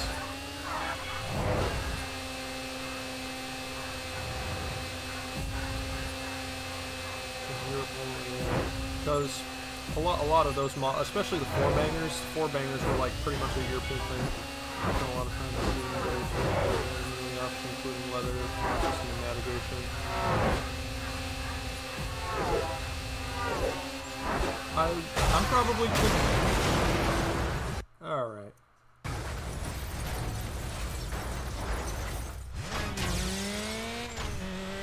I'm probably going to do that with my W204. My W203 is getting stripped to race. I would like to race that.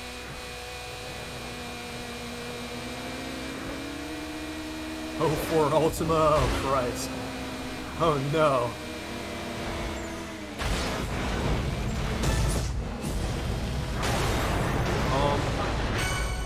Depends. Make sure it doesn't have a CVT. If it doesn't have a CVT, it'll last you a while. If it does, ditch it. Ditch it as fast as you fucking can.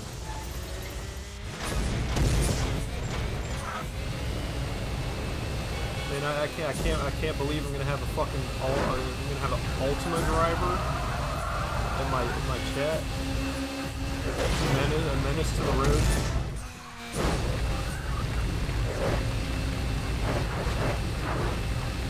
My man's gonna be doing 95 and a 25.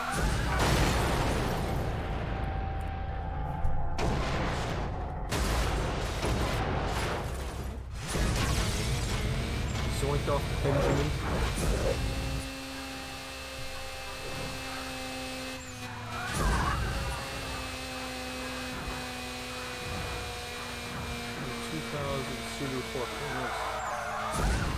Hey! Hey! Stop digging that fuckhead!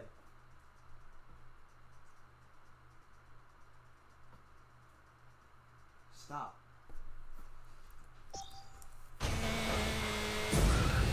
Continuously variable transmission. Nissan CVTs are fucking garbage.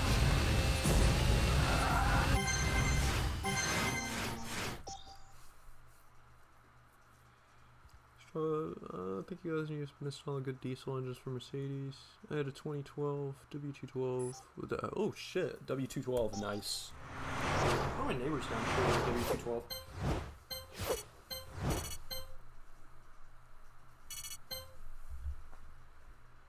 Yeah, we did miss out on a bunch of the diesel engines. I will say it's not the worst thing that we missed out on a lot of the four bangers though. I hear Ben's four bangers eat a lot of chains. They go through chains like every 200k or so. Although they did come back with like the 250s and like the 2010s, and I think those are shit. Everybody fucking has a 250. I think they're garbage. I refuse to touch any of them. But that's also past the point where I can stand Benz.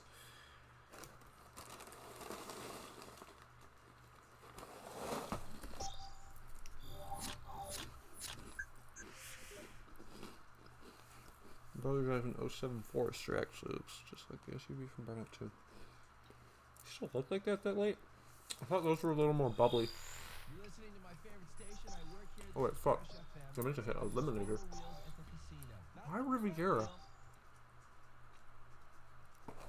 Why didn't they pick Winter City, the quickest fucking map?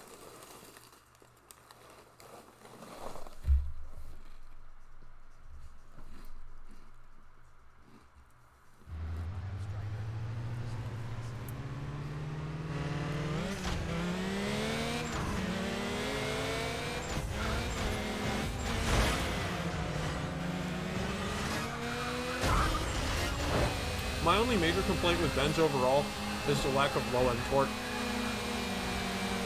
I get why they're designed like that, because it's a luxury car thing, but it still annoys the fucking shit out of me.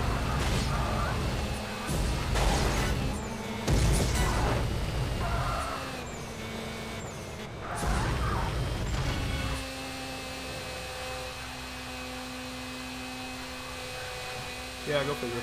2005 onwards, yeah.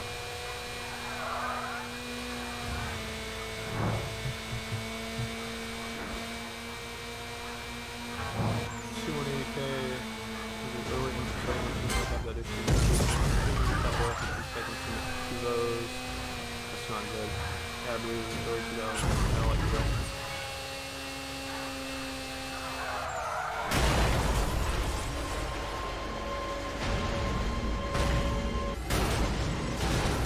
Yeah, Cadillacs aren't exactly. I mean, it depends. Like, if you have one that's souped up, they definitely handle more like a regular car. But like, the stock ones are heavy as fuck.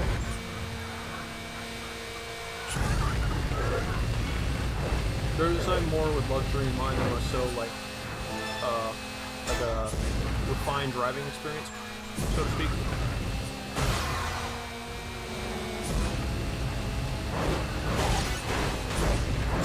No, I'm not a big fan of the M271, the 272, or the 273, especially the early model ones. I think it's really funny about this.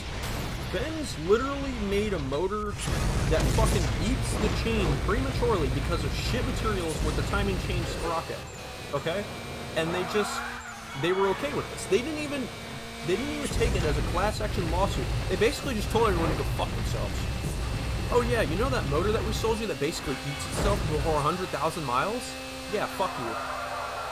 Shell out $4,000 to have the motor replaced, or go get a new fucking car.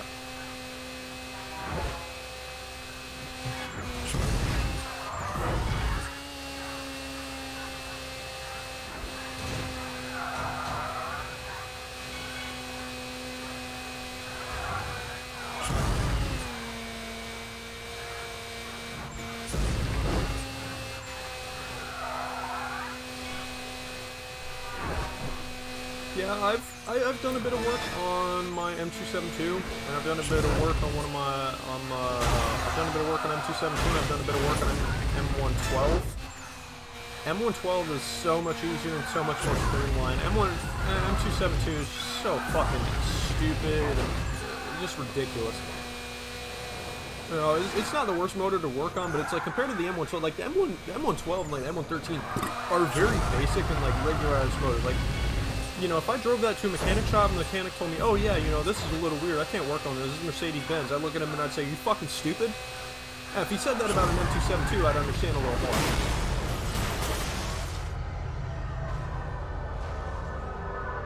No, if a mechanic who works on cars all day who sat there and told me, oh yeah, I can't work on your M112 or M113 Benz, and then look at him square in the face and say, hey, you know how to do your fucking job? They have a couple unique quirks with them, but other than that, like, they're really straightforward. Yeah, I thought about getting a star set up so I could have like a diagnosis system because it would help a lot. It would probably avoid any possible trips to the dealership.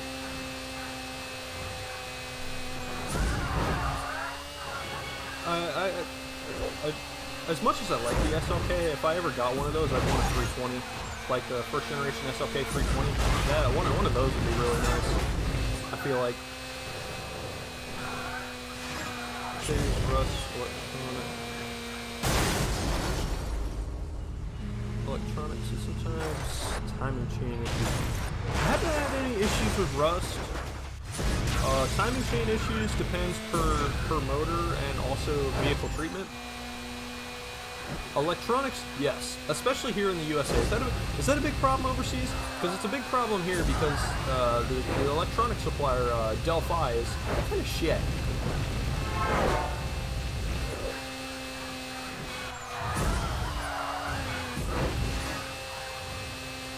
Where's the W240? This is a Chinese C3.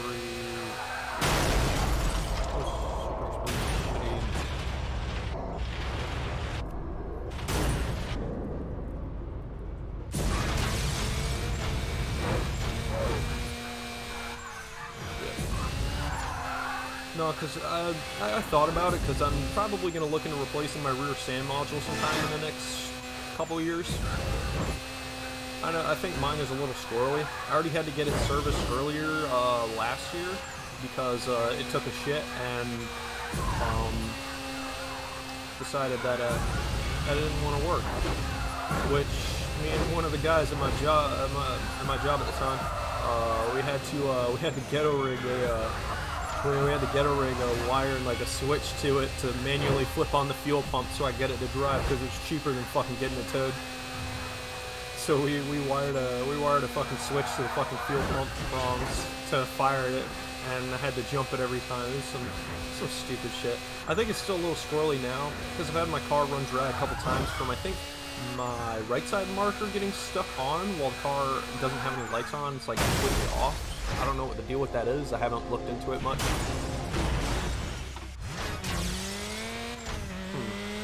Haven't heard about wiring rotting away. Haven't heard about rust issues. I have, however, heard a lot about electronic failures, and that's a big problem here. Because, like I said, Delphi is the electronic supplier here, and these are the same guys that were supplying GM. And if you know anything about cards, you know about GM Electronics. Ooh. Love Delphi. On the W203, the same can kill itself even if there's no battery power. Oh, Mercedes.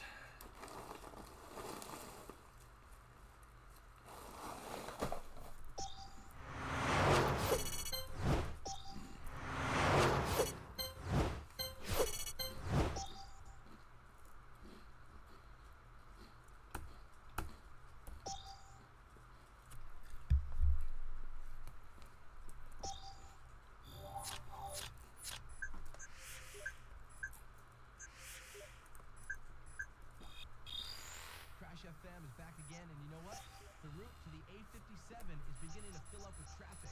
Guess they're heading out to the coast. Fortunately for all burners, this means more lamers to race through. Get to it, and make sure you show them. Salty roads, no corrosion. Okay. I thought about switching cars, but you kind of live with one brand because you know all the issues. Yeah. For me, more or less so. I like to, and instead of sticking with one brand, I just like to stick with like specific cars that I like. Although like I said, I do like 90s Honda and Diamond Chrysler brands a lot.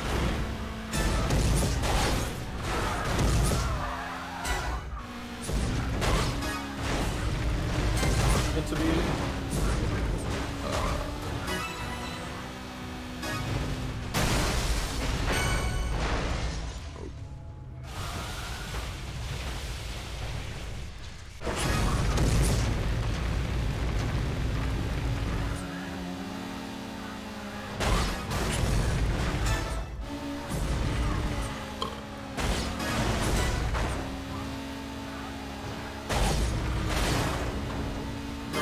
should replace the power steering on my W204 because it's got that annoying shitbox line that fucking drives me nuts. But it sounds like it's a pretty common issue on benches around then. I know I've heard something about like C55s and shit sometimes having that same like power steering shitbox line or something. I know I've been across a C55 in person that I believe also had that issue. C55 AMG. Having one of those would be sick as fuck. See, everybody talks all this great shit about the C63 AMG, which if I ever did get one of those, I'd want one with I'd want a free basic one, but of course they have the fucking head bulge issue. And also, again, you know, the problem I have with the W204 versus the W203. See, the W203, you know, on its own, like the regular W203 has a little bit of an ugly front end. So it's like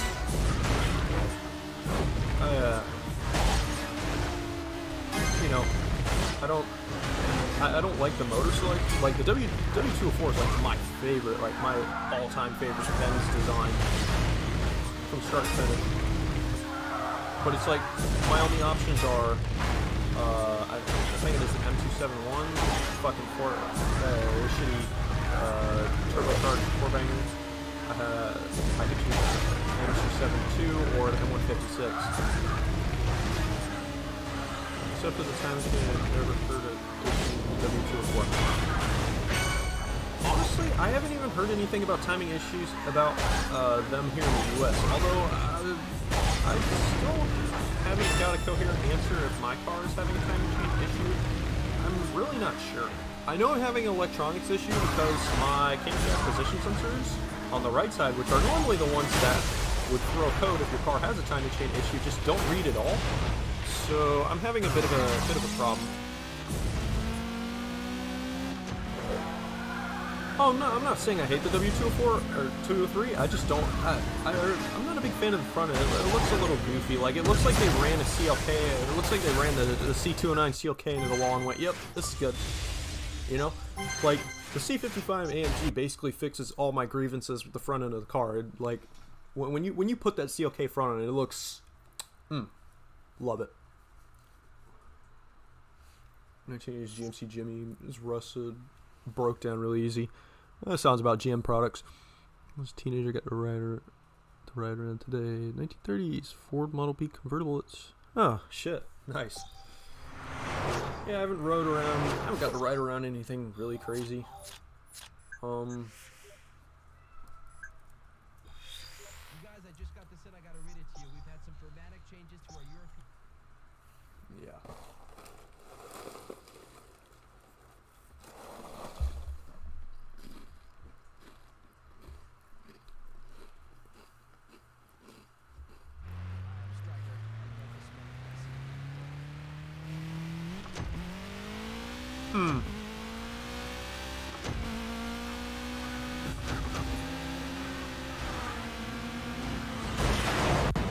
Well, you say we don't have issues here, but I mean, like I said, the whole thing with Mercedes-Benz USA being under that big class action lawsuit about the timing chain issues when they first came out, the M272 and the 273.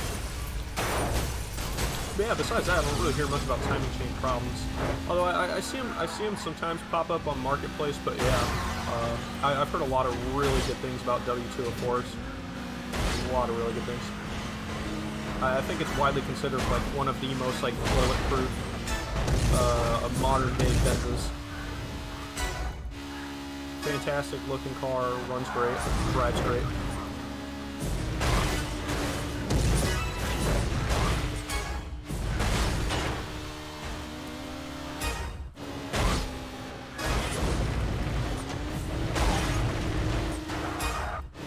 Okay, we're up to 680 per. Holy fucking shit! 680?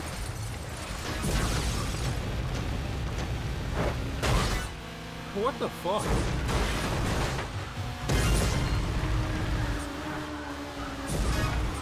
No, it's $4 for 93 here. 93 octane.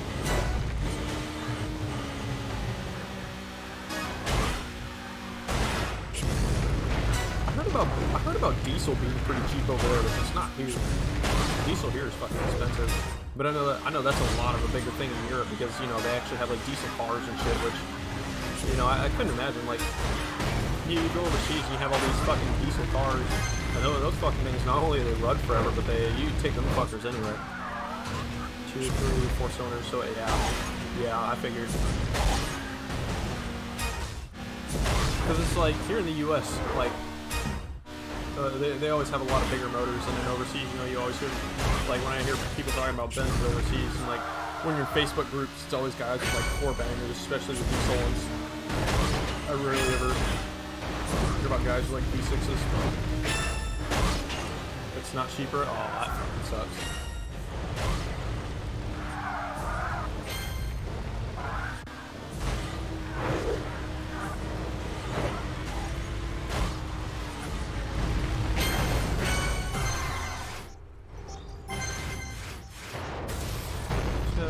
Or E10. Well, that's different. Like 680 per gallon. The minimum you guys have is 95. Like the highest we sell here is 93, and the lowest we run is 89. I wonder if it's measured differently or something. Oh, Coastal Dream Road Rage. Ah! Another fucking eliminator. Jesus fucking Christ.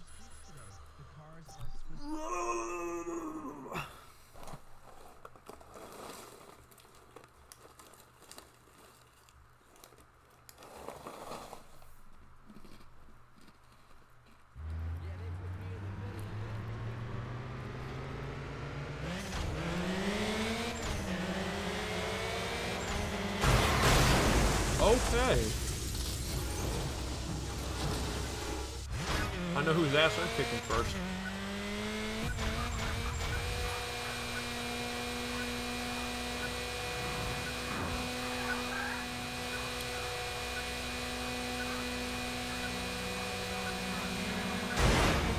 don't even sell 98. They don't even sell 98, dude. They sell 93.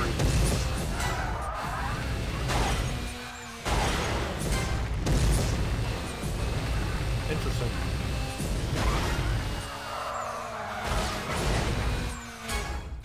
There's a fucker. Come here. You son of a bitch. Not you.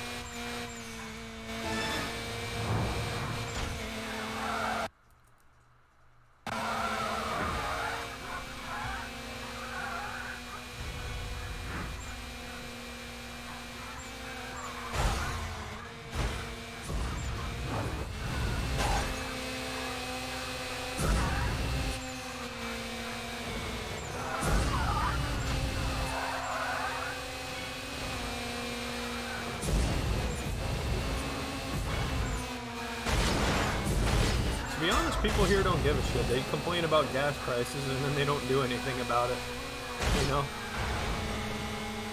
Yeah, it's crazy to me that y'all have higher octane fuel than we do. Even like 98 or 95 is the lowest you have here, and the lowest we have is like fucking 89. Again, I don't know if it's measured differently or something, but like if y'all genuinely sell just higher octane that we don't get here, and that's crazy.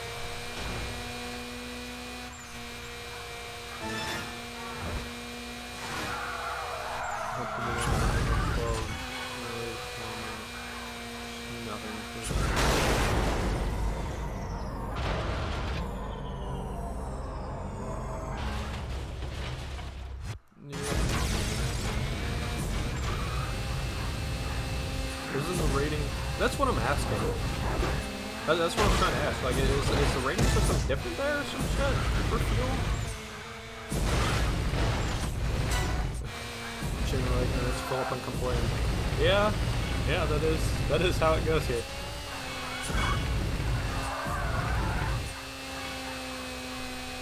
They don't really do anything else about it.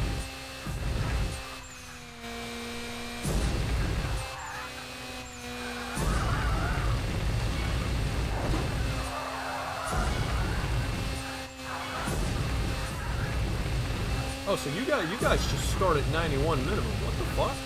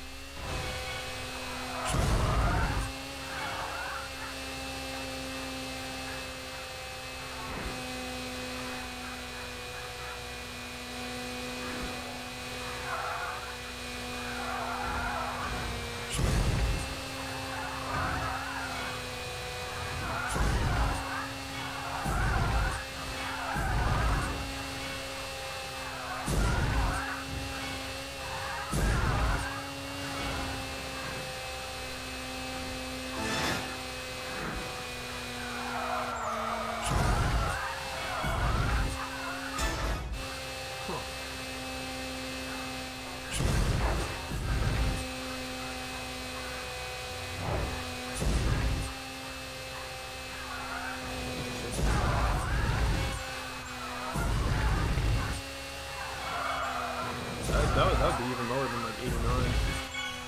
What the fuck that is?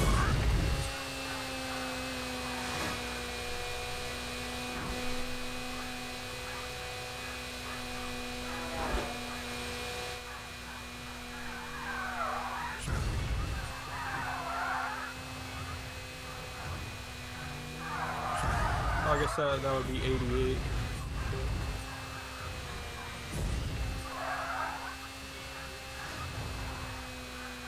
I haven't even heard anything about E10. I don't even know what the fuck that is. I wonder if that's what they call E85 here or something.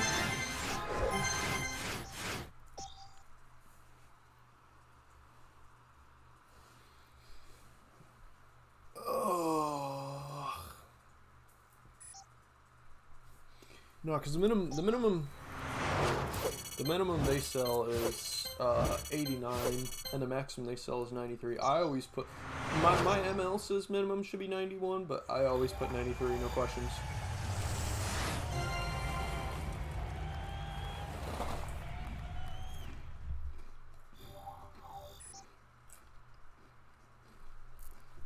Yep. Oh no! Oh, for fuck's sake! Let's get a little religious. Let the Buddha guide you to victory. For all your racing info, Not this fucking time trial.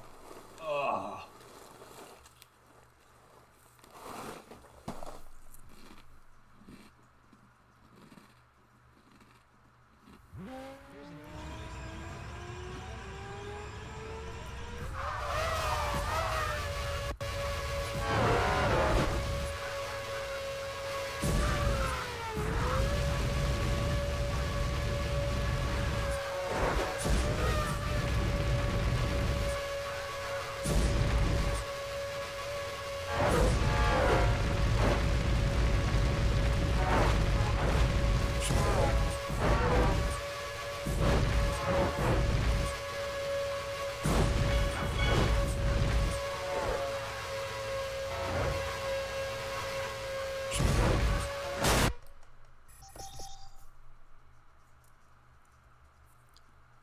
F1 car for 4 minutes. 4 minutes for gold. What the fuck?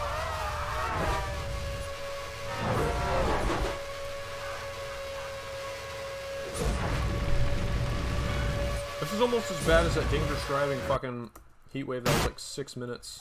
Oh my god.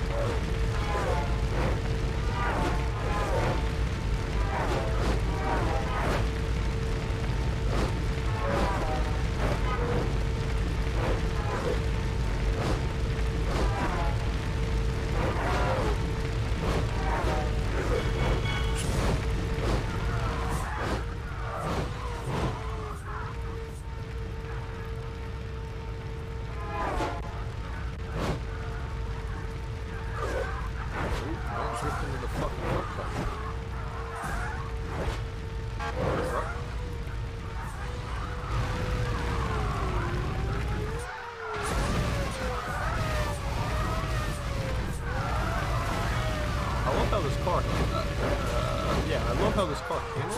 I just don't like that it loses so much speed. I wish more of the end game like supercars handled like this.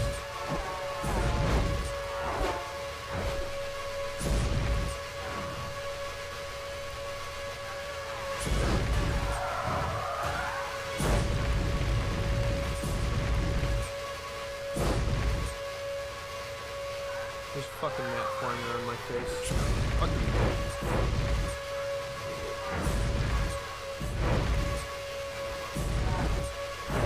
trying not to let it distract me. It's pissing me off.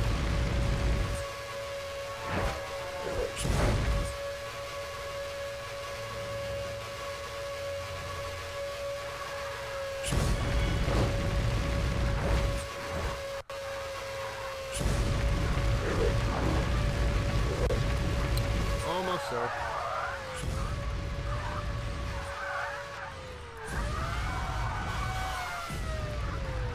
Oh, fuck. Ooh. Fuck, bitch. Trucks.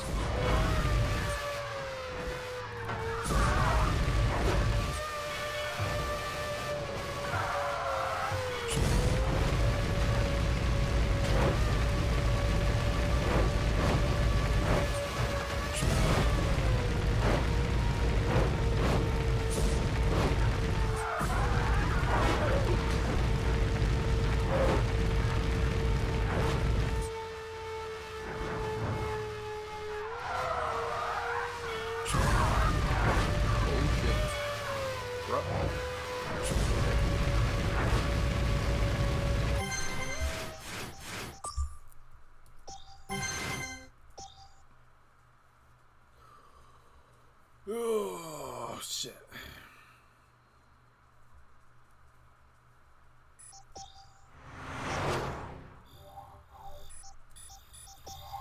Nothing here, right? Nope. Back to Europe. Coastal Dream Road Rage. A race, a road rage, 2 road rages. Fuck. Long ass race.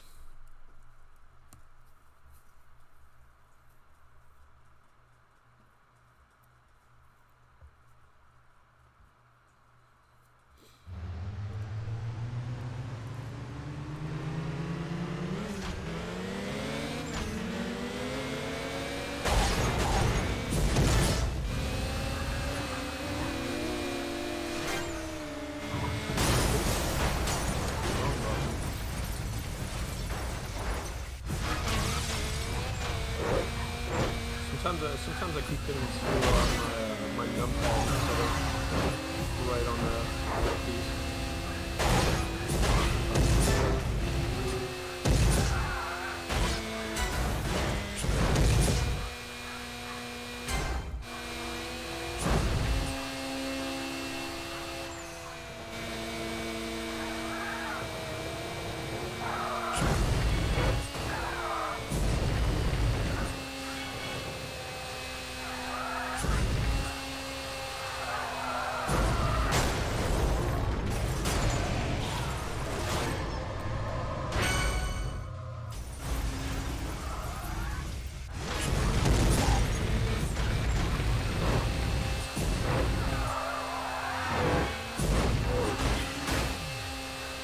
I was really delayed. It took a moment for it to register that I even hit him.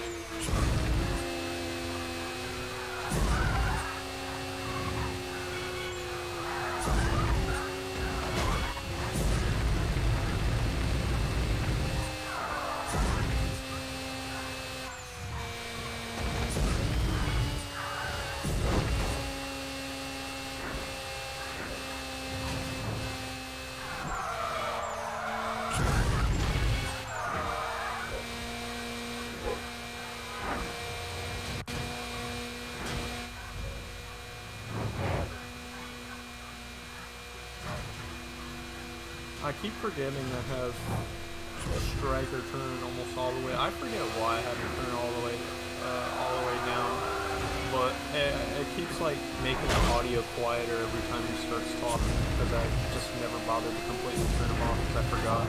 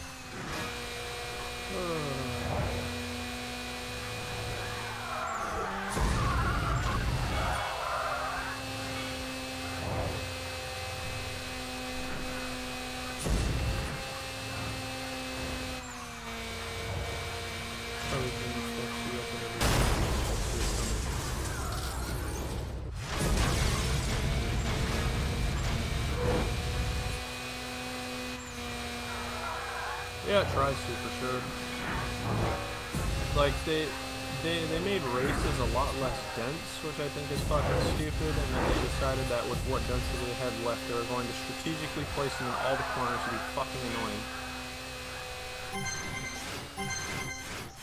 Come on, bro.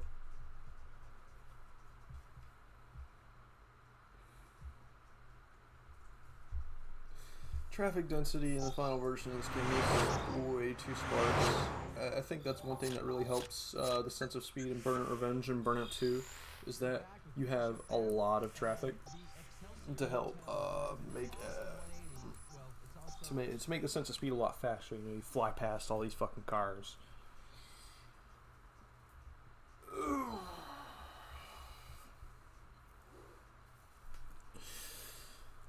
Oh. 20 takedowns.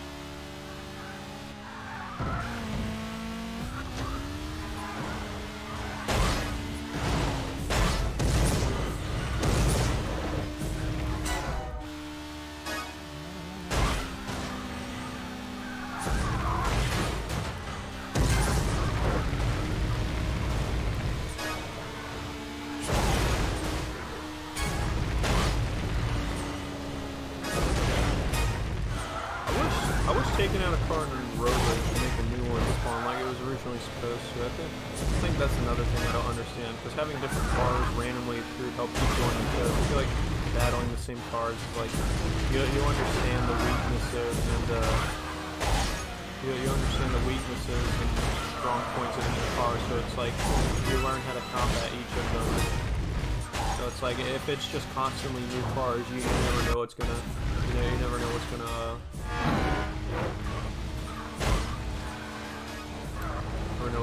show up.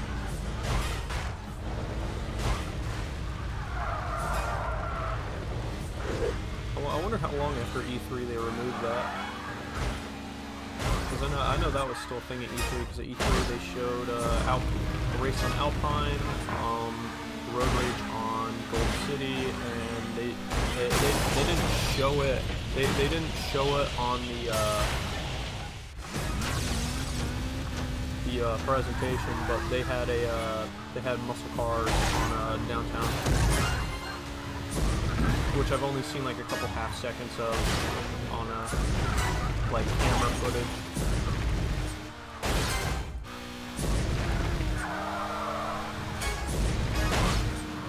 Apparently there's like I've seen I think it's Kakizo or some shit has like camera footage of like April, I think, which is very interesting, but I can't, like, they have like it's like,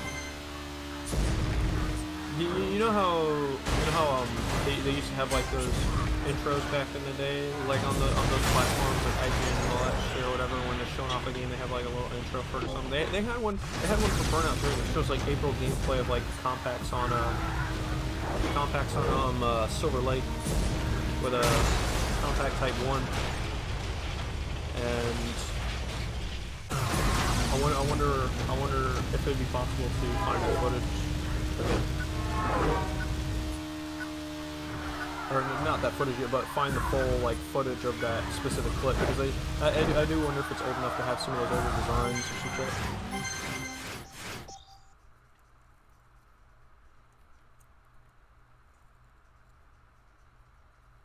I mean, we have the PS2 demo, but even something just a little bit earlier with some of those older cars would be cool. Really, just for the cars. Like, that's really about it. I'd want from a build slightly earlier than the demo.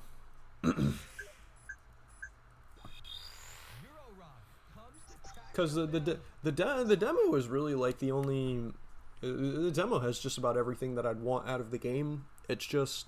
It doesn't have some of like the older car designs that I like a lot more. Like when they first introduced classes.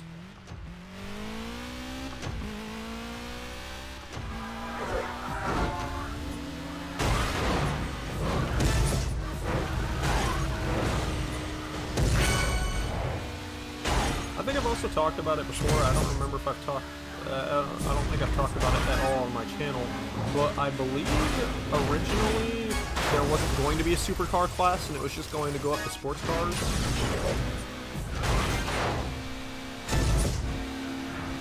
I think that there wasn't going to be a super class, and there was just going to be sports cars. And I think that Super Type 1 and Super DX were originally sports cars, and then they pushed them out of the class and made the super class when they modeled the Carrera GT and the LMP car. Because sports class in the demo is missing car 4 and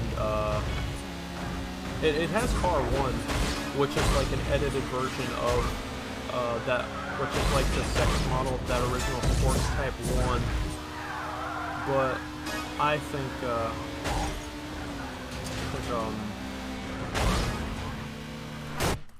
okay. I think originally it used to be sports type 3, and then they just wrote over the model. And then because I think Sports Type 1 used to be the 360 Modena, or what is now Super Type 1.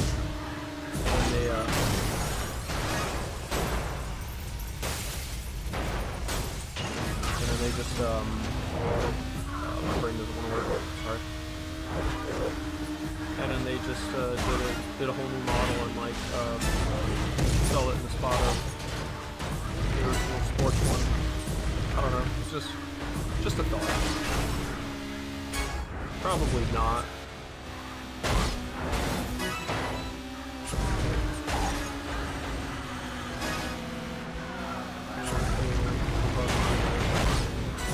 I don't know about the one with green arrows. Like I said, I really just want some of those older cars from like March. Like those March era models are nice. I do like a lot of those cars, like the Focus and the original Civic, like the compacts, and then you have like the original Sports Type 1. I really want the original Sports Type 1 model. I love how it looks. Such a tough looking car. Such a tough ass car. There's a modified muscle with a slightly different taillight design that looks more like the Viper, which is kind of interesting, but also not.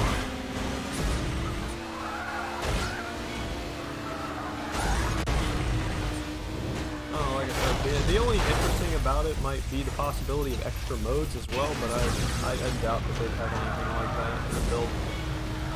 You know, because the game was pretty solidified even that early on where they already. I mean, the only thing that really changed was just like the event lineup, I believe. We have more unique events, like for example, the demo and June preview had a couple of like bonus special class events after you finish the game. For example, there was one with in the June preview, there's Stop digging that fucking box! there's a race in downtown in garbage trucks, which I think is pretty funny, which I think used to be a race with fire trucks in the April demo.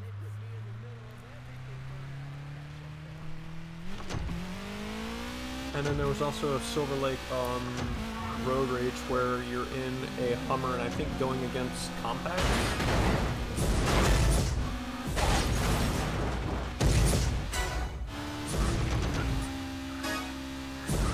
Really like the dark theme though. I mean, yeah, it is an interesting twist. It is an interesting twist in the game for them to have like a little more of a, I guess, sinister undertone. Not necessarily like intended that the whole game was going to be dark and scary, like that. That video's dog shit and probably just a bunch of fucking nonsense. But you know, speaking from realistic perspective, like some of the darker, like sinister tones and shit, you know, almost akin to something like Armageddon. I think that would have been a interesting note for Burnout. Nice signature takedown.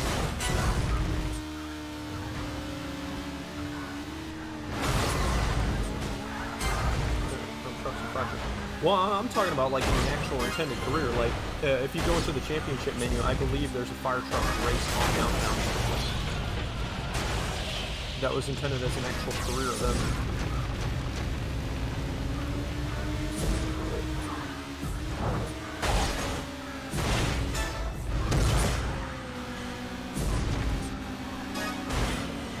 And it's possible that either they were showing a previewing to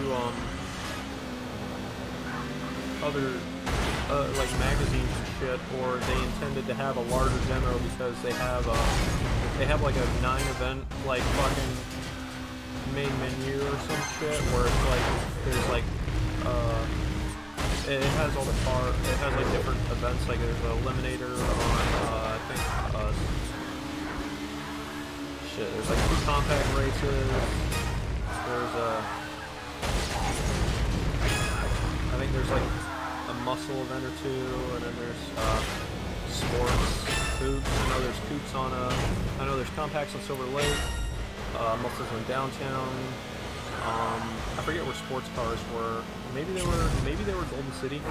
I know it had supercars on Alpine. Oh yeah, supercars. There was 2 supercar events. There was a face off on Alpine, and then there was a race on Alpine supercars.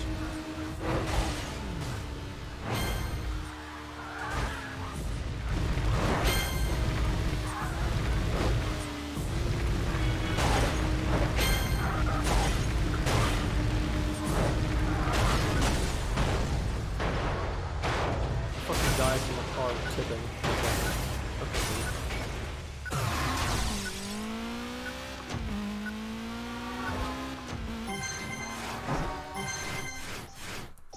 Shit. Oh, fuck. Almost time for another break. But I'll be gone a little longer than 5 minutes. How long have I been running? Almost 5 hours. I might not go much longer.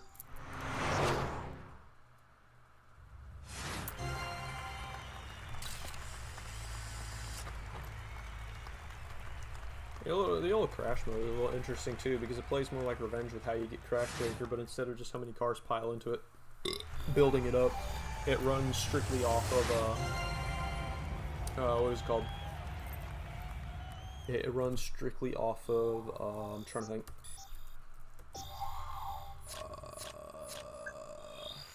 I give big props, man, to all the burners at the waterfront. Hey, I've just seen... My brain doesn't want to work. What was I saying? Fuck. I completely forgot what I was saying. Son of a bitch.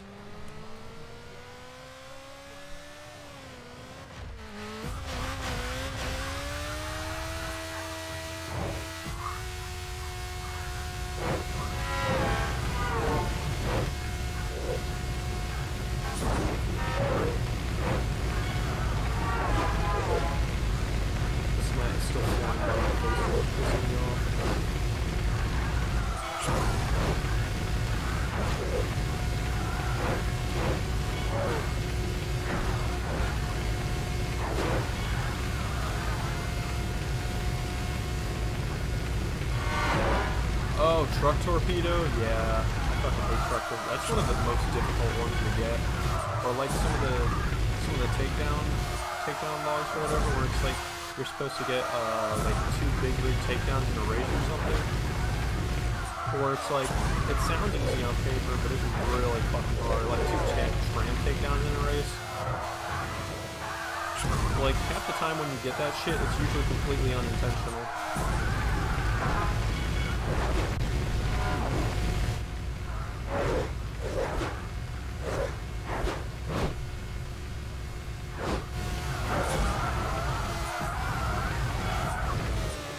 Now I believe the game was originally going to have a couple of Dominator style modes, like you know how like Dominator's like the drift challenge, the near miss challenge. I think those were originally going to be a thing in Burnout pretty early on, but they gutted those, which whatever, you know.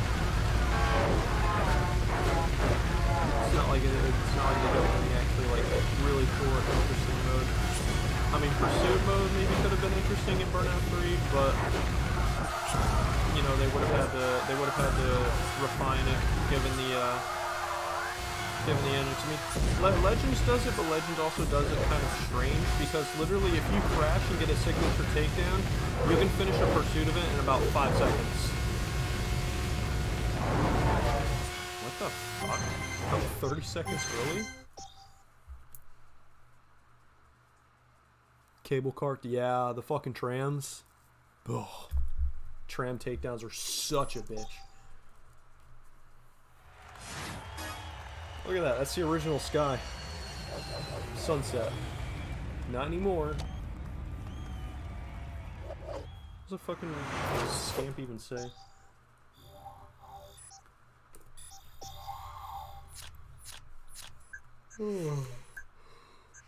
Ugh. 4 Alpine events available. Interesting. Alright.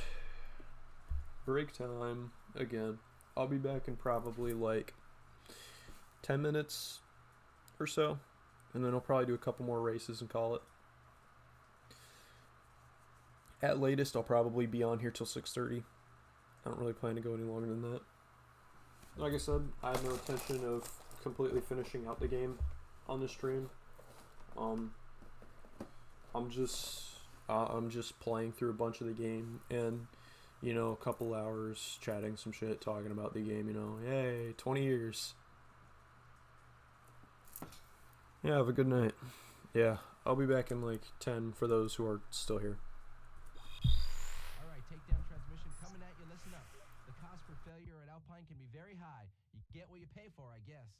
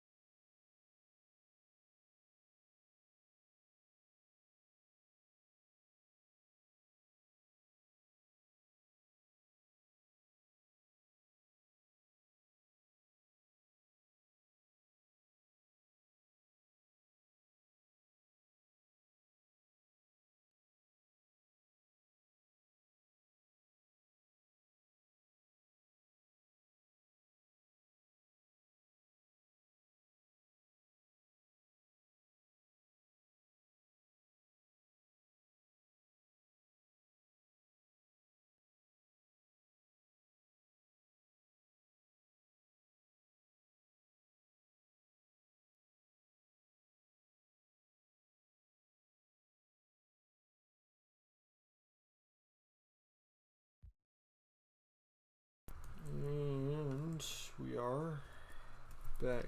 Make sure my mic is picking me up. I don't want to run into an issue where it's not.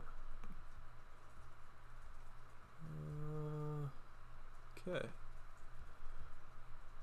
Alright. Like I said, the latest I'll probably stay streaming this is until maybe like 6:30. Once it hits 6:30, I'm going.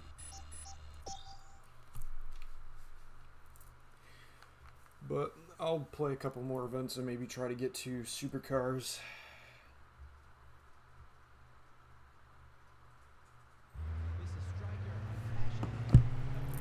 Probably not the smartest idea for me because, you know, again, kind of forgetting a lot of crowd that watches my content fucking works anyways, so, of course, if I stream any later than that, I'd probably get a lot more people on, but again, you know, it's whatever. Here. It should be something where I really try to get into a schedule of it. To be fair, you know, like I said before, I always wanted to maybe try a little dabbling a little more in streaming, actually like stream more consistently and more often. You know, give me more reason to interact with a fan base, so to speak. But I always forget to. It's never on my mind. I'm always busy with other shit.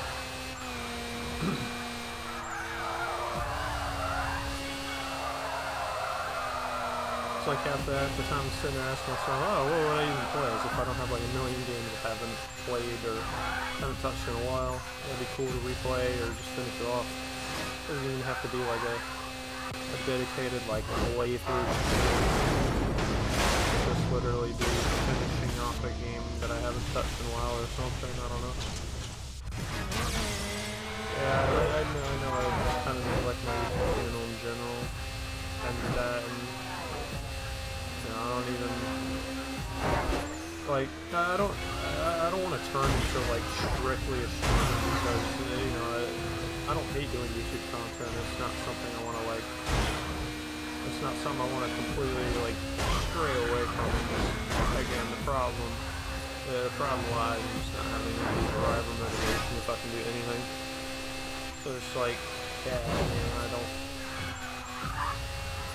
feel like doing this, don't feel like doing that, you know, I don't feel like, sometimes I don't feel like sitting down and finish out these video scripts, even though I should.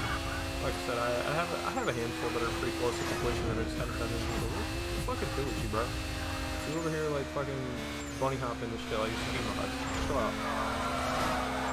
I know you're not putting that many horses behind that fucking actor, bro. Oh, crap.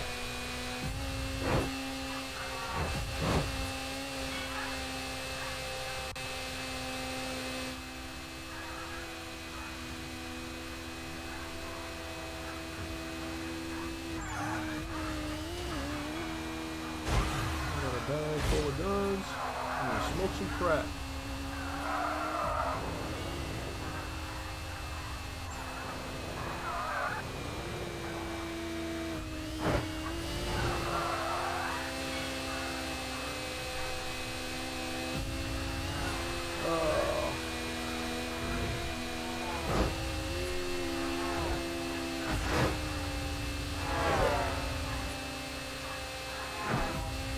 One thing as well I feel like Burnout also kind of lacks at is a sense of speed. Like, it still has a sense of speed to it, but I mean, if you just look at it, like, it doesn't feel that fast.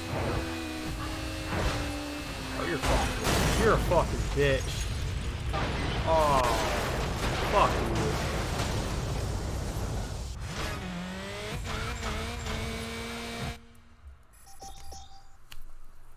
Right at the fucking finish line. Cheap fucker.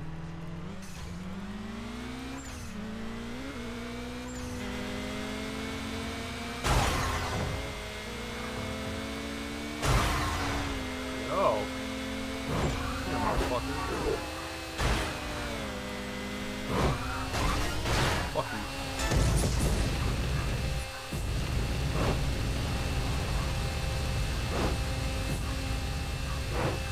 Yeah, like even with the boost down, you know, there isn't really that much of a sense of speed. It doesn't feel that fast. You know, and I know part of it is in the map design because Criterion designs the Burnout games with like 2 times scale of the map. But still, it really doesn't feel that fast. You know, like I don't feel like I'm going 180 miles per hour. It's a little better in like Revenge and Dominator. Definitely Dominator. I feel like Dominator probably has one of the best senses of speed of the legacy games. I think the lack of traffic also doesn't help. It doesn't help that problem very much.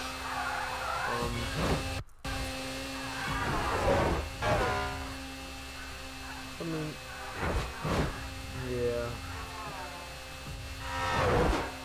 I guess Criterion didn't care that much about getting a really good sense of speed down. I'm sure a lot of people disagree with me and say this game feels really fast, but I don't know. I don't feel like I'm going like blisteringly fast.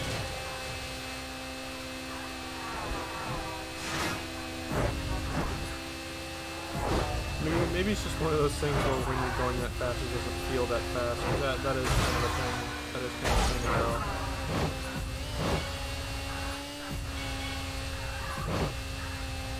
I'm so curious what the whole battle rights thing was supposed to be. That was supposed to be in this game. I think it was like an online mode or something. I don't remember what it was. If it was ever detailed what the fuck it was about, and if it even shows up in any builds.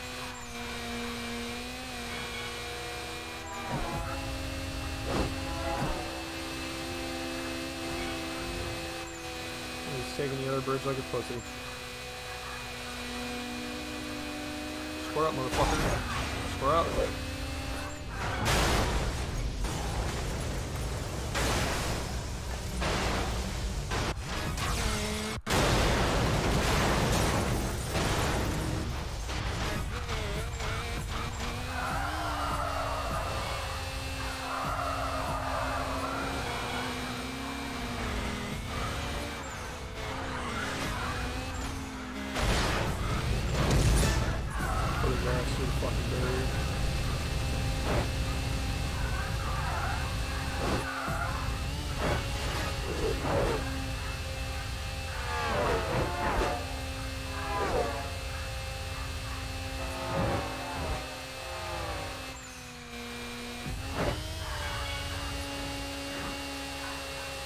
Yo, nah, you need to fuck off, dude.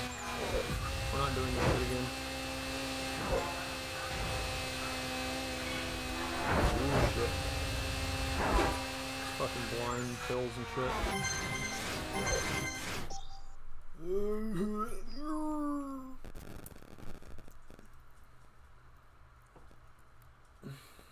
I know I'm definitely not making it to F1 GP, and thank fuck for that. I'll feel like doing F1 GP anyways. Ugh.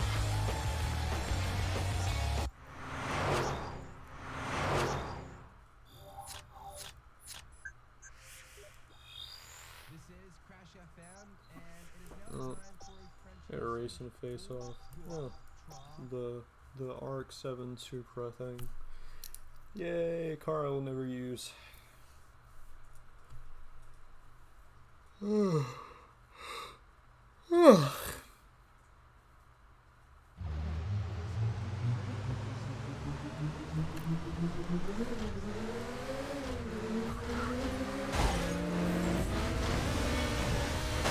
What the fuck?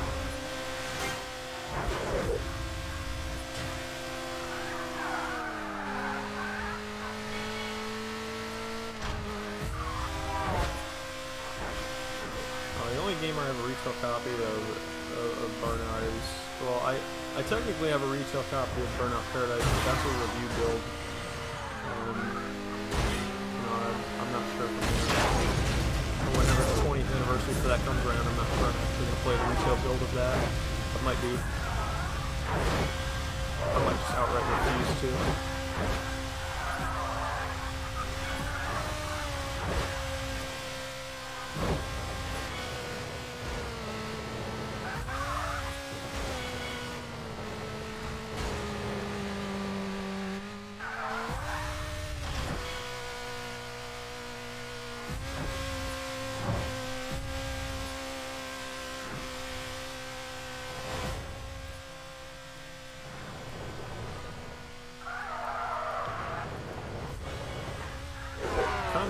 probably one of my favorite races in this game.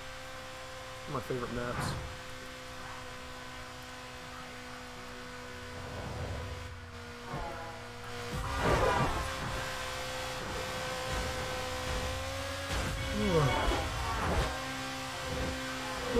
I think I said before that Alpine is my favorite map in the game. Altogether, like I really like Alpine.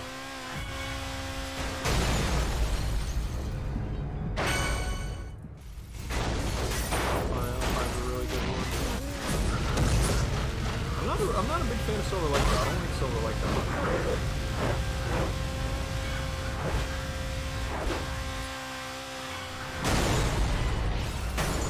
Fucking do this, man.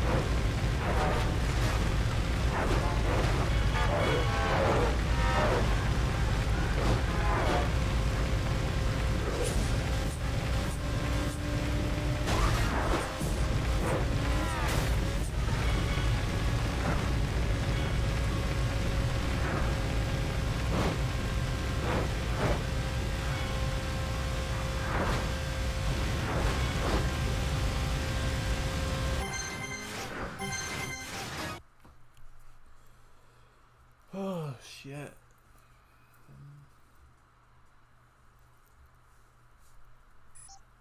Thick ass clouds outside, they're just gonna fucking storm. I know it's been sprinkling on and off, but I can't tell if they're moving away or if they're coming over. Giant ass clouds, fucking.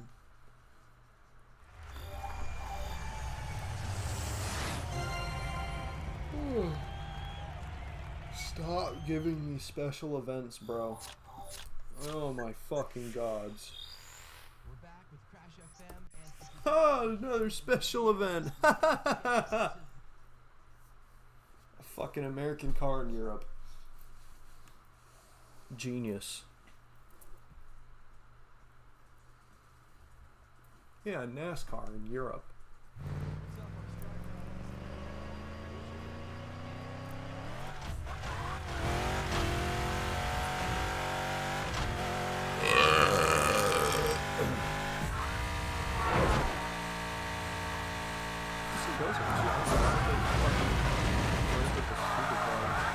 Set a score.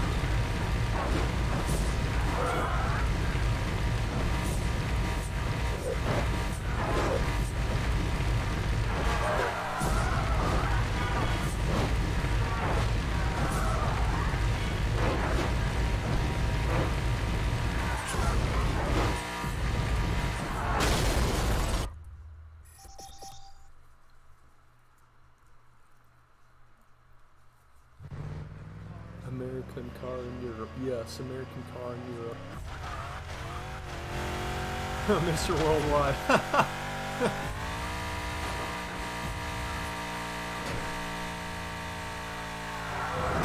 Fuck.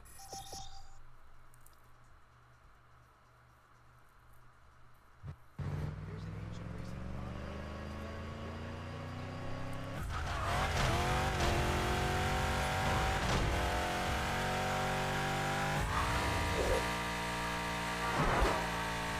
I kind of hate that I only know this, that I only recognize the sound from Revenge first before I recognize it from Burnout 3.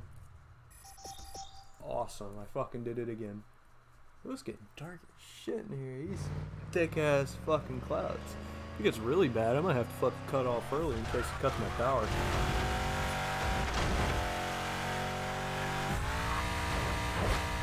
Well, I'm probably about to cut it in like 10 minutes out of this, so. Alright. This fucking corner.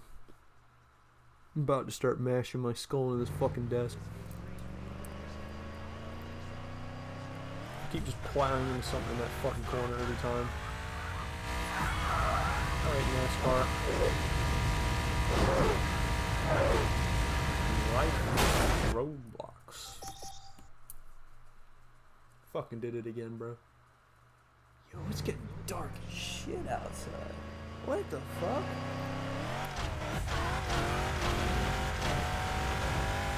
Just turned to nighttime out here. Oh, it's nighttime outside right now. Holy shit. We're about to get a crazy storm? Yeah.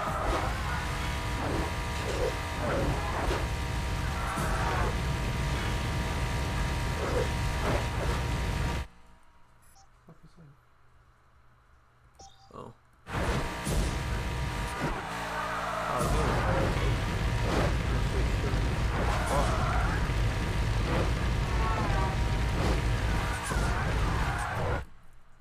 I thought I ate shit right there. I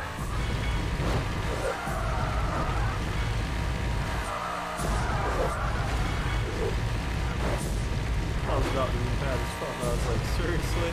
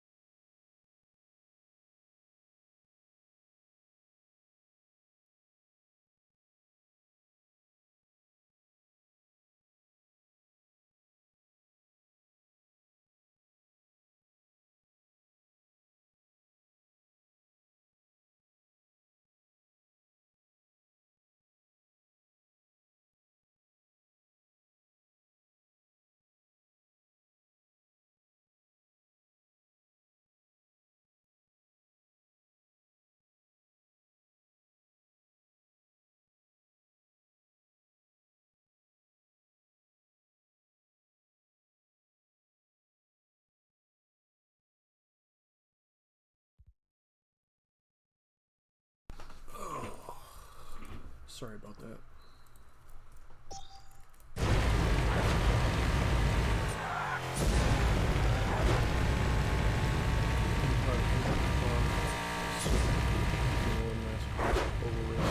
I mean, you're calling a NASCAR an oval racer.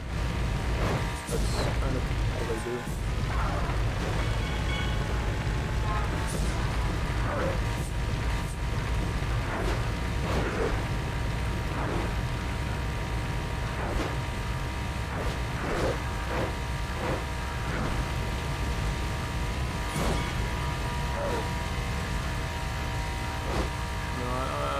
About like the Indy and like F1 style cars, so fucking kidding me.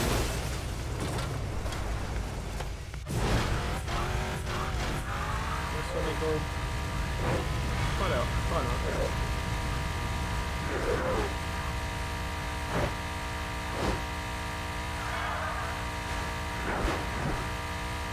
Oh wow. How have I consistently managed like 20 to 30 seconds? There's no way the fucking time trials in this game are that fucking easy. I don't remember them being so lenient. I remember all of them basically just being like, oh, you crash once, you're fucked. Since I had to go for a little bit, I'll push my cutoff back to like 6:45. And once I hit 6:45, I'm calling it quits. I don't see any point in going past that. So that'll probably... How many races do I have here? I have one more face-off, and then I can do the Sports Car Grand Prix, and that'll probably be... I imagine, be the last of the stream.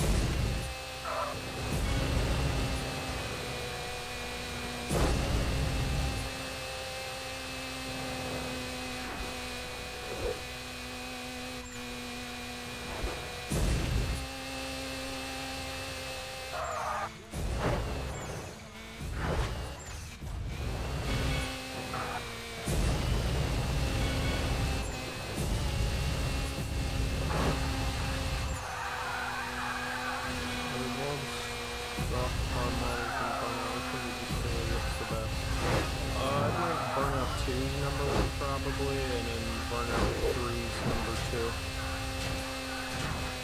I'll have a number 3 because the rest of them are shit. I'm not a fan of Paradises, and I'm really not a fan of Avengers. I like the early Enemies Racer with the different front end that's more in line with the original Oval Racer from this game, but that doesn't really count if we're talking just like from a realistic perspective, like just retail designs. I like Burnout 2's the best. Burnout 3's is decent too, pretty quiet. The taillight design is a little weird, but other than that, it's pretty cool.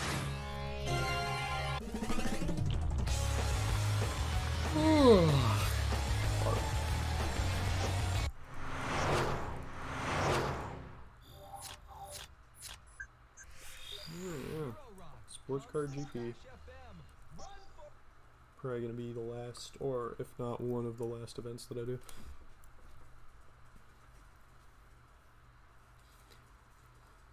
But if you mean stock cars and like just cars in general, then that would be a completely different story. got car models. See? See, he gets it. It only shows up in like 2 signals for takedown things, and it actually doesn't show up in any footage. I think is a little weird. Oh yeah, the broken Alpine Expressway, like super fucking bright. My car is like neon colored. Oh yeah, forgot. Cause I'm playing July review. Holy shit! The fucking street is bright white. Alpine Expressway is broken, like I said. I think the reason it's broken is because this is right after they, were, like, really toned down the fog, because Alpine Expressway used to be really foggy. I think all the European like, point points and, the marathon just be foggy. And they kind of changed them all. You still see a little bit of pink fog in the background, but it's not as strong. Definitely not as prominent.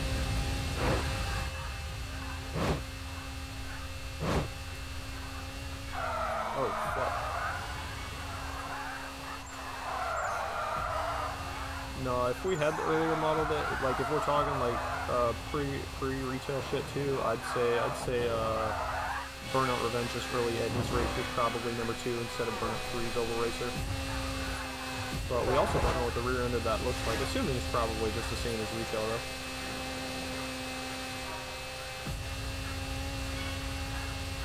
Oh. There's a wall there.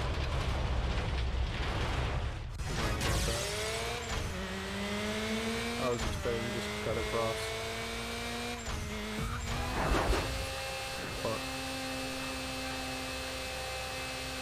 Oh, my car is like a fucking...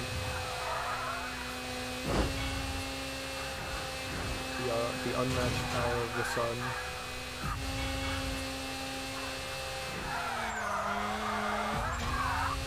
This is how I win. I just fucking blind everyone in my car.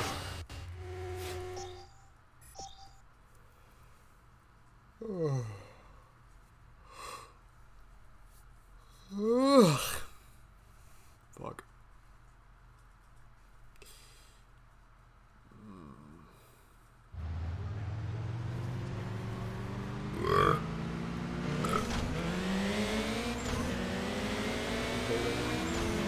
I heavily disagree. It just, the final one just is really fucking weird. I don't know how to describe it. It's very, very strange car. I'm not a fan of it.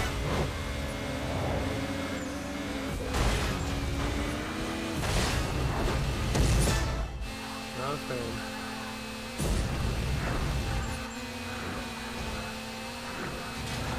I like the original one. And when I say original one, I don't mean like the one that was in the Japanese demo. I'm talking about the original one that was in like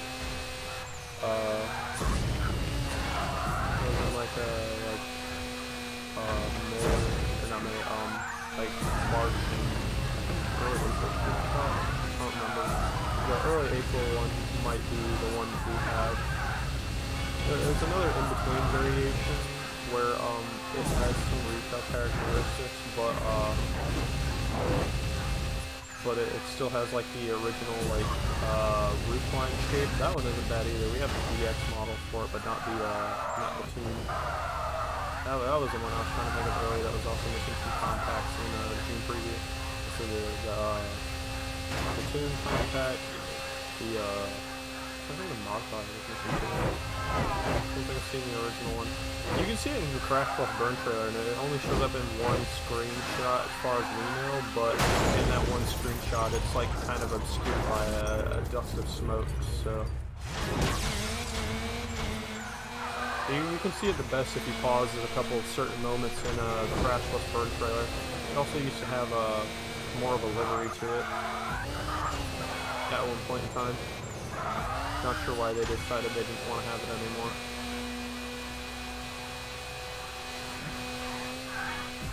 I don't know, cars used to have cars just have more details. There's like the Impreza used to have stripes and shit. Focus used to have a different bit of it. I'll try finding it. Hey, it's a yellow car in the crash. If you literally just look up Burnout 3 crash plus burn, just like spam the pause button every time you see that yellow car nearby. That's it. It looks much closer to a Z3 than the final one, I will say. But I like the X-Flat headlights. X-Flat headlights is a nice touch of keeping the BMW consistency without but also cleaning it up.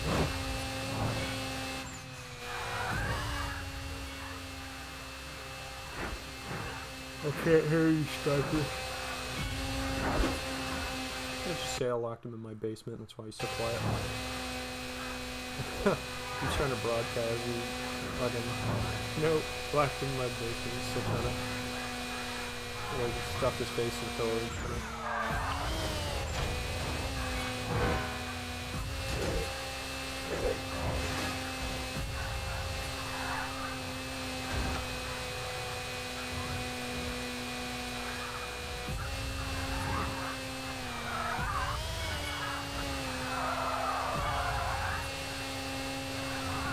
Oh, my boy DJ Striker. Nope. No candy. Yeah, I gotta rake in revenue somehow, you know. Figured I'll make him a cash cow.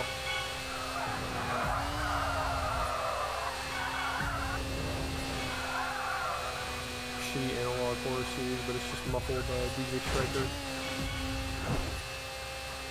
I caught a whopper down at the Silver Lake. I caught a whopper. It's as big as my car.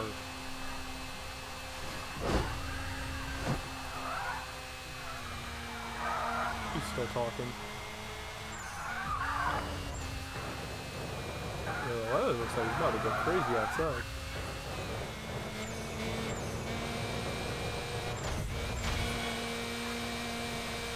The wind is kicking up and knocking all these leaves off the tree. When you die.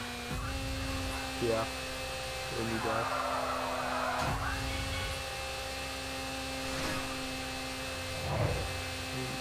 Maybe level city block of crash versions.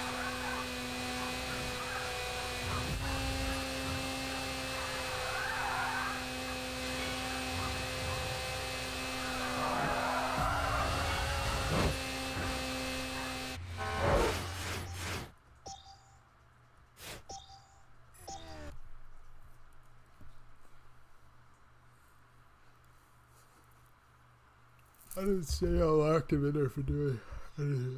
It's been okay. Been alright. Hasn't done anything crazy or fucking stupid. Oh, funny and show up and probably about to close off here soon. This is probably one of the last events I'm going to do, and then I'm going to call it a day. Been running this shit for a while. Like I said, it's not my plan or goal to finish the game. Figured I'd go for a couple hours and leave it at that. Seriously, another fucking marathon crap? Of course.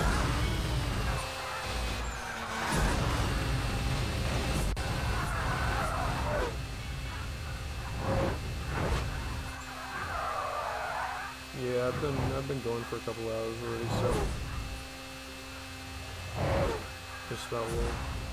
That's almost most of it. What's the only you problem then? Maybe you could have gotten more sleep if you weren't busy sucking acid burn or revenge. Pretty crazy acid instead.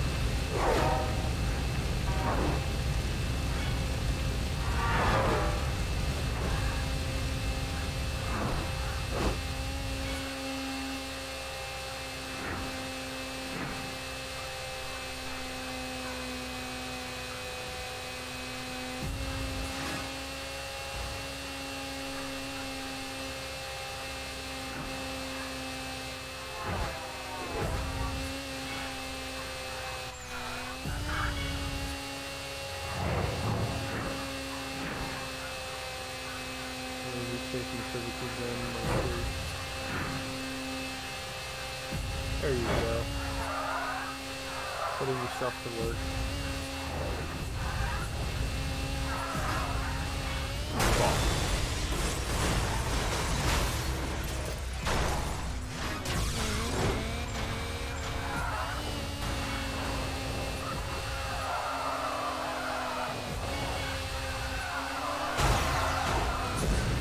Nice. Fuck out of here.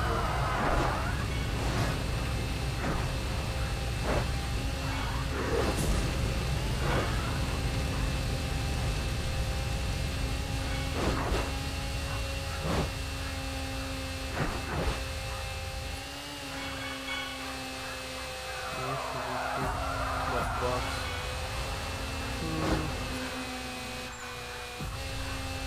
I don't know, should I? I think you need to retake it again.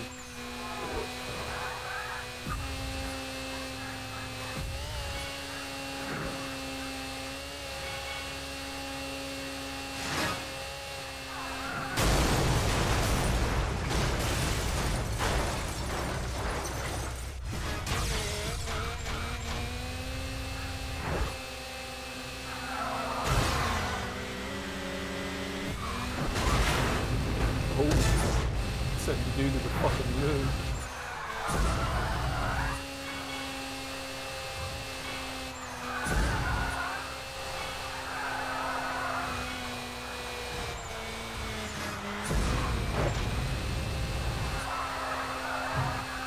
Yeah, these marathon races take forever. I'll do one race in supercars and call that. You're planning on making a YN for Providence, baby. If I did, I'd probably have to, or would like to rather, reinstall the game, which I could. I'll eventually get back to that series of videos. I also have a couple of series retrospectives that I've worked on that I haven't quite finished. I have one that I have to rewrite entirely and all that shit. Which is very, very fun.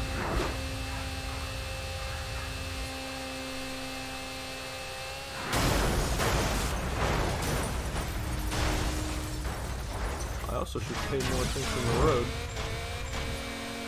I'll tell you what's from a bad video. I don't play Peggles, so no.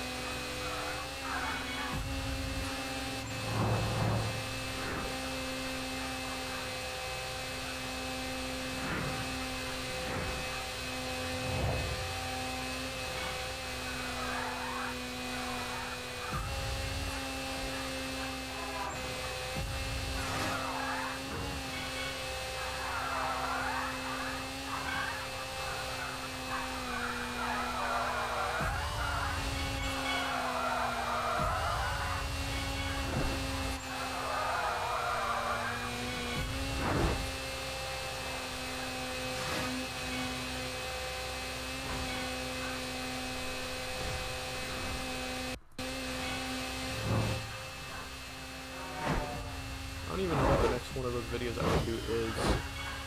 The last one I did was Most Wanted. I don't know if my next one will also be Need for Speed. Maybe I'll. Yeah, I don't know. I haven't thought that far. My mind is too like coiled up on trying to figure out my series retrospective videos because I wanted to start pushing out maybe one or two of those at some point.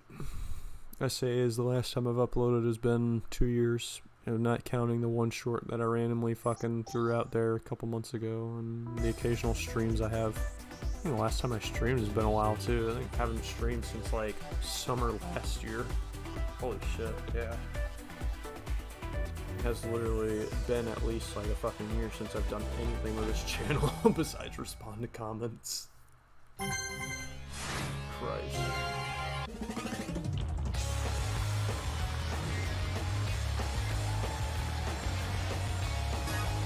Yeah, so I finally played Burnout Paradise. I want to play it. Can't stand later versions. Nobody can.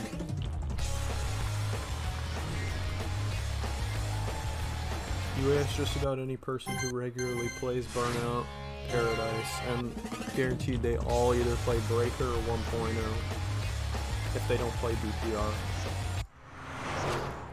I feel like half the people that play Burnout Paradise play fucking 1.0, if not more. Which good.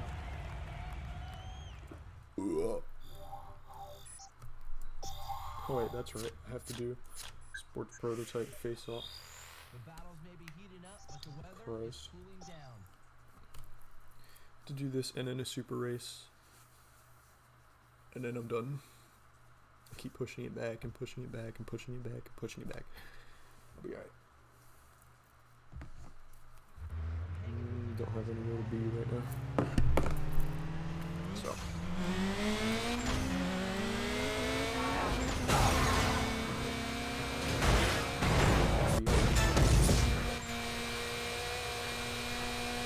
Oh, thankfully it's only one lap.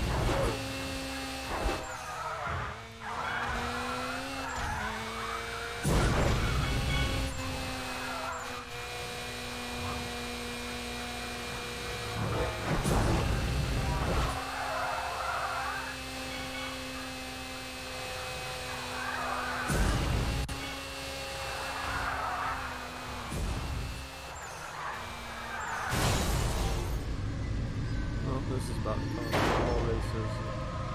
This cost me my whole race. I'm cutting it right here, bro. I ain't even gonna lie to you. This cost me the whole race. I'm cutting it right here. No hesitation. Fucking butt.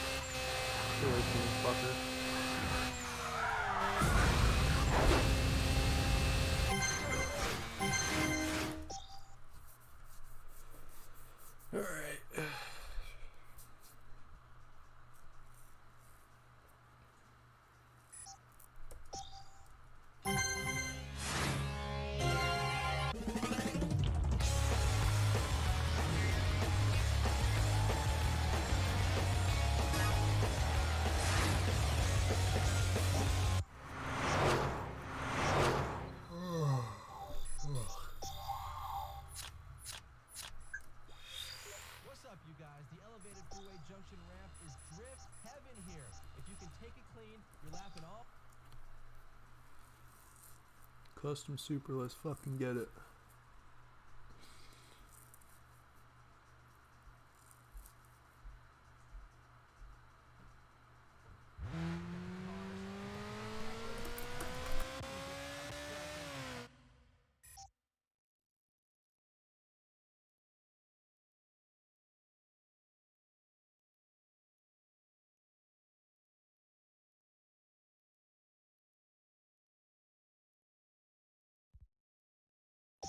Sorry about that.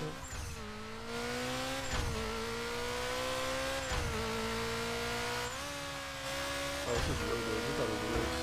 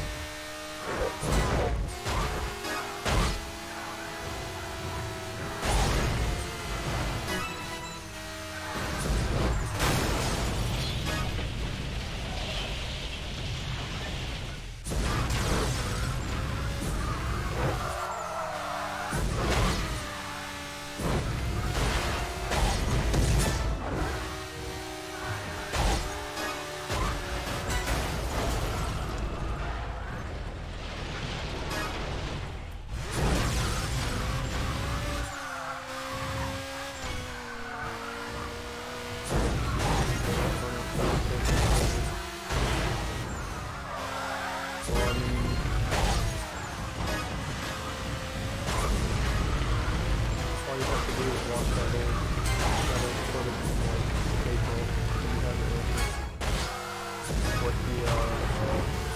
with the Frenchie and our Canadian fighting factory outside the GP.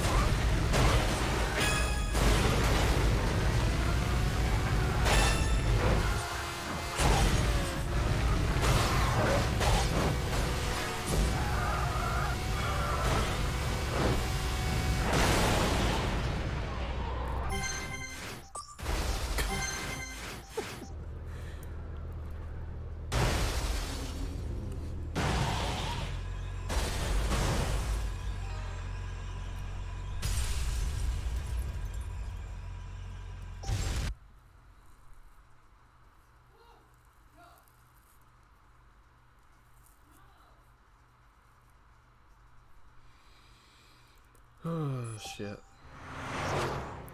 Auto race. Let's see what track it is. Depending on what track it is, I could squeeze a race since I thought it was going to be a race, not a road rage. Oh my fucking god.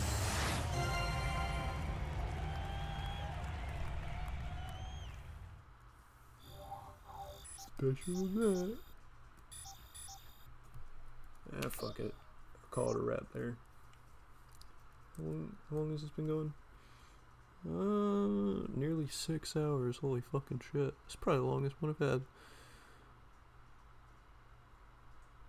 Well, anywho, thank you all for tuning in. Hopefully, I don't have another really long gap of nothing until next year when Revenge turns 20, because I'll be doing this again but for Revenge. Trying to think. Yeah. I mean, I've had shit in the works that I've been trying to get out and haven't finished. Maybe I'll try to get it out, maybe it won't. I can't make any guarantees. I won't rush myself on it anyways, but, you know, I guess I should try and stream more until then, but otherwise I'll see you all around.